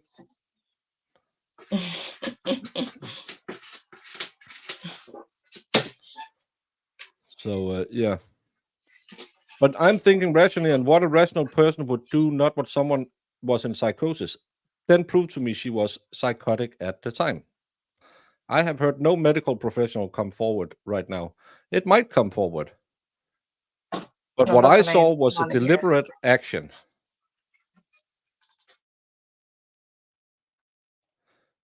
Yeah, but she still have to be proven insane in the minute she did it. And one of the things that talks against insanity is if she's doing rational things like hiding the pew-pew. That's the big problem for me, was her clearly keeping the pew-pew out of sight from the camera. That shows to me she had forethought. You can't mix that up with an insanity plea. And what did she do right after? Again, she just unalived an intruder. Now we're going with, oh, she's in psychosis, thinks it's an intruder. She texts her dad, when are you coming home, honey? In a fake way. And then she lets out the dogs. You can't just say, oh, she momentarily was insane in a psychosis. And then 2 seconds later, she goes on as nothing happened. Well, We watched 10 minutes of video, and there was nothing in that in any way indicated mental health issues with me. I didn't see any indication she thought her mom was an intruder. Where's the screaming? Where's the hollering? Where's the... She clearly checked the corners to check if her mom was in the kitchen. She clearly hit the pew-pew. She clearly deliberately went into the room after first going in there, seeing her mom checking her room, got the pew-pew, went back, hit the pew-pew, unalived the mom, went out to the kitchen, hit the pew-pew, called her dad, went back in there while still hiding the pew-pew, arranging her mom's unalived corpse, and then let the dogs out. You heard her whistle at the dogs. I don't see psychosis in that. I don't believe you can slip in and out of it in a second like she should have been doing. no, well, hopefully Yeah. they have somebody that can explain it. Well, they don't, because the state It's- witness is the only witnesses who are going to talk for the defense, and they didn't find anything because the defense are idiots. Yes, ma'am. Here it Did is. they appear to be altered in any way? No, ma'am. Other than they were taken to the crime lab. If you would you turn them over? Are your initials on those? Yes, ma'am. And what does that mean? That I sealed it on that specific date. Your Honor, we'd ask that these be marked as state's next exhibits. Any objection? No objection, Your Honor. All right, mark the left cheek as S47.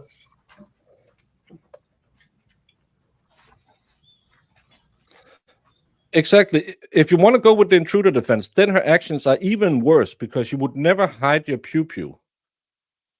Why would you hide a pew-pew when you have an intruder? And why didn't you call 911 right after? Why didn't you text your stepdad and said, "Stepdad, I'm texting from mom's phone because we had an intruder at the house. Please come home. What should I do?" Mhm. Why did you text him? "When are you coming home, honey?" I agree. And mark the right cheek as S48. Let's catch up again. Oh, Excuse me. that's Did great. you also close and seal evidence of swabs taken from the firearm used to kill Miss Smiley? That was not. But we didn't see that when they came into the house. What? Again, they walked right into the house. They didn't say not one word was said to each other because you could hear it on the ways. They didn't say one word to each other. The mom talked to the dogs. That's all we heard her say. But the mom found the vape pens, went in, put them in the bedroom, and then went back to search the room. And I think that's why Now, she did it. refresh my memory. Like, did she get in trouble at school that day or no? Well, the witness we read this morning said that she had been high that morning in school, and he had ratted her out to her mom. So maybe they did. She was peeved off at her, and they did have a discussion in the car. But there was no. I didn't see a mom who threw everything. You saw them enter the house. Did you see? Yeah, yeah. But I mean, like, absolutely maybe she was just angry- like, they had already finished and she was just going to take her stuff. when and your then- mom caught you that time in 10th grade, did it blow over on the car ride home and she said, "Well, honey bunny, it happens"? Or did mom tell you, "Jamie, please Mm-hmm. enter your room and stay there until No, Corey I'm arrives"? doing this from experience. So I've had fights in the car all the way home from somewhere I wasn't supposed to be. And then we don't speak in the house and I just go my separate ways.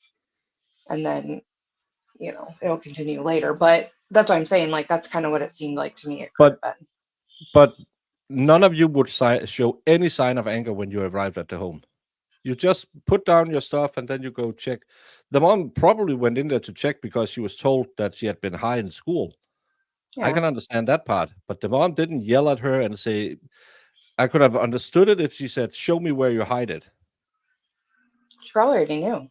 If she was 'Cause it standing sounds like there they when she knew. came back from having the dogs out, you could see she went out two times to check when Carly was outside with the dogs.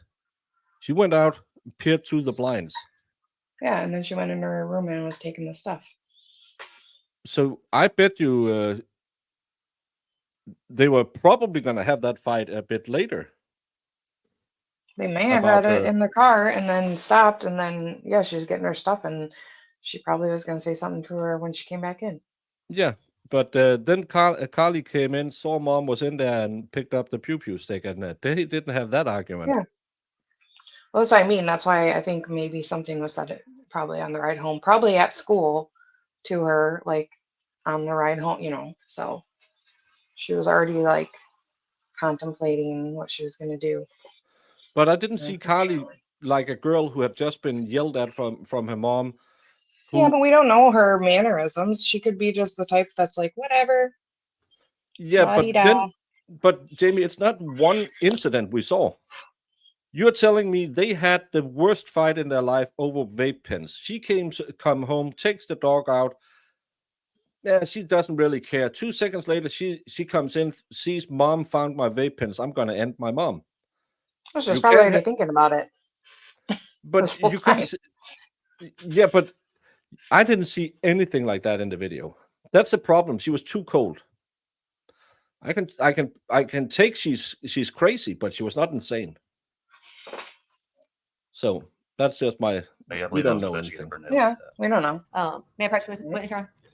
Yeah, approach all you want. I don't know her from a hole in the wall because she's pretty cold here. I mean, who's to say she even reacts to anything? Who knows? I don't know, and maybe it's the drugs, and maybe it's the medicine. I don't know. I don't know what Lexapro and weed does together Handing you 2 envelopes. If you could take a look at those, both front and back. with the mixed with the hand sanitizer she What are was those 2 drinking. envelopes? They Well, yeah, this one says it's a swab taken off of the trigger of the Don't firearm. mess around with This one that says stuff. It's a swab. Exactly, Phoebe. Mentally ill isn't insane, so the insanity defense only works if she was insane in the moment she pulled the pew stick. From the hammer of the revolver. And did those both bear your initial? Absolutely not, Laura. I have been yelling at everyone coming in here and saying, well, there seems to be something going on. No, he seemed like a stepdad who really cares for his daughter and really didn't want to be in that situation. He didn't want to work with the feds.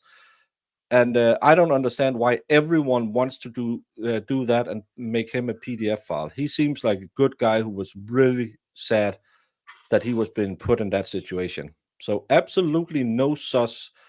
He even deleted a Ring camera to try and protect her. So I don't know why people are picking up the vibe.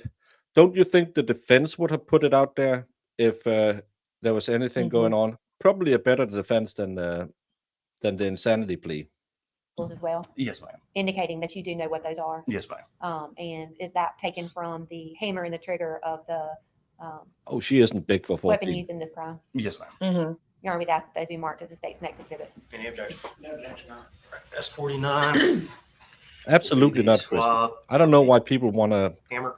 People just want to see it. I don't know why they want to do it. That's 50 will be the swab. Yeah. Of the trigger. Yeah. Again, it doesn't scream insanity. to Investigator, me. we've heard from 2 other officers, a deputy and investigator that were involved in this case, and so I certainly don't want to rehash what they've talked. The entire family is supporting her. That's the thing in this case. And then people want to turn it into, well, he's probably banging her. I don't know why people want to do that. Talked about. Mm-hmm. We've gotten, I think, through the point where in the investigation where the crime scene was cleaned up, processed, I'm sorry, the victim was taken out of the home, both the living and the deceased victim. At some point, did you have the opportunity to observe an autopsy on Ashley Smiley? Yes, ma'am. It was approximately a week later. I believe it was on March 26th at the Mississippi Crime Lab. May I approach, Your Honor?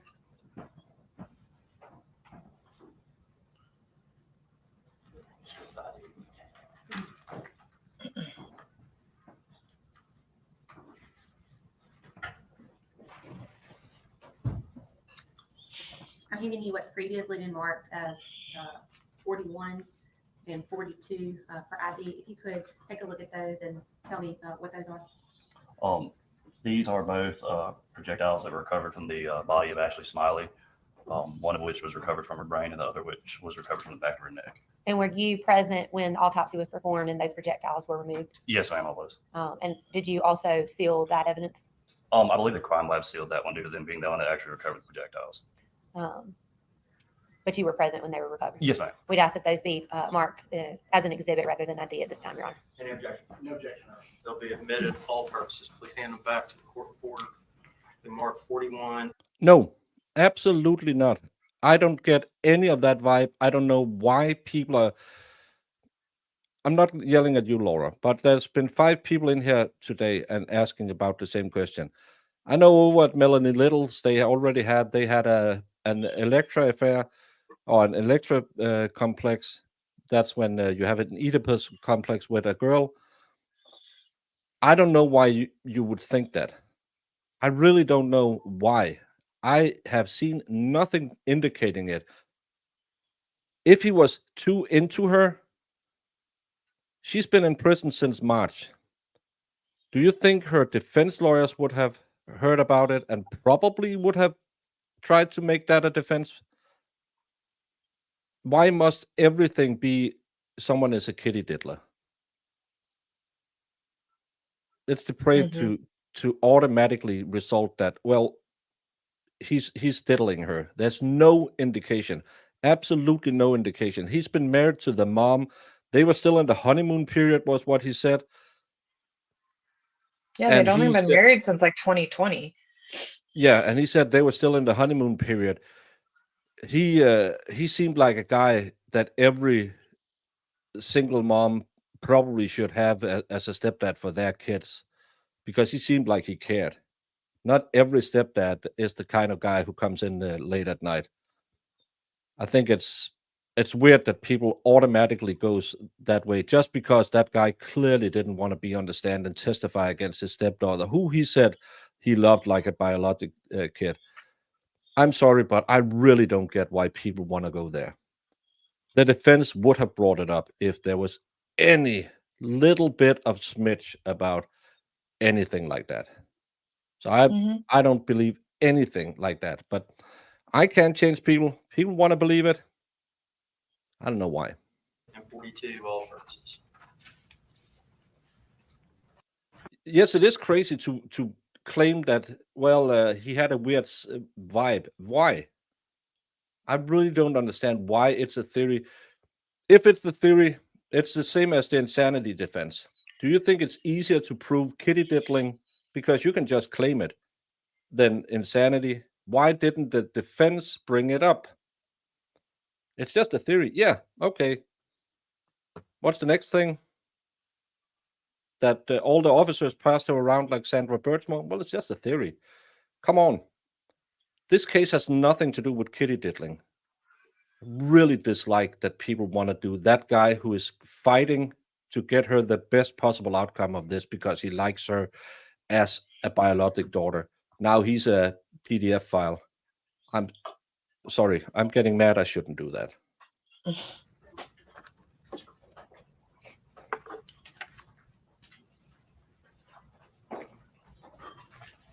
right, you may proceed. I think the witness run.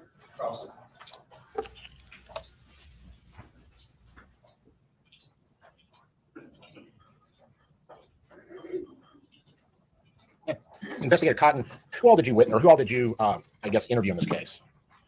One of the parties that was interviewed was the friend that was over at the residence at the time Mr. Smiley was shot. And her initials would be the BW, correct? Yes, sir. Okay. And then as well as the friend that was outside the residence that was located, whose initials are BG. Okay. I also spoke with parents of some of the other juveniles that Ms. Gregg had attempted to contact on the date that this incident occurred,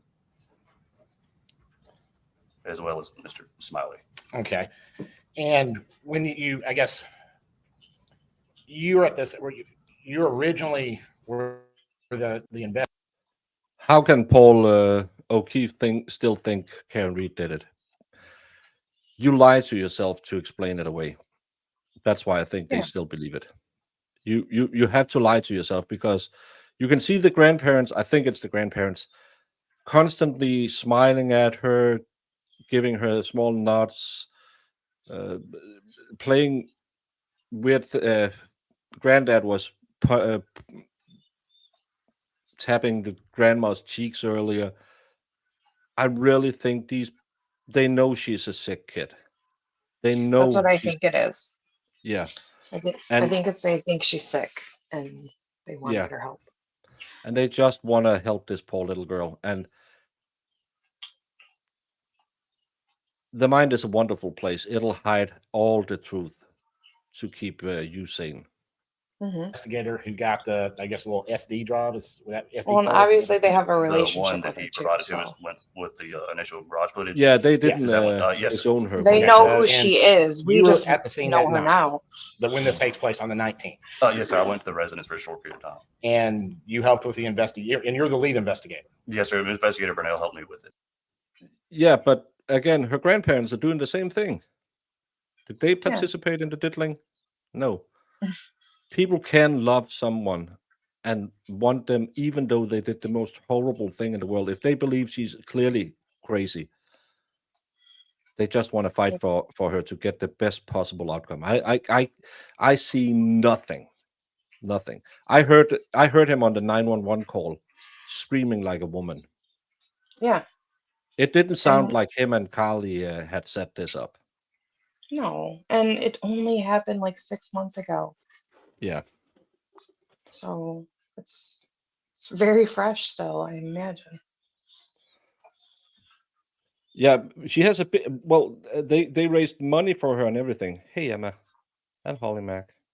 Well, okay, and so you gathered all the all the evidence and information that you could on the 19th.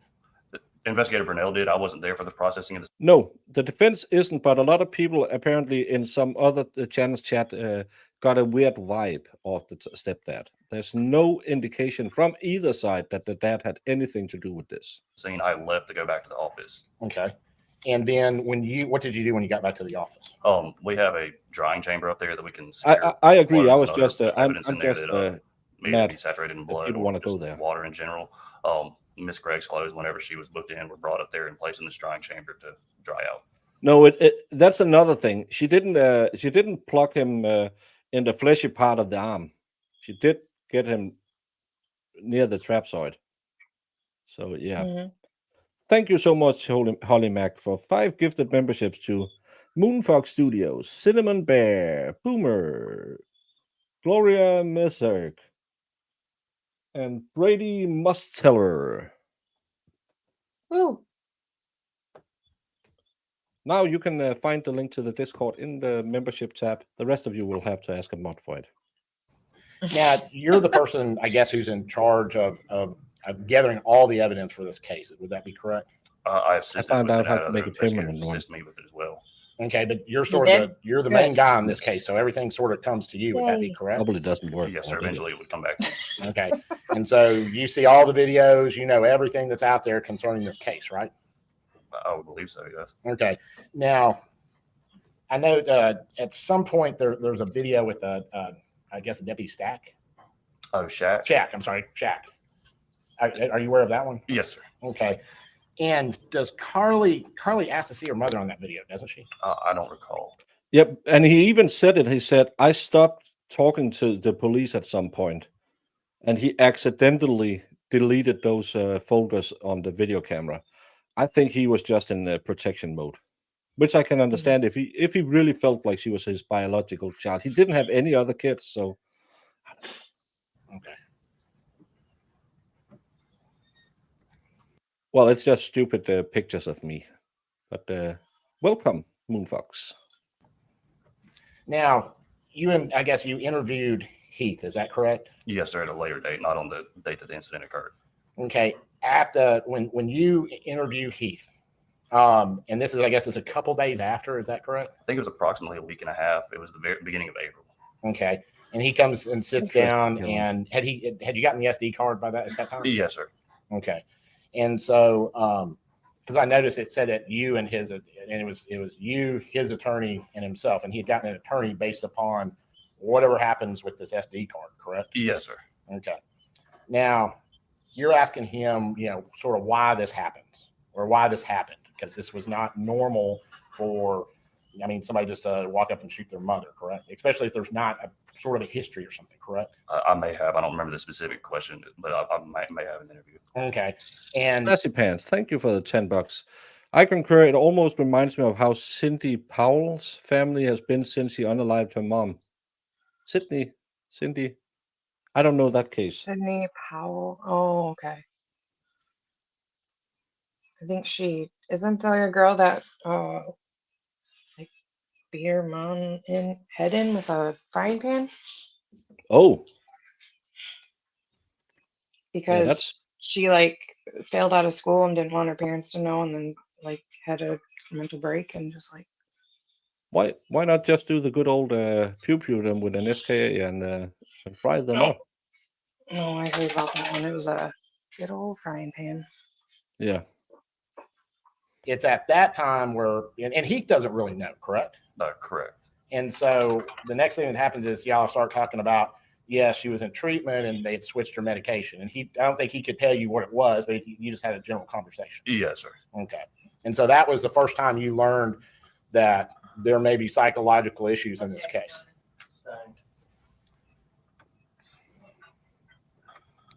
Laura, I needed a little fire in the belly because it's 11:30. I'm sorry I yelled at you. I do that sometimes when Jamie isn't yelling at me.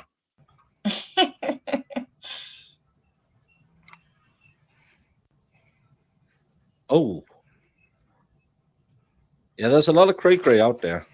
Now, we had just seen, there was a video, and I think it's a video you've been questioned about before. And it was, I guess it's the video, it's the camera that was found, not the little SD card, but the camera that was found in the refrigerator. You know what we're talking about with that camera? Yes, sir. Okay. And I think you've been questioned about it, and you said you can't tell what Miss Smiley, what room she's in, correct? You talking about Miss Ashley Smiley? Yes, Ashley Smiley, you do not know what room she's in. No, sir, I can't say for certain which room she's in. Yeah. And you can't tell anything that she was carrying or not carrying or anything. You were never able to identify. It's kind of the distance. It's not really discernible what exactly it is. She just had stuff in her hands at some points. And I think your testimony would be from before is that you didn't see them fighting or doing anything that was out of the ordinary before this incident happened, correct? Yes, sir. And I think you checked with the Did you check with her friends at school and everything to see if there was? We have a video of them entering the house and going around, and then you can hear on the video after she picks up something, hides it behind the back, walks in, and you can hear pew, and then her mom screams, and then pew pew, and then she texts her dad. That video is It is eerie. yeah, it's eerie. It's roughly, you'll have to rewind like 30-40 minutes. Anything there that had caused problems? I spoke with the BW and BG. I know BG had mentioned that he had told Miss Smiley prior to them leaving school that day that he had informed her of a phone that she wasn't supposed to have because, to my understanding, she was in trouble already and had her actual phone taken away, and had told her about what he called weed pens that she had been using. And he said that he had told Miss Smiley that prior to her leaving school and going home with Miss Gregg. And I think he also had told you he didn't see anyone like Miss Smiley mad or anything like that when he left Miss Smiley, correct? I believe so.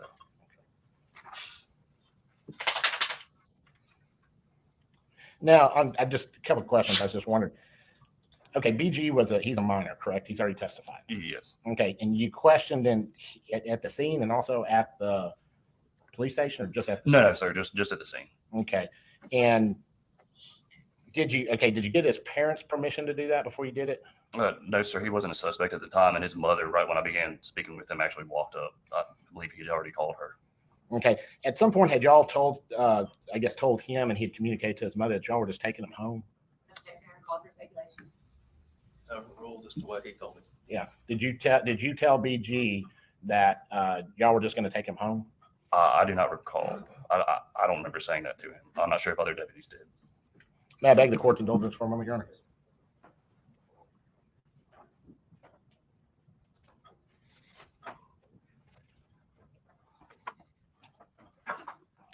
Yeah, that's the problem, because you can't really I just want to be clear. I think drugs on this is kids. sort of going back to that camera. You had said, I think you've already said that you couldn't tell if Ashley Smiley had been cleaning out a drawer like in the other room or something like that. You had no idea what she was doing, correct? No, sir. She just appeared to be going over to that side of the residence where Miss Gregg's room was, and then coming out with items in her hand. Okay, no further questions. Redirect examination.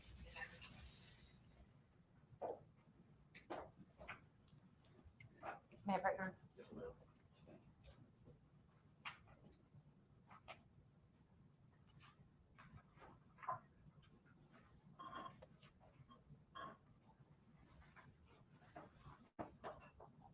Mr. Gregg Cotton, I'm handing you what's previously been marked as Exhibit 36 and 37.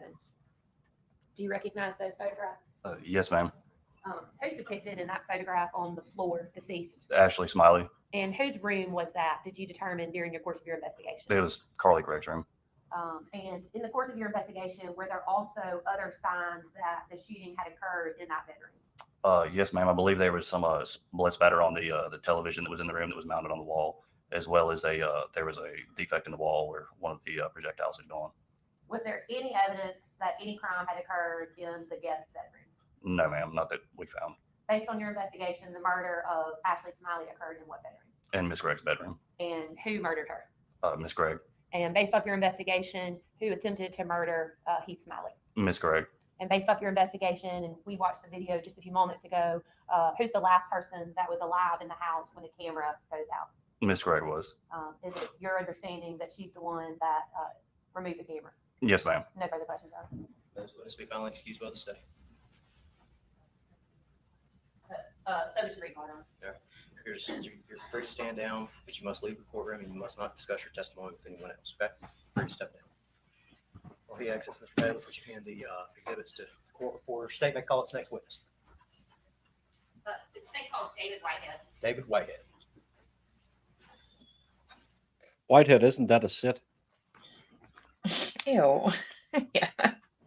The Whitehead and Blackhead, that's sits, right? Oh, it's like, yeah. It's one ready to pop. Oh.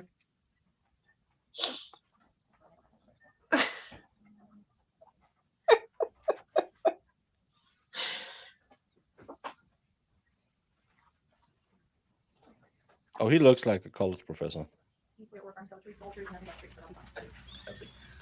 Just shut up to the microphone. You don't have to talk directly into the microphone, but I need you to speak loud enough that the gentleman up there on the back right, far back right. Baker, you got to wear your hair like You that. understand you're now under oath and your answer is one answer subject to penalty of perjury. Yes, sir. May proceed. Ladies and gentlemen. David Whitehead. And David, where are you currently employed? I'm employed at the Mississippi Forensics Laboratory in Pearl, Mississippi. And you're our first witness from the crime lab today, the forensics laboratory. So could you explain for the ladies and gentlemen what you guys do over there? We provide forensic examinations to law enforcement agencies in the state of Mississippi. And what is your position at the Mississippi Forensics Laboratory? I'm a forensic scientist as well as the section chief of the trace evidence section, the supervisor. And what exactly does a section chief of trace evidence do? We do items of trace evidence, gunshot residue, hair fibers, paints, glass, fire debris. We have probably $1.5 million worth of analytical equipment, as well as I'm the supervisor of that section responsible for the technical aspects of the trace evidence section. And how long have you been employed there with the Mississippi Forensics Laboratory? I've been with the laboratory since January of '94, so a little over 30 years. Do you have any previous experience testifying as a forensic scientist and with a subspecialty of trace evidence? Yes, ma'am. I've testified probably north of 400 times in circuit court in Mississippi, circuit court in Louisiana, as well as federal court in the state of Mississippi. As a matter of fact, I've testified here on several occasions. And if you could give the ladies and gentlemen just a kind of background on what education you have and kind of how you got to be in this role. Yes, ma'am. I hold degrees in chemistry and forensic science from the University of Mississippi. I've attended numerous schools and seminars over the years. I've been to the FBI Academy in Quantico, several different classes. I've been to McCrone Research Institute in Chicago.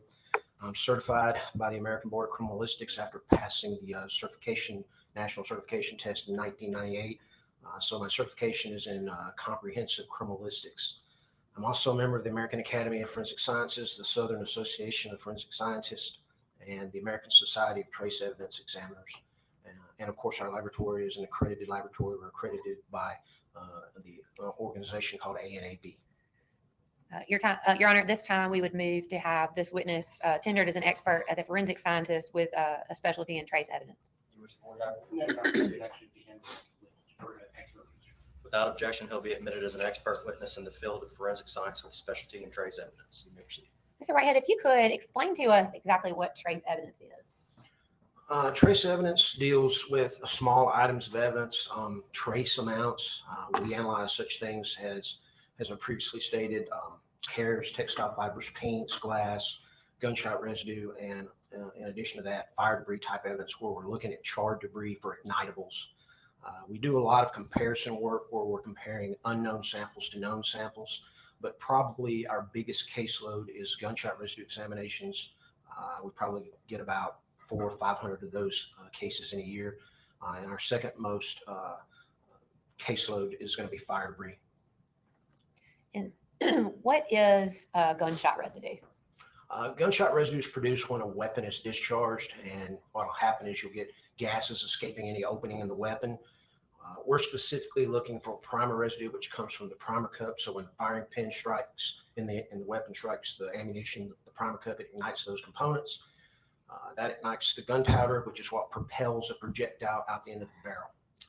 You'll get these gases escaping any opening in the barrel. When it hits the cooler air outside the weapon, it'll condense into particles. These particles are microscopic in size. They contain lead, barium, and antimony, and they will have a spiritual charge. And what type of testing, or can you describe for us how you test for gunshot residue? We utilize what is called a scanning electron microscope with an energy dispersive X-ray analyzer. That's a fancy name for a large microscope that analyzes these tiny particles. Since they're about a micron in diameter, you have to have a pretty powerful instrument to look for these. The microscope actually visualizes the particles. The X-ray detector actually tells us the composition of those particles. You need your And crooked we're looking for glasses lead, and barium, the look will antimony be complete. Those are what are produced from primary. I'm just going to And fast I want to forward take just a through. step back. You mentioned earlier that how the it's lab done is work. accredited. Do you also undergo performance testings on the machinery that you use? We're accredited every 4 years. So every 4 years, a team comes in and inspects all aspects of the organization, as well as we're proficiency tested every year. So every year we complete proficiency tests. Yeah, I look like I was riding the short bus to school with that hairdo. And for people that are not familiar with those proficiency tests, is that like I would do my research or my testing, I would submit my report, and an outside agency would then review everything and make sure that that's proper? It's sort of like that. What we do is the outside agency will produce the proficiency test. They have an expected outcome of those tests, and the report will be issued. Then it would probably be a better explanation than so many others. Back in March of 2024 through currently was your proficiency testing at the crime lab, and you're specifically up to date? Yes, as a matter of fact, I just completed a GSR proficiency test. Mr. Whitehead, did you have the opportunity to work on Mississippi Crime Lab case number 24003-524? I did. And who was the suspect in that case? The suspect was listed as being a Carly Greggs. And the work and the testing that you did on that case, was that also reviewed by anyone else? It was. All of our casework is reviewed by a second examiner, and that particular examiner in this case was Jacob Birchfield. It's And did he 11:30. agree with the results of your findings? He did. I haven't had a Vedabix in years. What evidence did you review or did you receive in order to do your testing? I received a gunshot residue evidence collection kit labeled as coming from Carly Gregg. Permission to correct the intern? Yes, ma'am.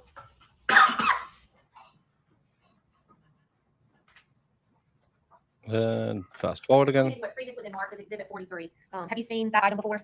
I have. This is a gunshot residue evidence collection kit. I can identify No it by the quit crime lab till case you're number, done. submission number on the barcode that was placed there by an evidence tech when it was received into the laboratory. I can also identify it by the green evidence seal that I placed after the analysis was complete with my initials and date across that seal. And being that that is still sealed, does that appear to be in the same or similar condition as when you closed it? It does. And for what purpose did you review that piece of evidence? This item of evidence was analyzed for the presence of gunshot residue. And did you perform that testing to see I if there did. was gunshot residue present? Did you prepare a report with your findings in that case? Yes, ma'am. Permission to pursue intern?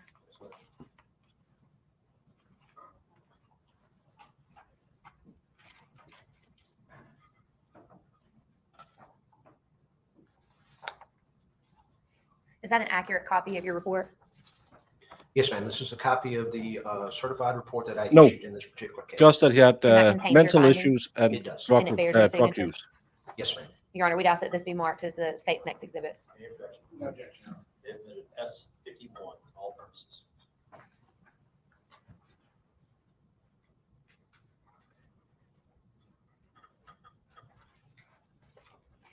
If you would, Mr. Whitehead, if you could explain, I know you talked about what gunshot residue is and that you tested that particular kit. If you could just walk us through the testing on this particular item and what your findings were. Yeah, that's the problem with that self-defense or protecting her against the dad is trying to get all her friends over there. That's such a weird thing. Yes, ma'am. This particular kit contained 2 adhesive tape lifts labeled right hand and left hand. The adhesive tape lifts, the idea is if there's any residue on the surface of a person's hands, it will be picked up by the adhesive tape lift. Those samples were then placed into the scanning electron microscope and analyzed for the presence of gunshot residue. And I reported out the results of that analysis. And what were the results in this case? Particles of gunshot residue were positively identified on the right hand, labeled as coming from Carly Greggs, and the left hand, labeled as coming from Carly Greggs. And based on your training and experience, is the results rendered reliable? Yes, ma'am. No further questions, Your Honor. Cross-examination. Any questions of this witness, Your Honor? All right, may this witness be finally excused by the state? Yes, sir. By the defense. Yes, Your All right, here we go. I stand calls next witness. Honor. Nathan Hawley. Yeah, Weetabix is like a granola bar cereal, but it's really it's good for your digestion. There's a lot of fibers for your stomach to work with. The defense attorney tried to ask something about the biodad's mental health. State objected and judge sustained the objection. It isn't allowed in. No, because again, it would be hearsay that he had heard from the mom. He was sick. Speak directly into the microphone. She needs to fix that gentleman on the back where I can hear you, okay? Yes, sir. You understand that you're now under oath and your answers, sworn answers under penalty of perjury? Yes, sir. All right, you may proceed. That's a typical Icelandic name. They still have that you put the son after a son of or dotter will be if you're the daughter of.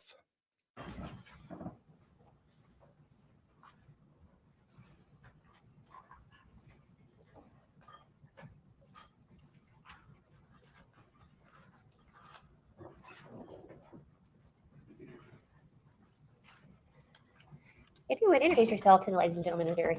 Sure. My name is Nathan Holly. The last name is Holly. And Nathan, where are you currently employed? I'm employed at the Mississippi Forensics Laboratory in Pearl, Mississippi. Nathan, what do you do there at the Mississippi Forensics Laboratory? So I'm a forensic biologist specializing in DNA analysis. And does that require any type of specialized training? Training that I have is from the forensics laboratory. What about your educational background? Could you tell us what that is? Sure. I have a bachelor's in biology with a minor in chemistry from the University of Southern Mississippi. Yep, we're going to speed through that one again. And how long have you been employed? I'm sorry, Mayor, how long have you been employed with the Mississippi Forensics Laboratory? 17 years next month. And have you been doing DNA evidence and testing that entire time? Yes, I have. DNA Do you have any evidence. prior experience testifying as a forensic scientist specializing in DNA evidence? Yes, I Oh, do. they're going to how many show times that have you there's tested that you DNA did on the certified pew evidence? pew. Approximately 27. At this point, we would tender to expert. This witness is an expert in forensic science and DNA analysis. He'll be admitted without objection as an expert, as a forensic scientist, as an expert in the area of forensic science, particularly DNA analysis. You may proceed. Mr. Holly, if you could tell us, for those of us that are not think science so. people, what DNA is. Sure. So DNA first stands for deoxyribonucleic acid. Come and on. it's a molecule that's found within the cells of the human body. And what DNA does is it tells the body how to build cells and also how to function. Dan Davis, Work their she's cell properly. 15 now. It happened in Person March gets their this DNA, year. half from their mom and half from their dad. And it's that combination of those two separate DNAs that gives everybody, except for identical twins, a unique DNA profile. And when you do DNA testing, Why what are do we talking they about? need What's to going on say with this every time? Sure. So with the DNA testing, I'm looking at certain locations on that DNA molecule. Because the and jury there are doesn't care. They tests know that what can determine DNA is. what a They person's have DNA looks seen like in those locations. CSI in And, Miami. I basically take items of evidence and I do the DNA process on those, and then I take reference samples or known samples, and then I compare those two DNA profiles to determine whether or not that person. Well, he could use A known sample would be like a the swab blades taken from my mouth with he no doesn't doubt. use on his Right, face. right, He the known could use that reference. to take And away then an that. unknown sample would be something that you would weird collect, or the little person would spot collect up on there. piece of evidence and send that to you. That's correct.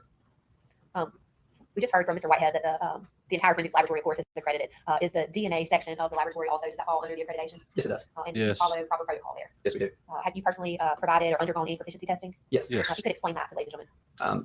For DNA, we're proficiency tested twice a year, and it's from an outside company. And basically, it is for us to demonstrate that we are capable to do the DNA process. I know it's kind of procedure that they have to do it, but you Americans, would it change your mind if he just said, "Yes, I am a forensic scientist with specialism in DNA, and I'm going to testify.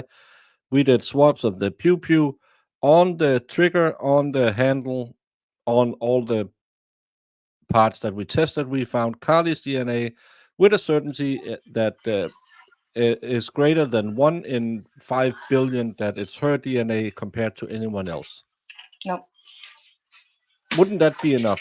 Do you really Yes. need to hear what is DNA? It's For our job. And so there's a correct answer for that, and they double checks on that. And your proficiency is up to date. Yes. Did you have the opportunity to work on a case that's Mississippi Forensics Laboratory case number 24-003524? You want to know? Yes, I did. Members, in performing that work, did you actually did you render a report? Yes, I did. Members, witness Charles? come on now. At least they're going fast. They're not hammering down on every witness like in other cases.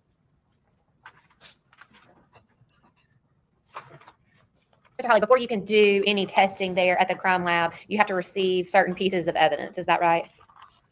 That's correct. Yeah, but you can ask that. You can say, did you fail your proficiency test? Yes.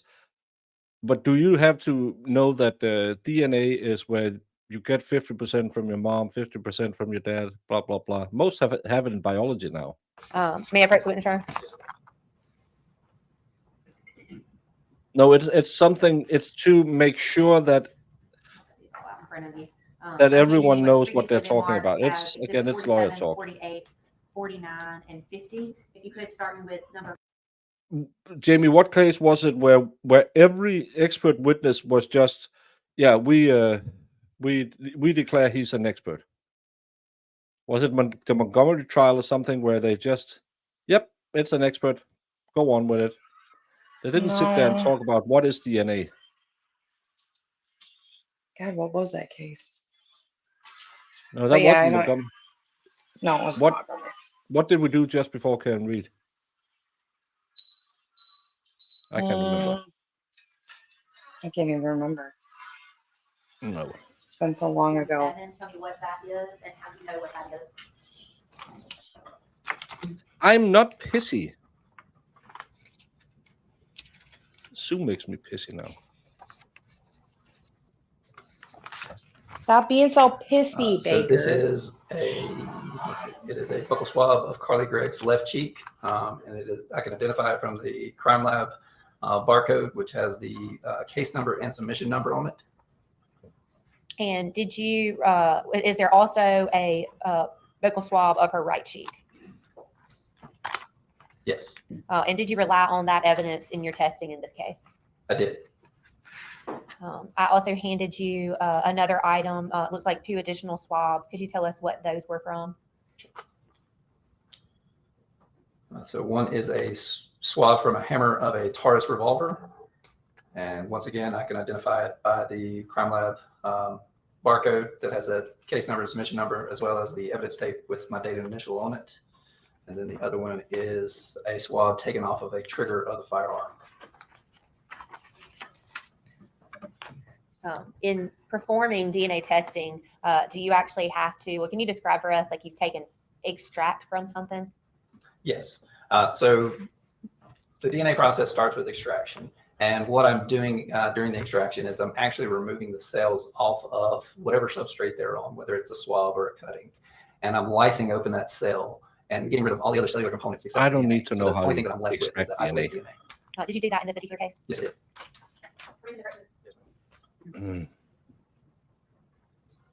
Mm. Baker's pissy.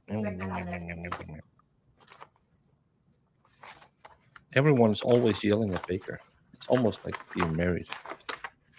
Yes. What are those? So these would be the DNA extracts from my extractions on the items of evidence. And there's 4 total, but I just want to talk about, is there one for the swab from the trigger and then one from the swab of the hammer of a firearm? Yes, there are. We'd ask that that be marked as state's next exhibit. Any objection? No objection. All right, we'll do, hand the trigger extract to the court order, they'll be S53. And could speed that one up too. Extract and same, I'll let- Well, I'm not. I can't say anything without all the women yelling at me. I'm such a nice sweetheart, and people are yelling. At me. Charlie, the report that you prepared, did someone else review that work that you had done? Yes, I did. And did they agree with your findings? Yes, I did. And if you could tell us about the 2 items, I think I misspoke earlier in this case when I said that there was a DNA match on the hammer. Could you tell us what your findings were with regards to the hammer, the swab from the hammer on the Taurus gun? Due to an insufficient amount of genetic information, no comparable results were obtained for the swab from hammer. What about for the trigger of Didn't they claim during opening that her DNA was on the hammer? Yeah, that's what I thought. Yeah. the Taurus firearm? The DNA test results for the swab from trigger produced a partial profile, which is consistent with the reference sample of the suspect. Therefore, Carly Gregg is not excluded as a possible DNA donor to the sample. Ashley Smiley is excluded as a possible DNA donor to the sample. So explain that, because when I first read one of these reports, I was like, what does that mean, not excluded? In layman's term, I'd say that's them. But in scientific terms, you have to say that they can't be ruled out, right? Right. So in this case, the DNA that is there, it does match to Carly Gregg's DNA. Is there a quantification? Do you put a certain number, like 1 in so many people, that DNA belongs to? So anytime there is a match made, we do give a stat statement. And I can read that one and then explain to you. For the 8 markers compared, the genetic profile for the DNA donor of the swab from trigger occurs with a frequency of approximately 1 in greater than 10 billion random unrelated persons of the Caucasian, African American, and the Hispanic population. And so that stat is supposed to give weight to how common or how rare you would expect that profile. And in this case, it would be a rare profile. And as I understand it, the 1 in 10 billion is actually just the forensic laboratory's cutoff. You got to stop it at a certain point. That's right. Once the numbers get so big, it's hard to understand. We usually cap it at above the world population, which is last time I checked around 8 billion. So we cap it at 10 billion. And to be clear, your report excludes Ashley Smiley as a DNA donor on the trigger of the gun. That's correct. Court's indulgence. No further questions, Ron. Yes, they're going with the insanity defense. Finally released by the state. Yes, sir. By the defense. That was a whole lot of Where do nothing. you go? Please leave your exhibits up there. Statement calls next witness. Yeah. So she won't be able to pass on the insanity defense. I don't think so. Well, that's their defense. Yeah. So.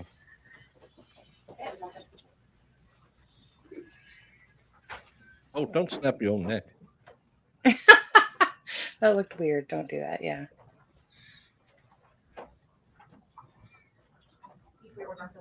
This lady just came from Costco, and that poor little intern was treated worse than when Marissa calls Sinclair Group, who still haven't taken down their claim against my channel. What Talk jerks. about being pissy. She has talked to more managers than I have made Marissa do.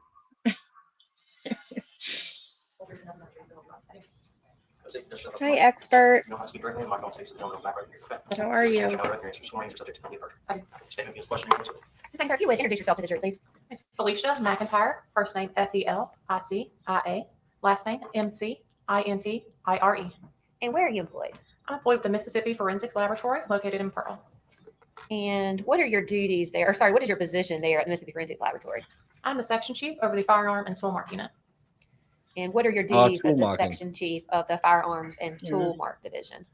As a section chief, I oversee the administrative and We personnel can matters just within our skip this division, because this but is also act BS. as a forensic scientist specializing in firearm and tool mark identification, which allows me to compare bullets, cartridge cases, or other ammunition components to see if they were fired in a particular firearm. And how long have you been employed with the Mississippi Forensics Laboratory? Since November of 2008, Do you have any previous experience as a forensic scientist specializing in firearms and tool mark examination? I was trained with the Indiana State Police beginning in 2005. Would you give the jury your educational background?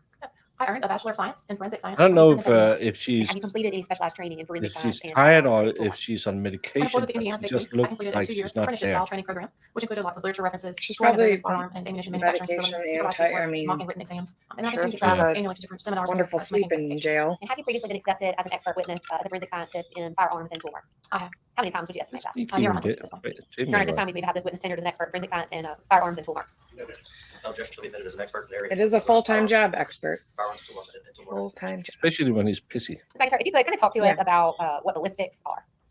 The field of He's firearms really examination causes pissy the today. to determine if a bullet or cartridge case was fired in a particular firearm. We're able to do that. It's because we're Class and getting individual these characteristics. technical More specifically, when a gun is people manufactured, who some features of that firearm doesn't are really determined by that provide. manufacturer. Those There's are no. considered class characteristics. We're However, not arguing the way who that the firearm is rifled, done so it, the number who of lands and grooves that are put inside that where barrel, it came those are put there from. to help the part spin on the bullet. But those are determined by that manufacturer. Incidental to that manufacturing process, individual marks are left behind. So those are things that happen And as a no, result of the you machining you processes or can't these do sorts of that. things There's cannot be defined by no the manufacturer. individual And those marks are markings. unique to a particular firearm.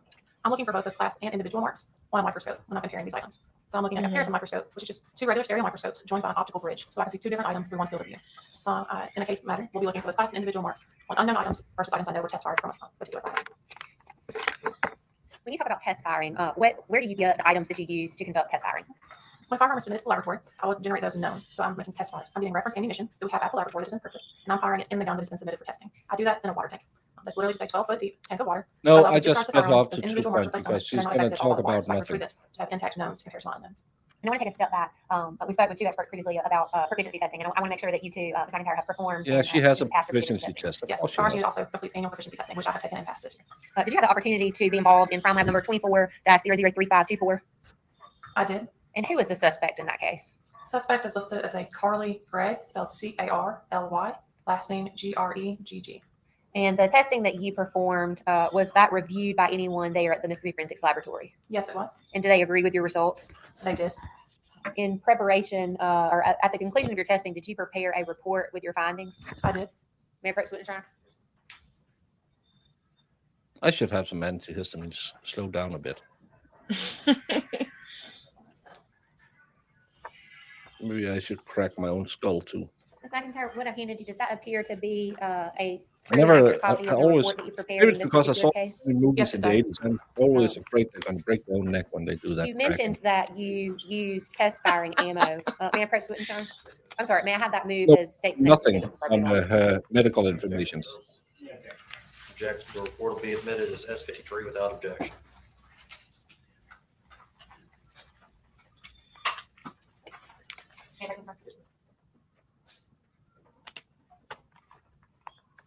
I'm handing you what's been marked. They're probably going to end with her Yes, for the medical record, I'm handed a history. test fire envelope that bears Crime Laboratory number 24-003524. I recognize this envelope as it bears the Crime Laboratory barcode with the case number and submission number. My initials are placed upon it when I created it, as well as a tape seal of my date and initials when I completed my examination of these items. And does that appear to be in a unaltered form since you sealed that envelope? Yes, the seals are still intact. Here, I would ask that that be marked as a state's next exhibit.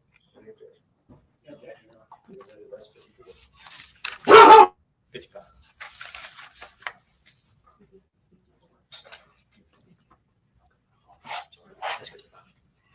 May I approach the witness, Your Honor? Yes, sir. I haven't heard it made it in so far, but I had that fallout in the morning, so maybe it was mentioned in the morning. But there's no denying that she was on Two items that have been previously marked as S1, S41, and S42. Do you recognize both of those items as well? I do. And what are those? State's Exhibit 41 is Crime Laboratory Submission 5 in the above mentioned case. Now, this is a sealed plastic bag containing a manila envelope labeled Bullet from Brain. State's Exhibit 42 is Crime Laboratory Submission 4. I recognize our markings on this item as well. It is a sealed plastic bag containing a manila envelope labeled Bullet from Back of Neck.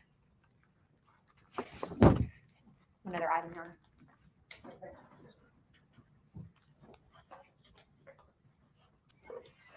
I'm also handing you what's previously been marked as S40. You would take a look at that and tell me if you can identify that.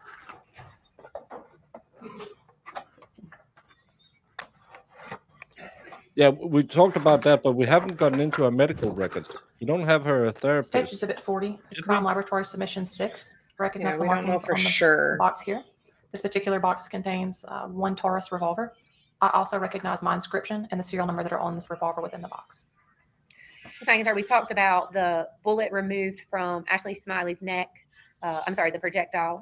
The one removed from her brain, the 357 Taurus, and then the test fires that you used. Was there any other evidence that you relied upon in rendering your opinions in this particular case? No, ma'am.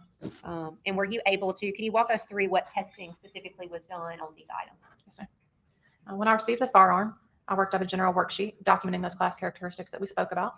I then used the reference ammunition we discussed, test fired this particular firearm into the water tank, thus generating the test fires here in State's Exhibit 55. I then took the test fires in State's Exhibit 55 and compared those on a comparison microscope to both the projectile in State's Exhibit 41 and the projectile in State's Exhibit 42 to arrive at my conclusions about whether or not they originated from State's Exhibit 40. And what was your conclusion? The projectiles in State's Exhibit 41 and 42 were fired in the gun in State's Exhibit 40.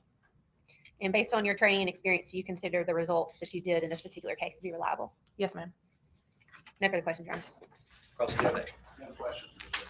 May the witness be excused by the state? Yes, sir. By the Oh, defense? thank God. You're free to go. Do you have any further witnesses? Yes, Your Honor. All right. Mr. Camp, can you approach? And I'll approach real quick. Are they done for the day? I wouldn't mind. It's midnight here, Yeah. and I have court tomorrow. Well, I have court at 10 a.m. tomorrow. Having So. arrested its case in chief. It's about 4:50 in the afternoon. What?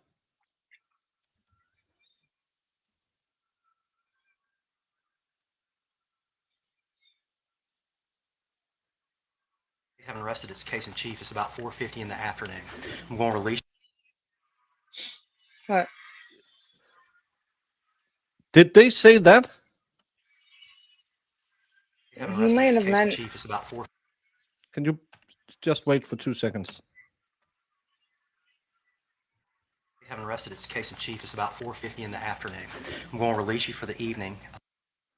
What? Well, continue. Did he say, well, have rested or haven't rested? Well, they didn't say it in court, so I don't know. And maybe it's No, just for the day. that's why I want you to listen to what the judge is saying. I know, but let him continue. What's he saying afterwards?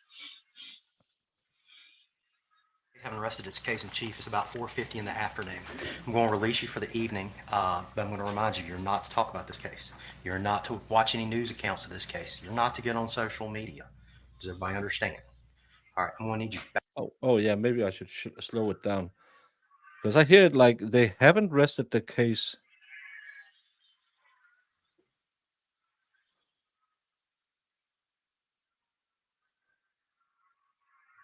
Having rested its case in chief. It's about 4:50 in the afternoon. I can't hear I'm it. going to release you for the evening, but I'm going to remind you, you're not to talk about this case.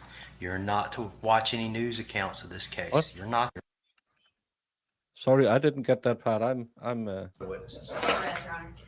All right. Do you have any further witnesses? state All right. rest. State rest. What the I F? mean, now you're going. At least let That's the it? court. In fact, to limit the. So they are not going to touch her on her mental illnesses. Well, then the defense is going to bring all of that in. That's amazingly quick. That is quick. It's almost like a night with me. Made a confirmation case, and we've asked all the charges witnesses. Response.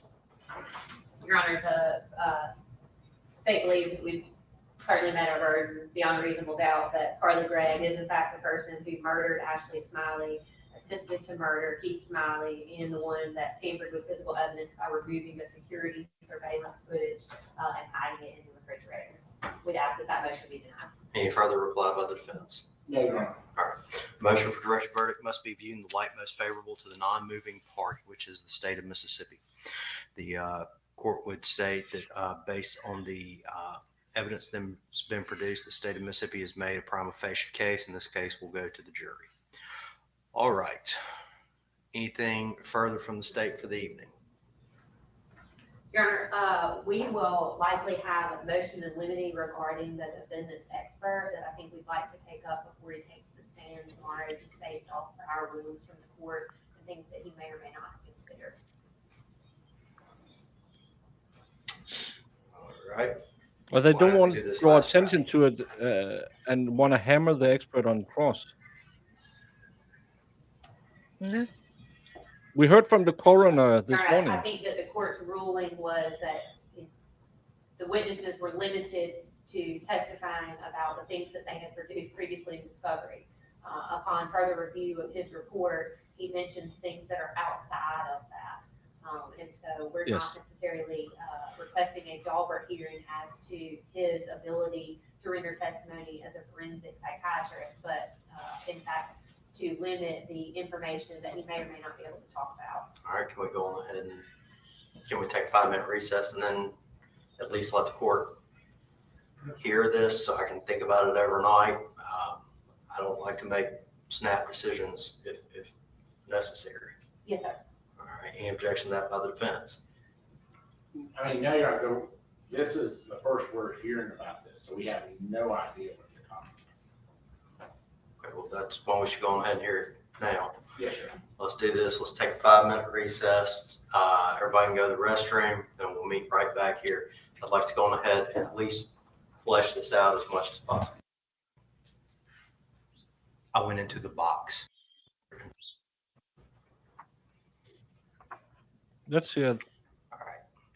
Let me ask this way. As I recall, what the court was faced with was several late discovery disclosures, and maybe the expert had not been retained until a few days after the discovery deadline.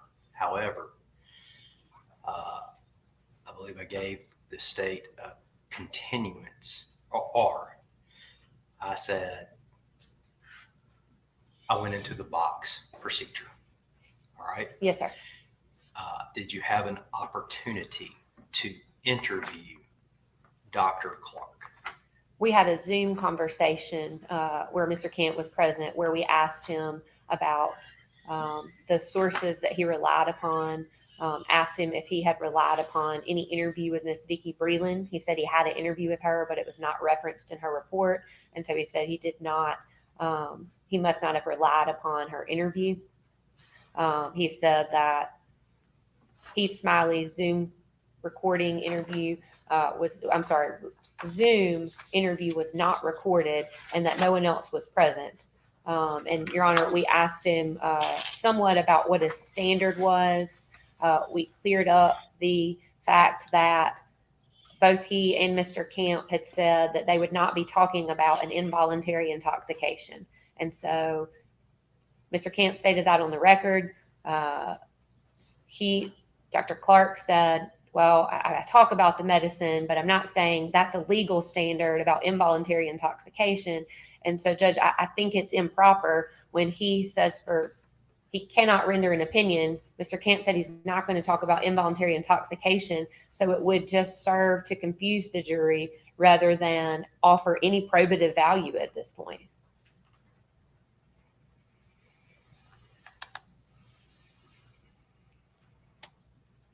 Anything further? They are discussing if a defense witness is allowed to testify in the manner he's going to testify, because he's apparently going to talk about involuntary intoxication, but not as a legal standard. And she says, well, that will just confuse the jury if he sits up there and talks about, well, she was involuntary intoxicated, but he has no claims or any evidence to prove that, and it's not, and he doesn't testify to it as a legal term. And yeah, it's going to be interesting. No, sir. All right, response. They don't need to record when they just have an interview to find out what his expertise is.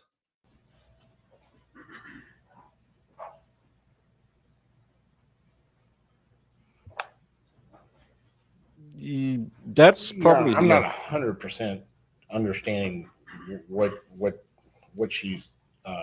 The last paragraph says, in Carly's case, in my opinion, the Lexapro that she began taking clearly worsened her pre-existing psychiatric disorders. Y'all want that part in?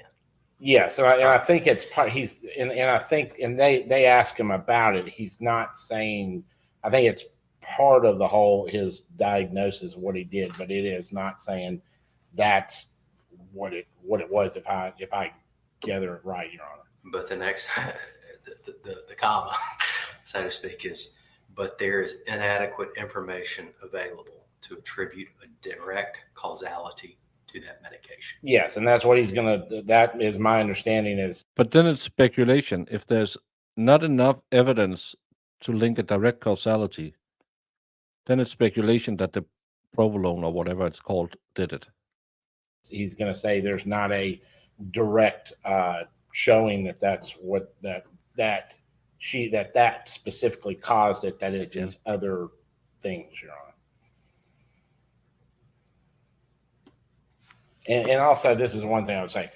You put down you told us that we had to have this done by last Friday. You gave them an extension to go over this. They talked to our doctor, our expert.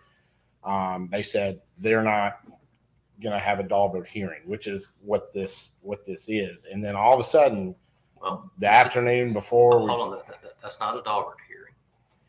A Daubert hearing's on his qualifications, and on the side. All right. Any further response? No, Your Honor. Reply.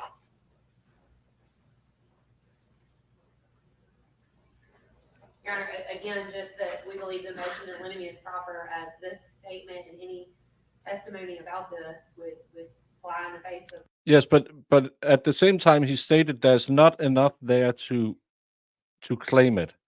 So even if he's speculating that it could have been, he's also saying there's not enough there to say it was the provolone. Or agree, there's no probative value, and it would prejudice the defendant. And at this point, it's not relevant, and we would ask that the court exclude any testimony by. No, they want to say that the provolone enhanced it. Dr. Clark. It's Lexapro. The witness at this point about. Yeah. Related, I could hear cheese in my ear. Provolone cheese. I don't know what that is. Well, if she was taking cheese, I would blame that.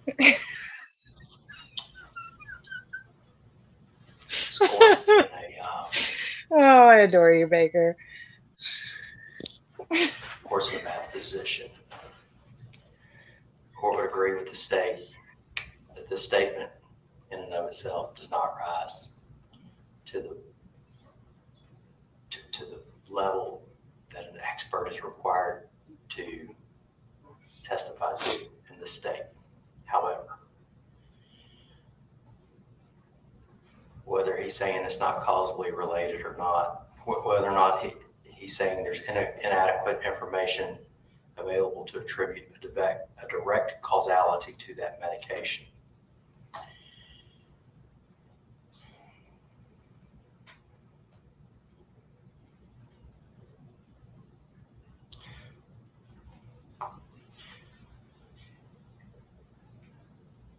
It is an unwritten rule in the case law of this state. There seems to be two separate standards of law without the appellate courts ever stating that.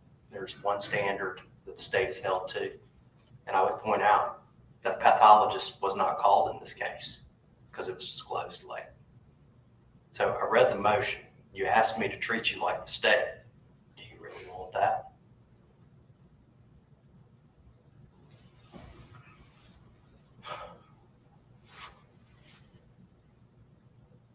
The state is free to cross appeal this court's decision, and it probably should. However, this court has little faith that this court excluding a witness, even though he was disclosed far past the discovery deadline, and even though the vast majority of the opinion appears to be improper, diminished capacity type evidence, and even though it does not rise to the standard, the court's going to overrule the state's objection. Trial courts in this state are in a bad position. There are too many reversals when we exclude what is deemed to be the defendant's case. And I'm just going to be frank, this is not a case that this court wants to see again. However, the defendant is raising an insanity defense, and that opens the doors wide open to a lot of things. The court is going to overrule the state's objection. I'm going to allow the expert to testify to a late disclosed report. Basically talks about diminished capacity and does not meet the standard of care, does not meet the burden of proof required in the state. However, it's all in the defendant's favor. I hope the state cross appeals. If there's a verdict in this case, I'm inviting you to cross appeal. I'm inviting the Supreme Court to tell me I'm wrong.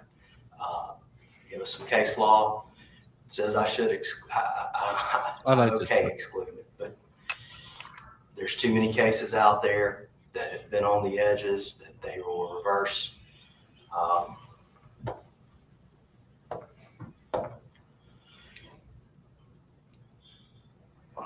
Yeah, he knows it's not lawful law what he's doing right now, but he has no precedence to put it up against. And you can see, because technically he shouldn't allow this, because it's, again, they didn't follow the deadline, they didn't follow the procedure with what's disclosed in it, and it's pure speculation that doesn't rise to anything. And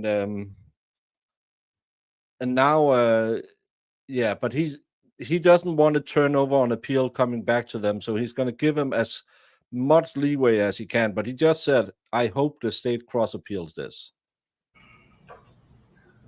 I'll be frank. Yeah. There would be an opinion that came down and said, well, it's substantial, it came close enough. So for those reasons, I'm going to deny it. If a jury chooses to return an NGRI on this evidence, then that's going to be their decision. If they choose to acquit her on this evidence, that's their decision. But I'm going to allow the expert to testify, and the state can deal with this on cross-examination to the best of its ability. Feel free to cross appeal, regardless of verdict. Regardless of verdict, feel free to cross appeal. I'm stating I believe I'm wrong, but I'm wrong in the defendant's All right, that's going to be the ruling of the court. Anything further from the state? Your Honor, just, and we can address this if necessary, but we might have a similar argument after he testifies as with regards to jury instructions. Just ask the court's permission to flesh that out if and when this expert testifies. All right. Got witnesses for 8:45 tomorrow, correct? Yes, Your Honor. All right. Doctor's going to be here tomorrow, correct? Yes, Your Honor. All right. Is there anything further for the court to deal with by the state, No, sir. by the defense? No, Your Honor. No, we have a judge. Yes, ma'am.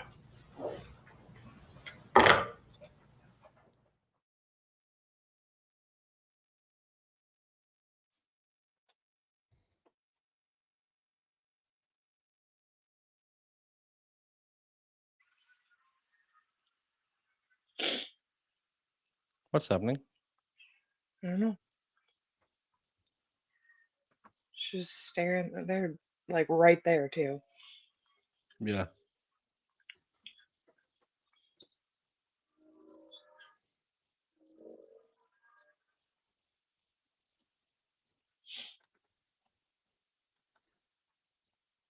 Oh, they ended the stream. Well, Mm. Jamie, that was a fast case in chief for the state. Sure was. They used half a day yesterday and a day to 10 hours or something like that. Mm-hmm. Oh, I have a poll up. For what? Will the insanity defense work, or was it the devil's letters who did it? No, 74%. It won't work. Well, it's like That's what chat believes.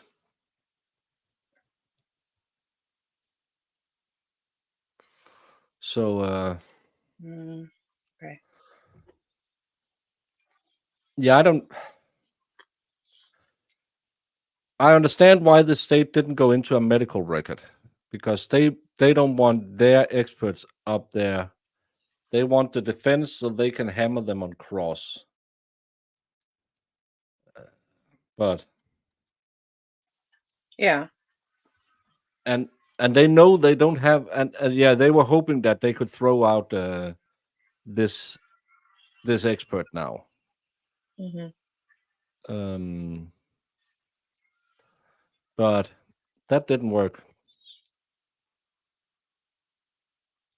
Nope, because it sounds like that's all they got, and the judge is like, "Ugh, I can't take everything away from them." Yeah, So. but again, a judge telling the state, "I really hope that you are going to cross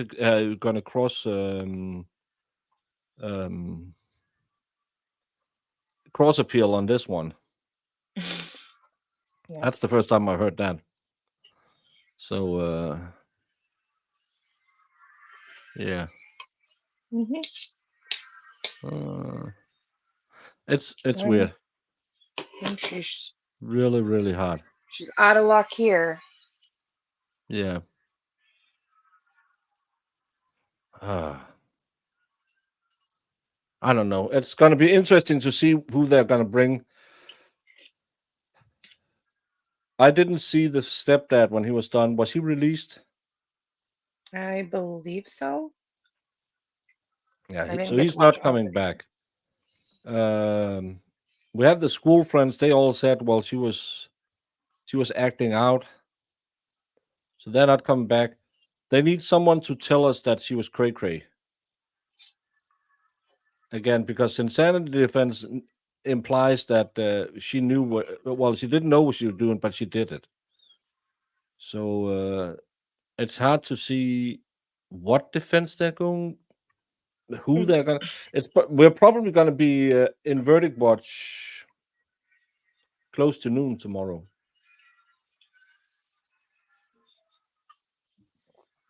I don't think they have more than one or two. They can't put her on the stand. No way they can put her on the stand. You can't put a 14-year-old up there and a 14-year-old up there and be cross-examined. No way. Stepdad was held. Thank you, Okay. Rosman. Yeah, so he could come back, but again, he can testify to them putting her in some kind of treatment. But I just can't see what they can bring. They have to show that video and have an expert say, well, clearly she's showing all kinds of insanity right here.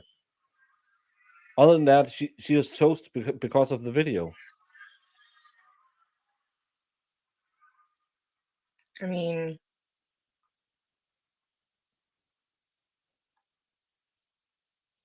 you can't really, yeah. I don't know what It's to a do. tough one. Well, no, like you can't really pinpoint like right here she's psychotic. Oh, she's good now. Oh, she's, you know what I mean? Like Yeah, but you just need to show. so this is why this isn't gonna work. This is what I'm saying. Like none of this is gonna work. Yeah. It's because they would need someone to say right in that moment you can clearly see what she's doing is so out there that only a depraved mind could do it, and she's crazy. Mhm. But I just don't see what they can't really call back. Well, maybe the dad was also held to be to rebut something if they're going to call. Maybe can they call the grandparents to talk about how it was at the home? I don't know.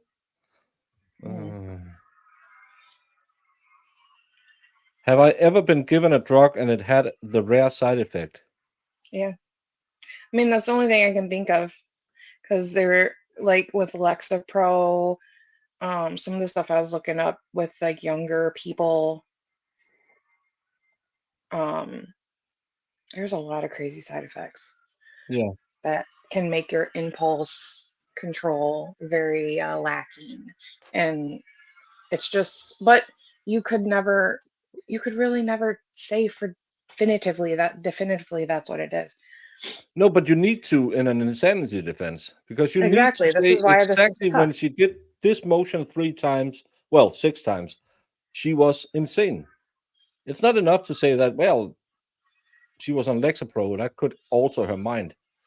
But was it enough to make her do this? Didn't she know? Wasn't she aware? And I think what we saw in that video says she had a conscious enough mind to do certain acts, which would say she's not out of it, because that checking off the kitchen and hiding the pew from the camera suggests that she was clearly aware she wanted to hide it from the eye in the sky.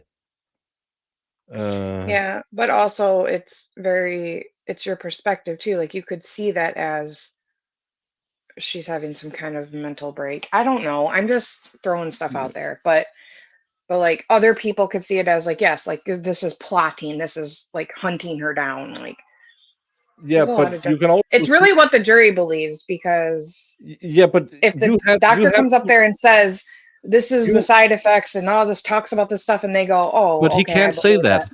He can't say that. He was just, you just heard what the judge said. Well, they're gonna say something. They're not gonna just leave it out there. I'm just saying. No, but they're gonna have to there's say something. They're not allowed. He can speculate that it might have altered her state of mind. And that speculation might turn people. I don't know. I'm just saying. Yeah, but then they're gonna ask, okay, she brought a knife to school so many days before. That was before she was put on Lexapro. Was that because of Lexapro as well? No. Oh, so she had it in her already. She was a violent person. That's what I'm not saying that they can't say that. I know. Yeah. I can say whatever I want. I'm just saying it's a shit defense, because how will you convince the jury she was in? My problem is she's going for insanity. Yeah. And you can't tell me that watching that video made you think, well, she's clearly on Lexapro and she's going absolutely crazy right now, because the Lexapro isn't given to kids normally. Well, that's what they're trying to say, and I mean, you just have to. Yeah, but again, no one takes it. We are the jury. Do you believe that? Do you believe that? Oh, she took a pharmaceutical and then he just went cray cray. Yes, I knew that person who couldn't handle antihistamines, but still, there's a big step up from having a bad. I can't handle morphine. I get instantly sick if I get morphine. It's really a pain when I need to be put under at the hospital or something like that. I have all the bad reactions to morphine. Luckily for me, because I'm in constant pain, I could get all the morphine I wanted. But I can't, my body can't process it the right way.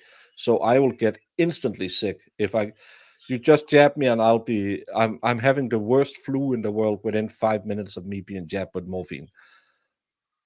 That's a side effect. Other people really, really like morphine. They can't get enough of it. But is my bad reaction to morphine enough to tell other people that, well, everyone gets sick from morphine? Or will they say, well, she was in treatment and this pill made her do it, but she had all of these priors? What about the Colombian marching powder? What about the vapes? What about the yeah, I don't know. I have a hard time believing she didn't recognize them and thought it was intruders after seeing that video. Yes, I Well, have bugs all over my body right now. You are not seeing hallucinations. Lept can alter your brain development if you take it while your brain is developing. It probably had something go wrong first. Yeah, but the problem is she's only been on Lexapro for like 2 weeks. It's not like she's been on it for months. And she was self-harming before that. So she had certain tendencies. And if you have an underlying tendency, you can't claim that was instant, spontaneously insanity brought on by a medication. That's my problem with this defense. Yeah, that's my big problem. Is I can't see how you can swing it as a insanity defense.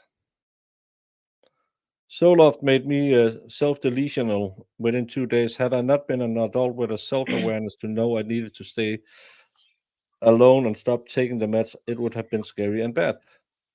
Yes, Yeah. but that's you. Some people have Lexapro helps people. It hurts people. But how many people does it make go out and pew people? They have to convince 12 people tomorrow that popping those pills made her do it. And I'm not sure that's going to fly. most, I mean, I want to hear what they have to say, but I don't think it's gonna fly. Yeah. I don't know. It looked like it was commercially sold. I don't know what the rules are in Mississippi. I don't know what's in them. We don't have them, so I don't know anything about it. So, yeah. Jamie doesn't make good points because she's not agreeing with me. What? Emma says we both make good points, and I'm saying no because you're Well, not agreeing with me. it's not that I don't agree. It's just I kind of am in that boat of like, I'm kind of sitting there like, wow, Yeah, that was let's the do most like Timely. evilest thing I've ever seen. And But I let's do like Timely is saying. She's 18 years old. Did the drugs do it, or is she a crazy biatch? well, I mean, then we're talking about something totally different if they're saying this a different thing. You know what I mean? Like, No, she's 18 years old. She has just started taking Zoloft, Proloft, whatever its name, Lexapro.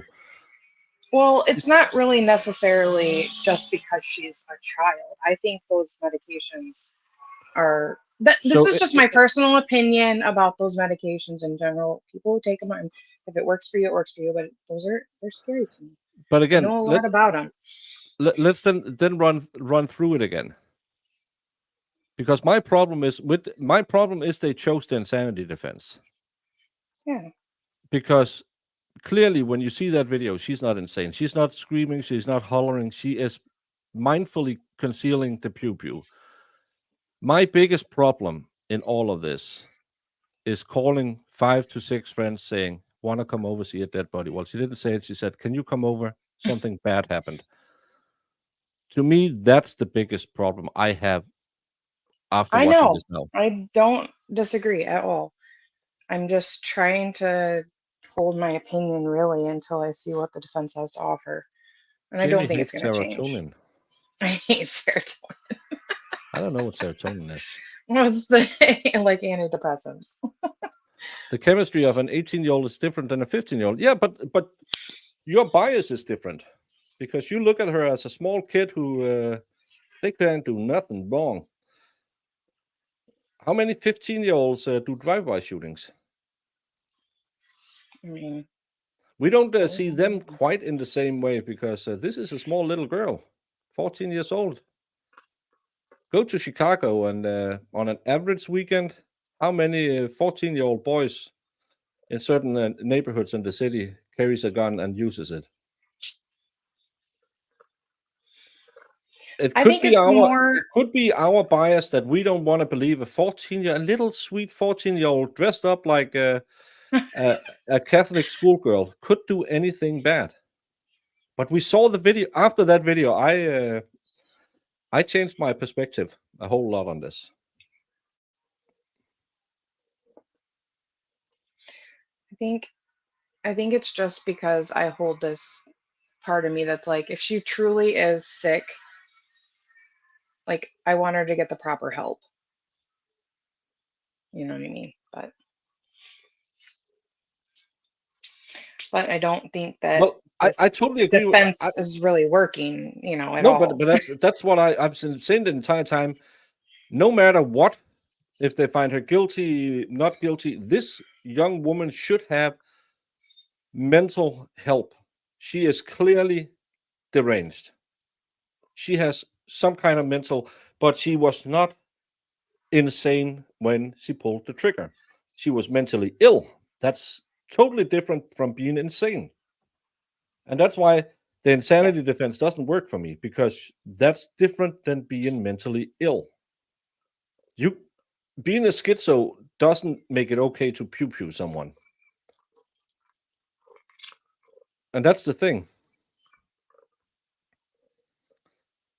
I took some bad medicine my senior year of high school, and I went full send.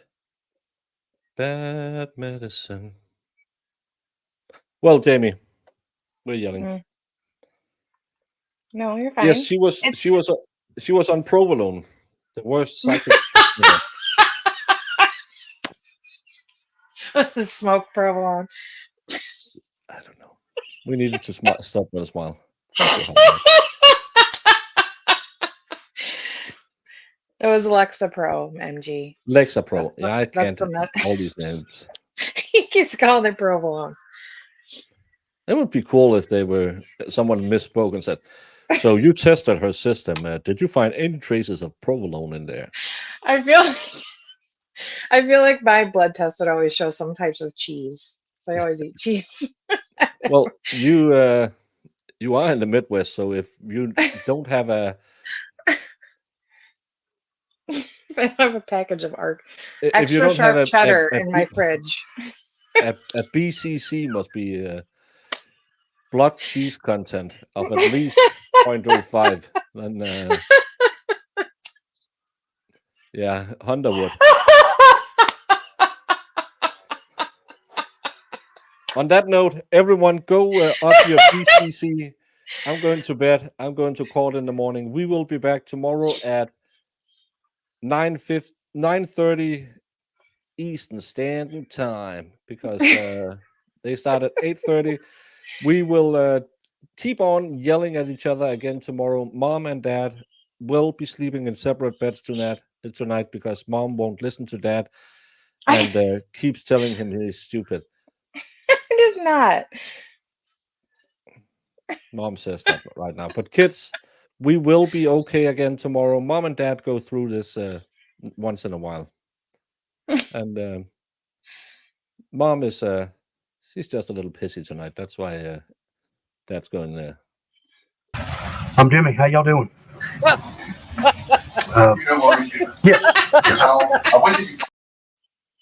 Oh, the good old times where I could make you laugh. Oh my God. Bye. What exhibit are you referring to? I'm going to make this 100, Your Honor. All right. 100. 100. Because it is 100% 100%. correct. So you literally built a cannon? Yeah, it's pretty awesome. Go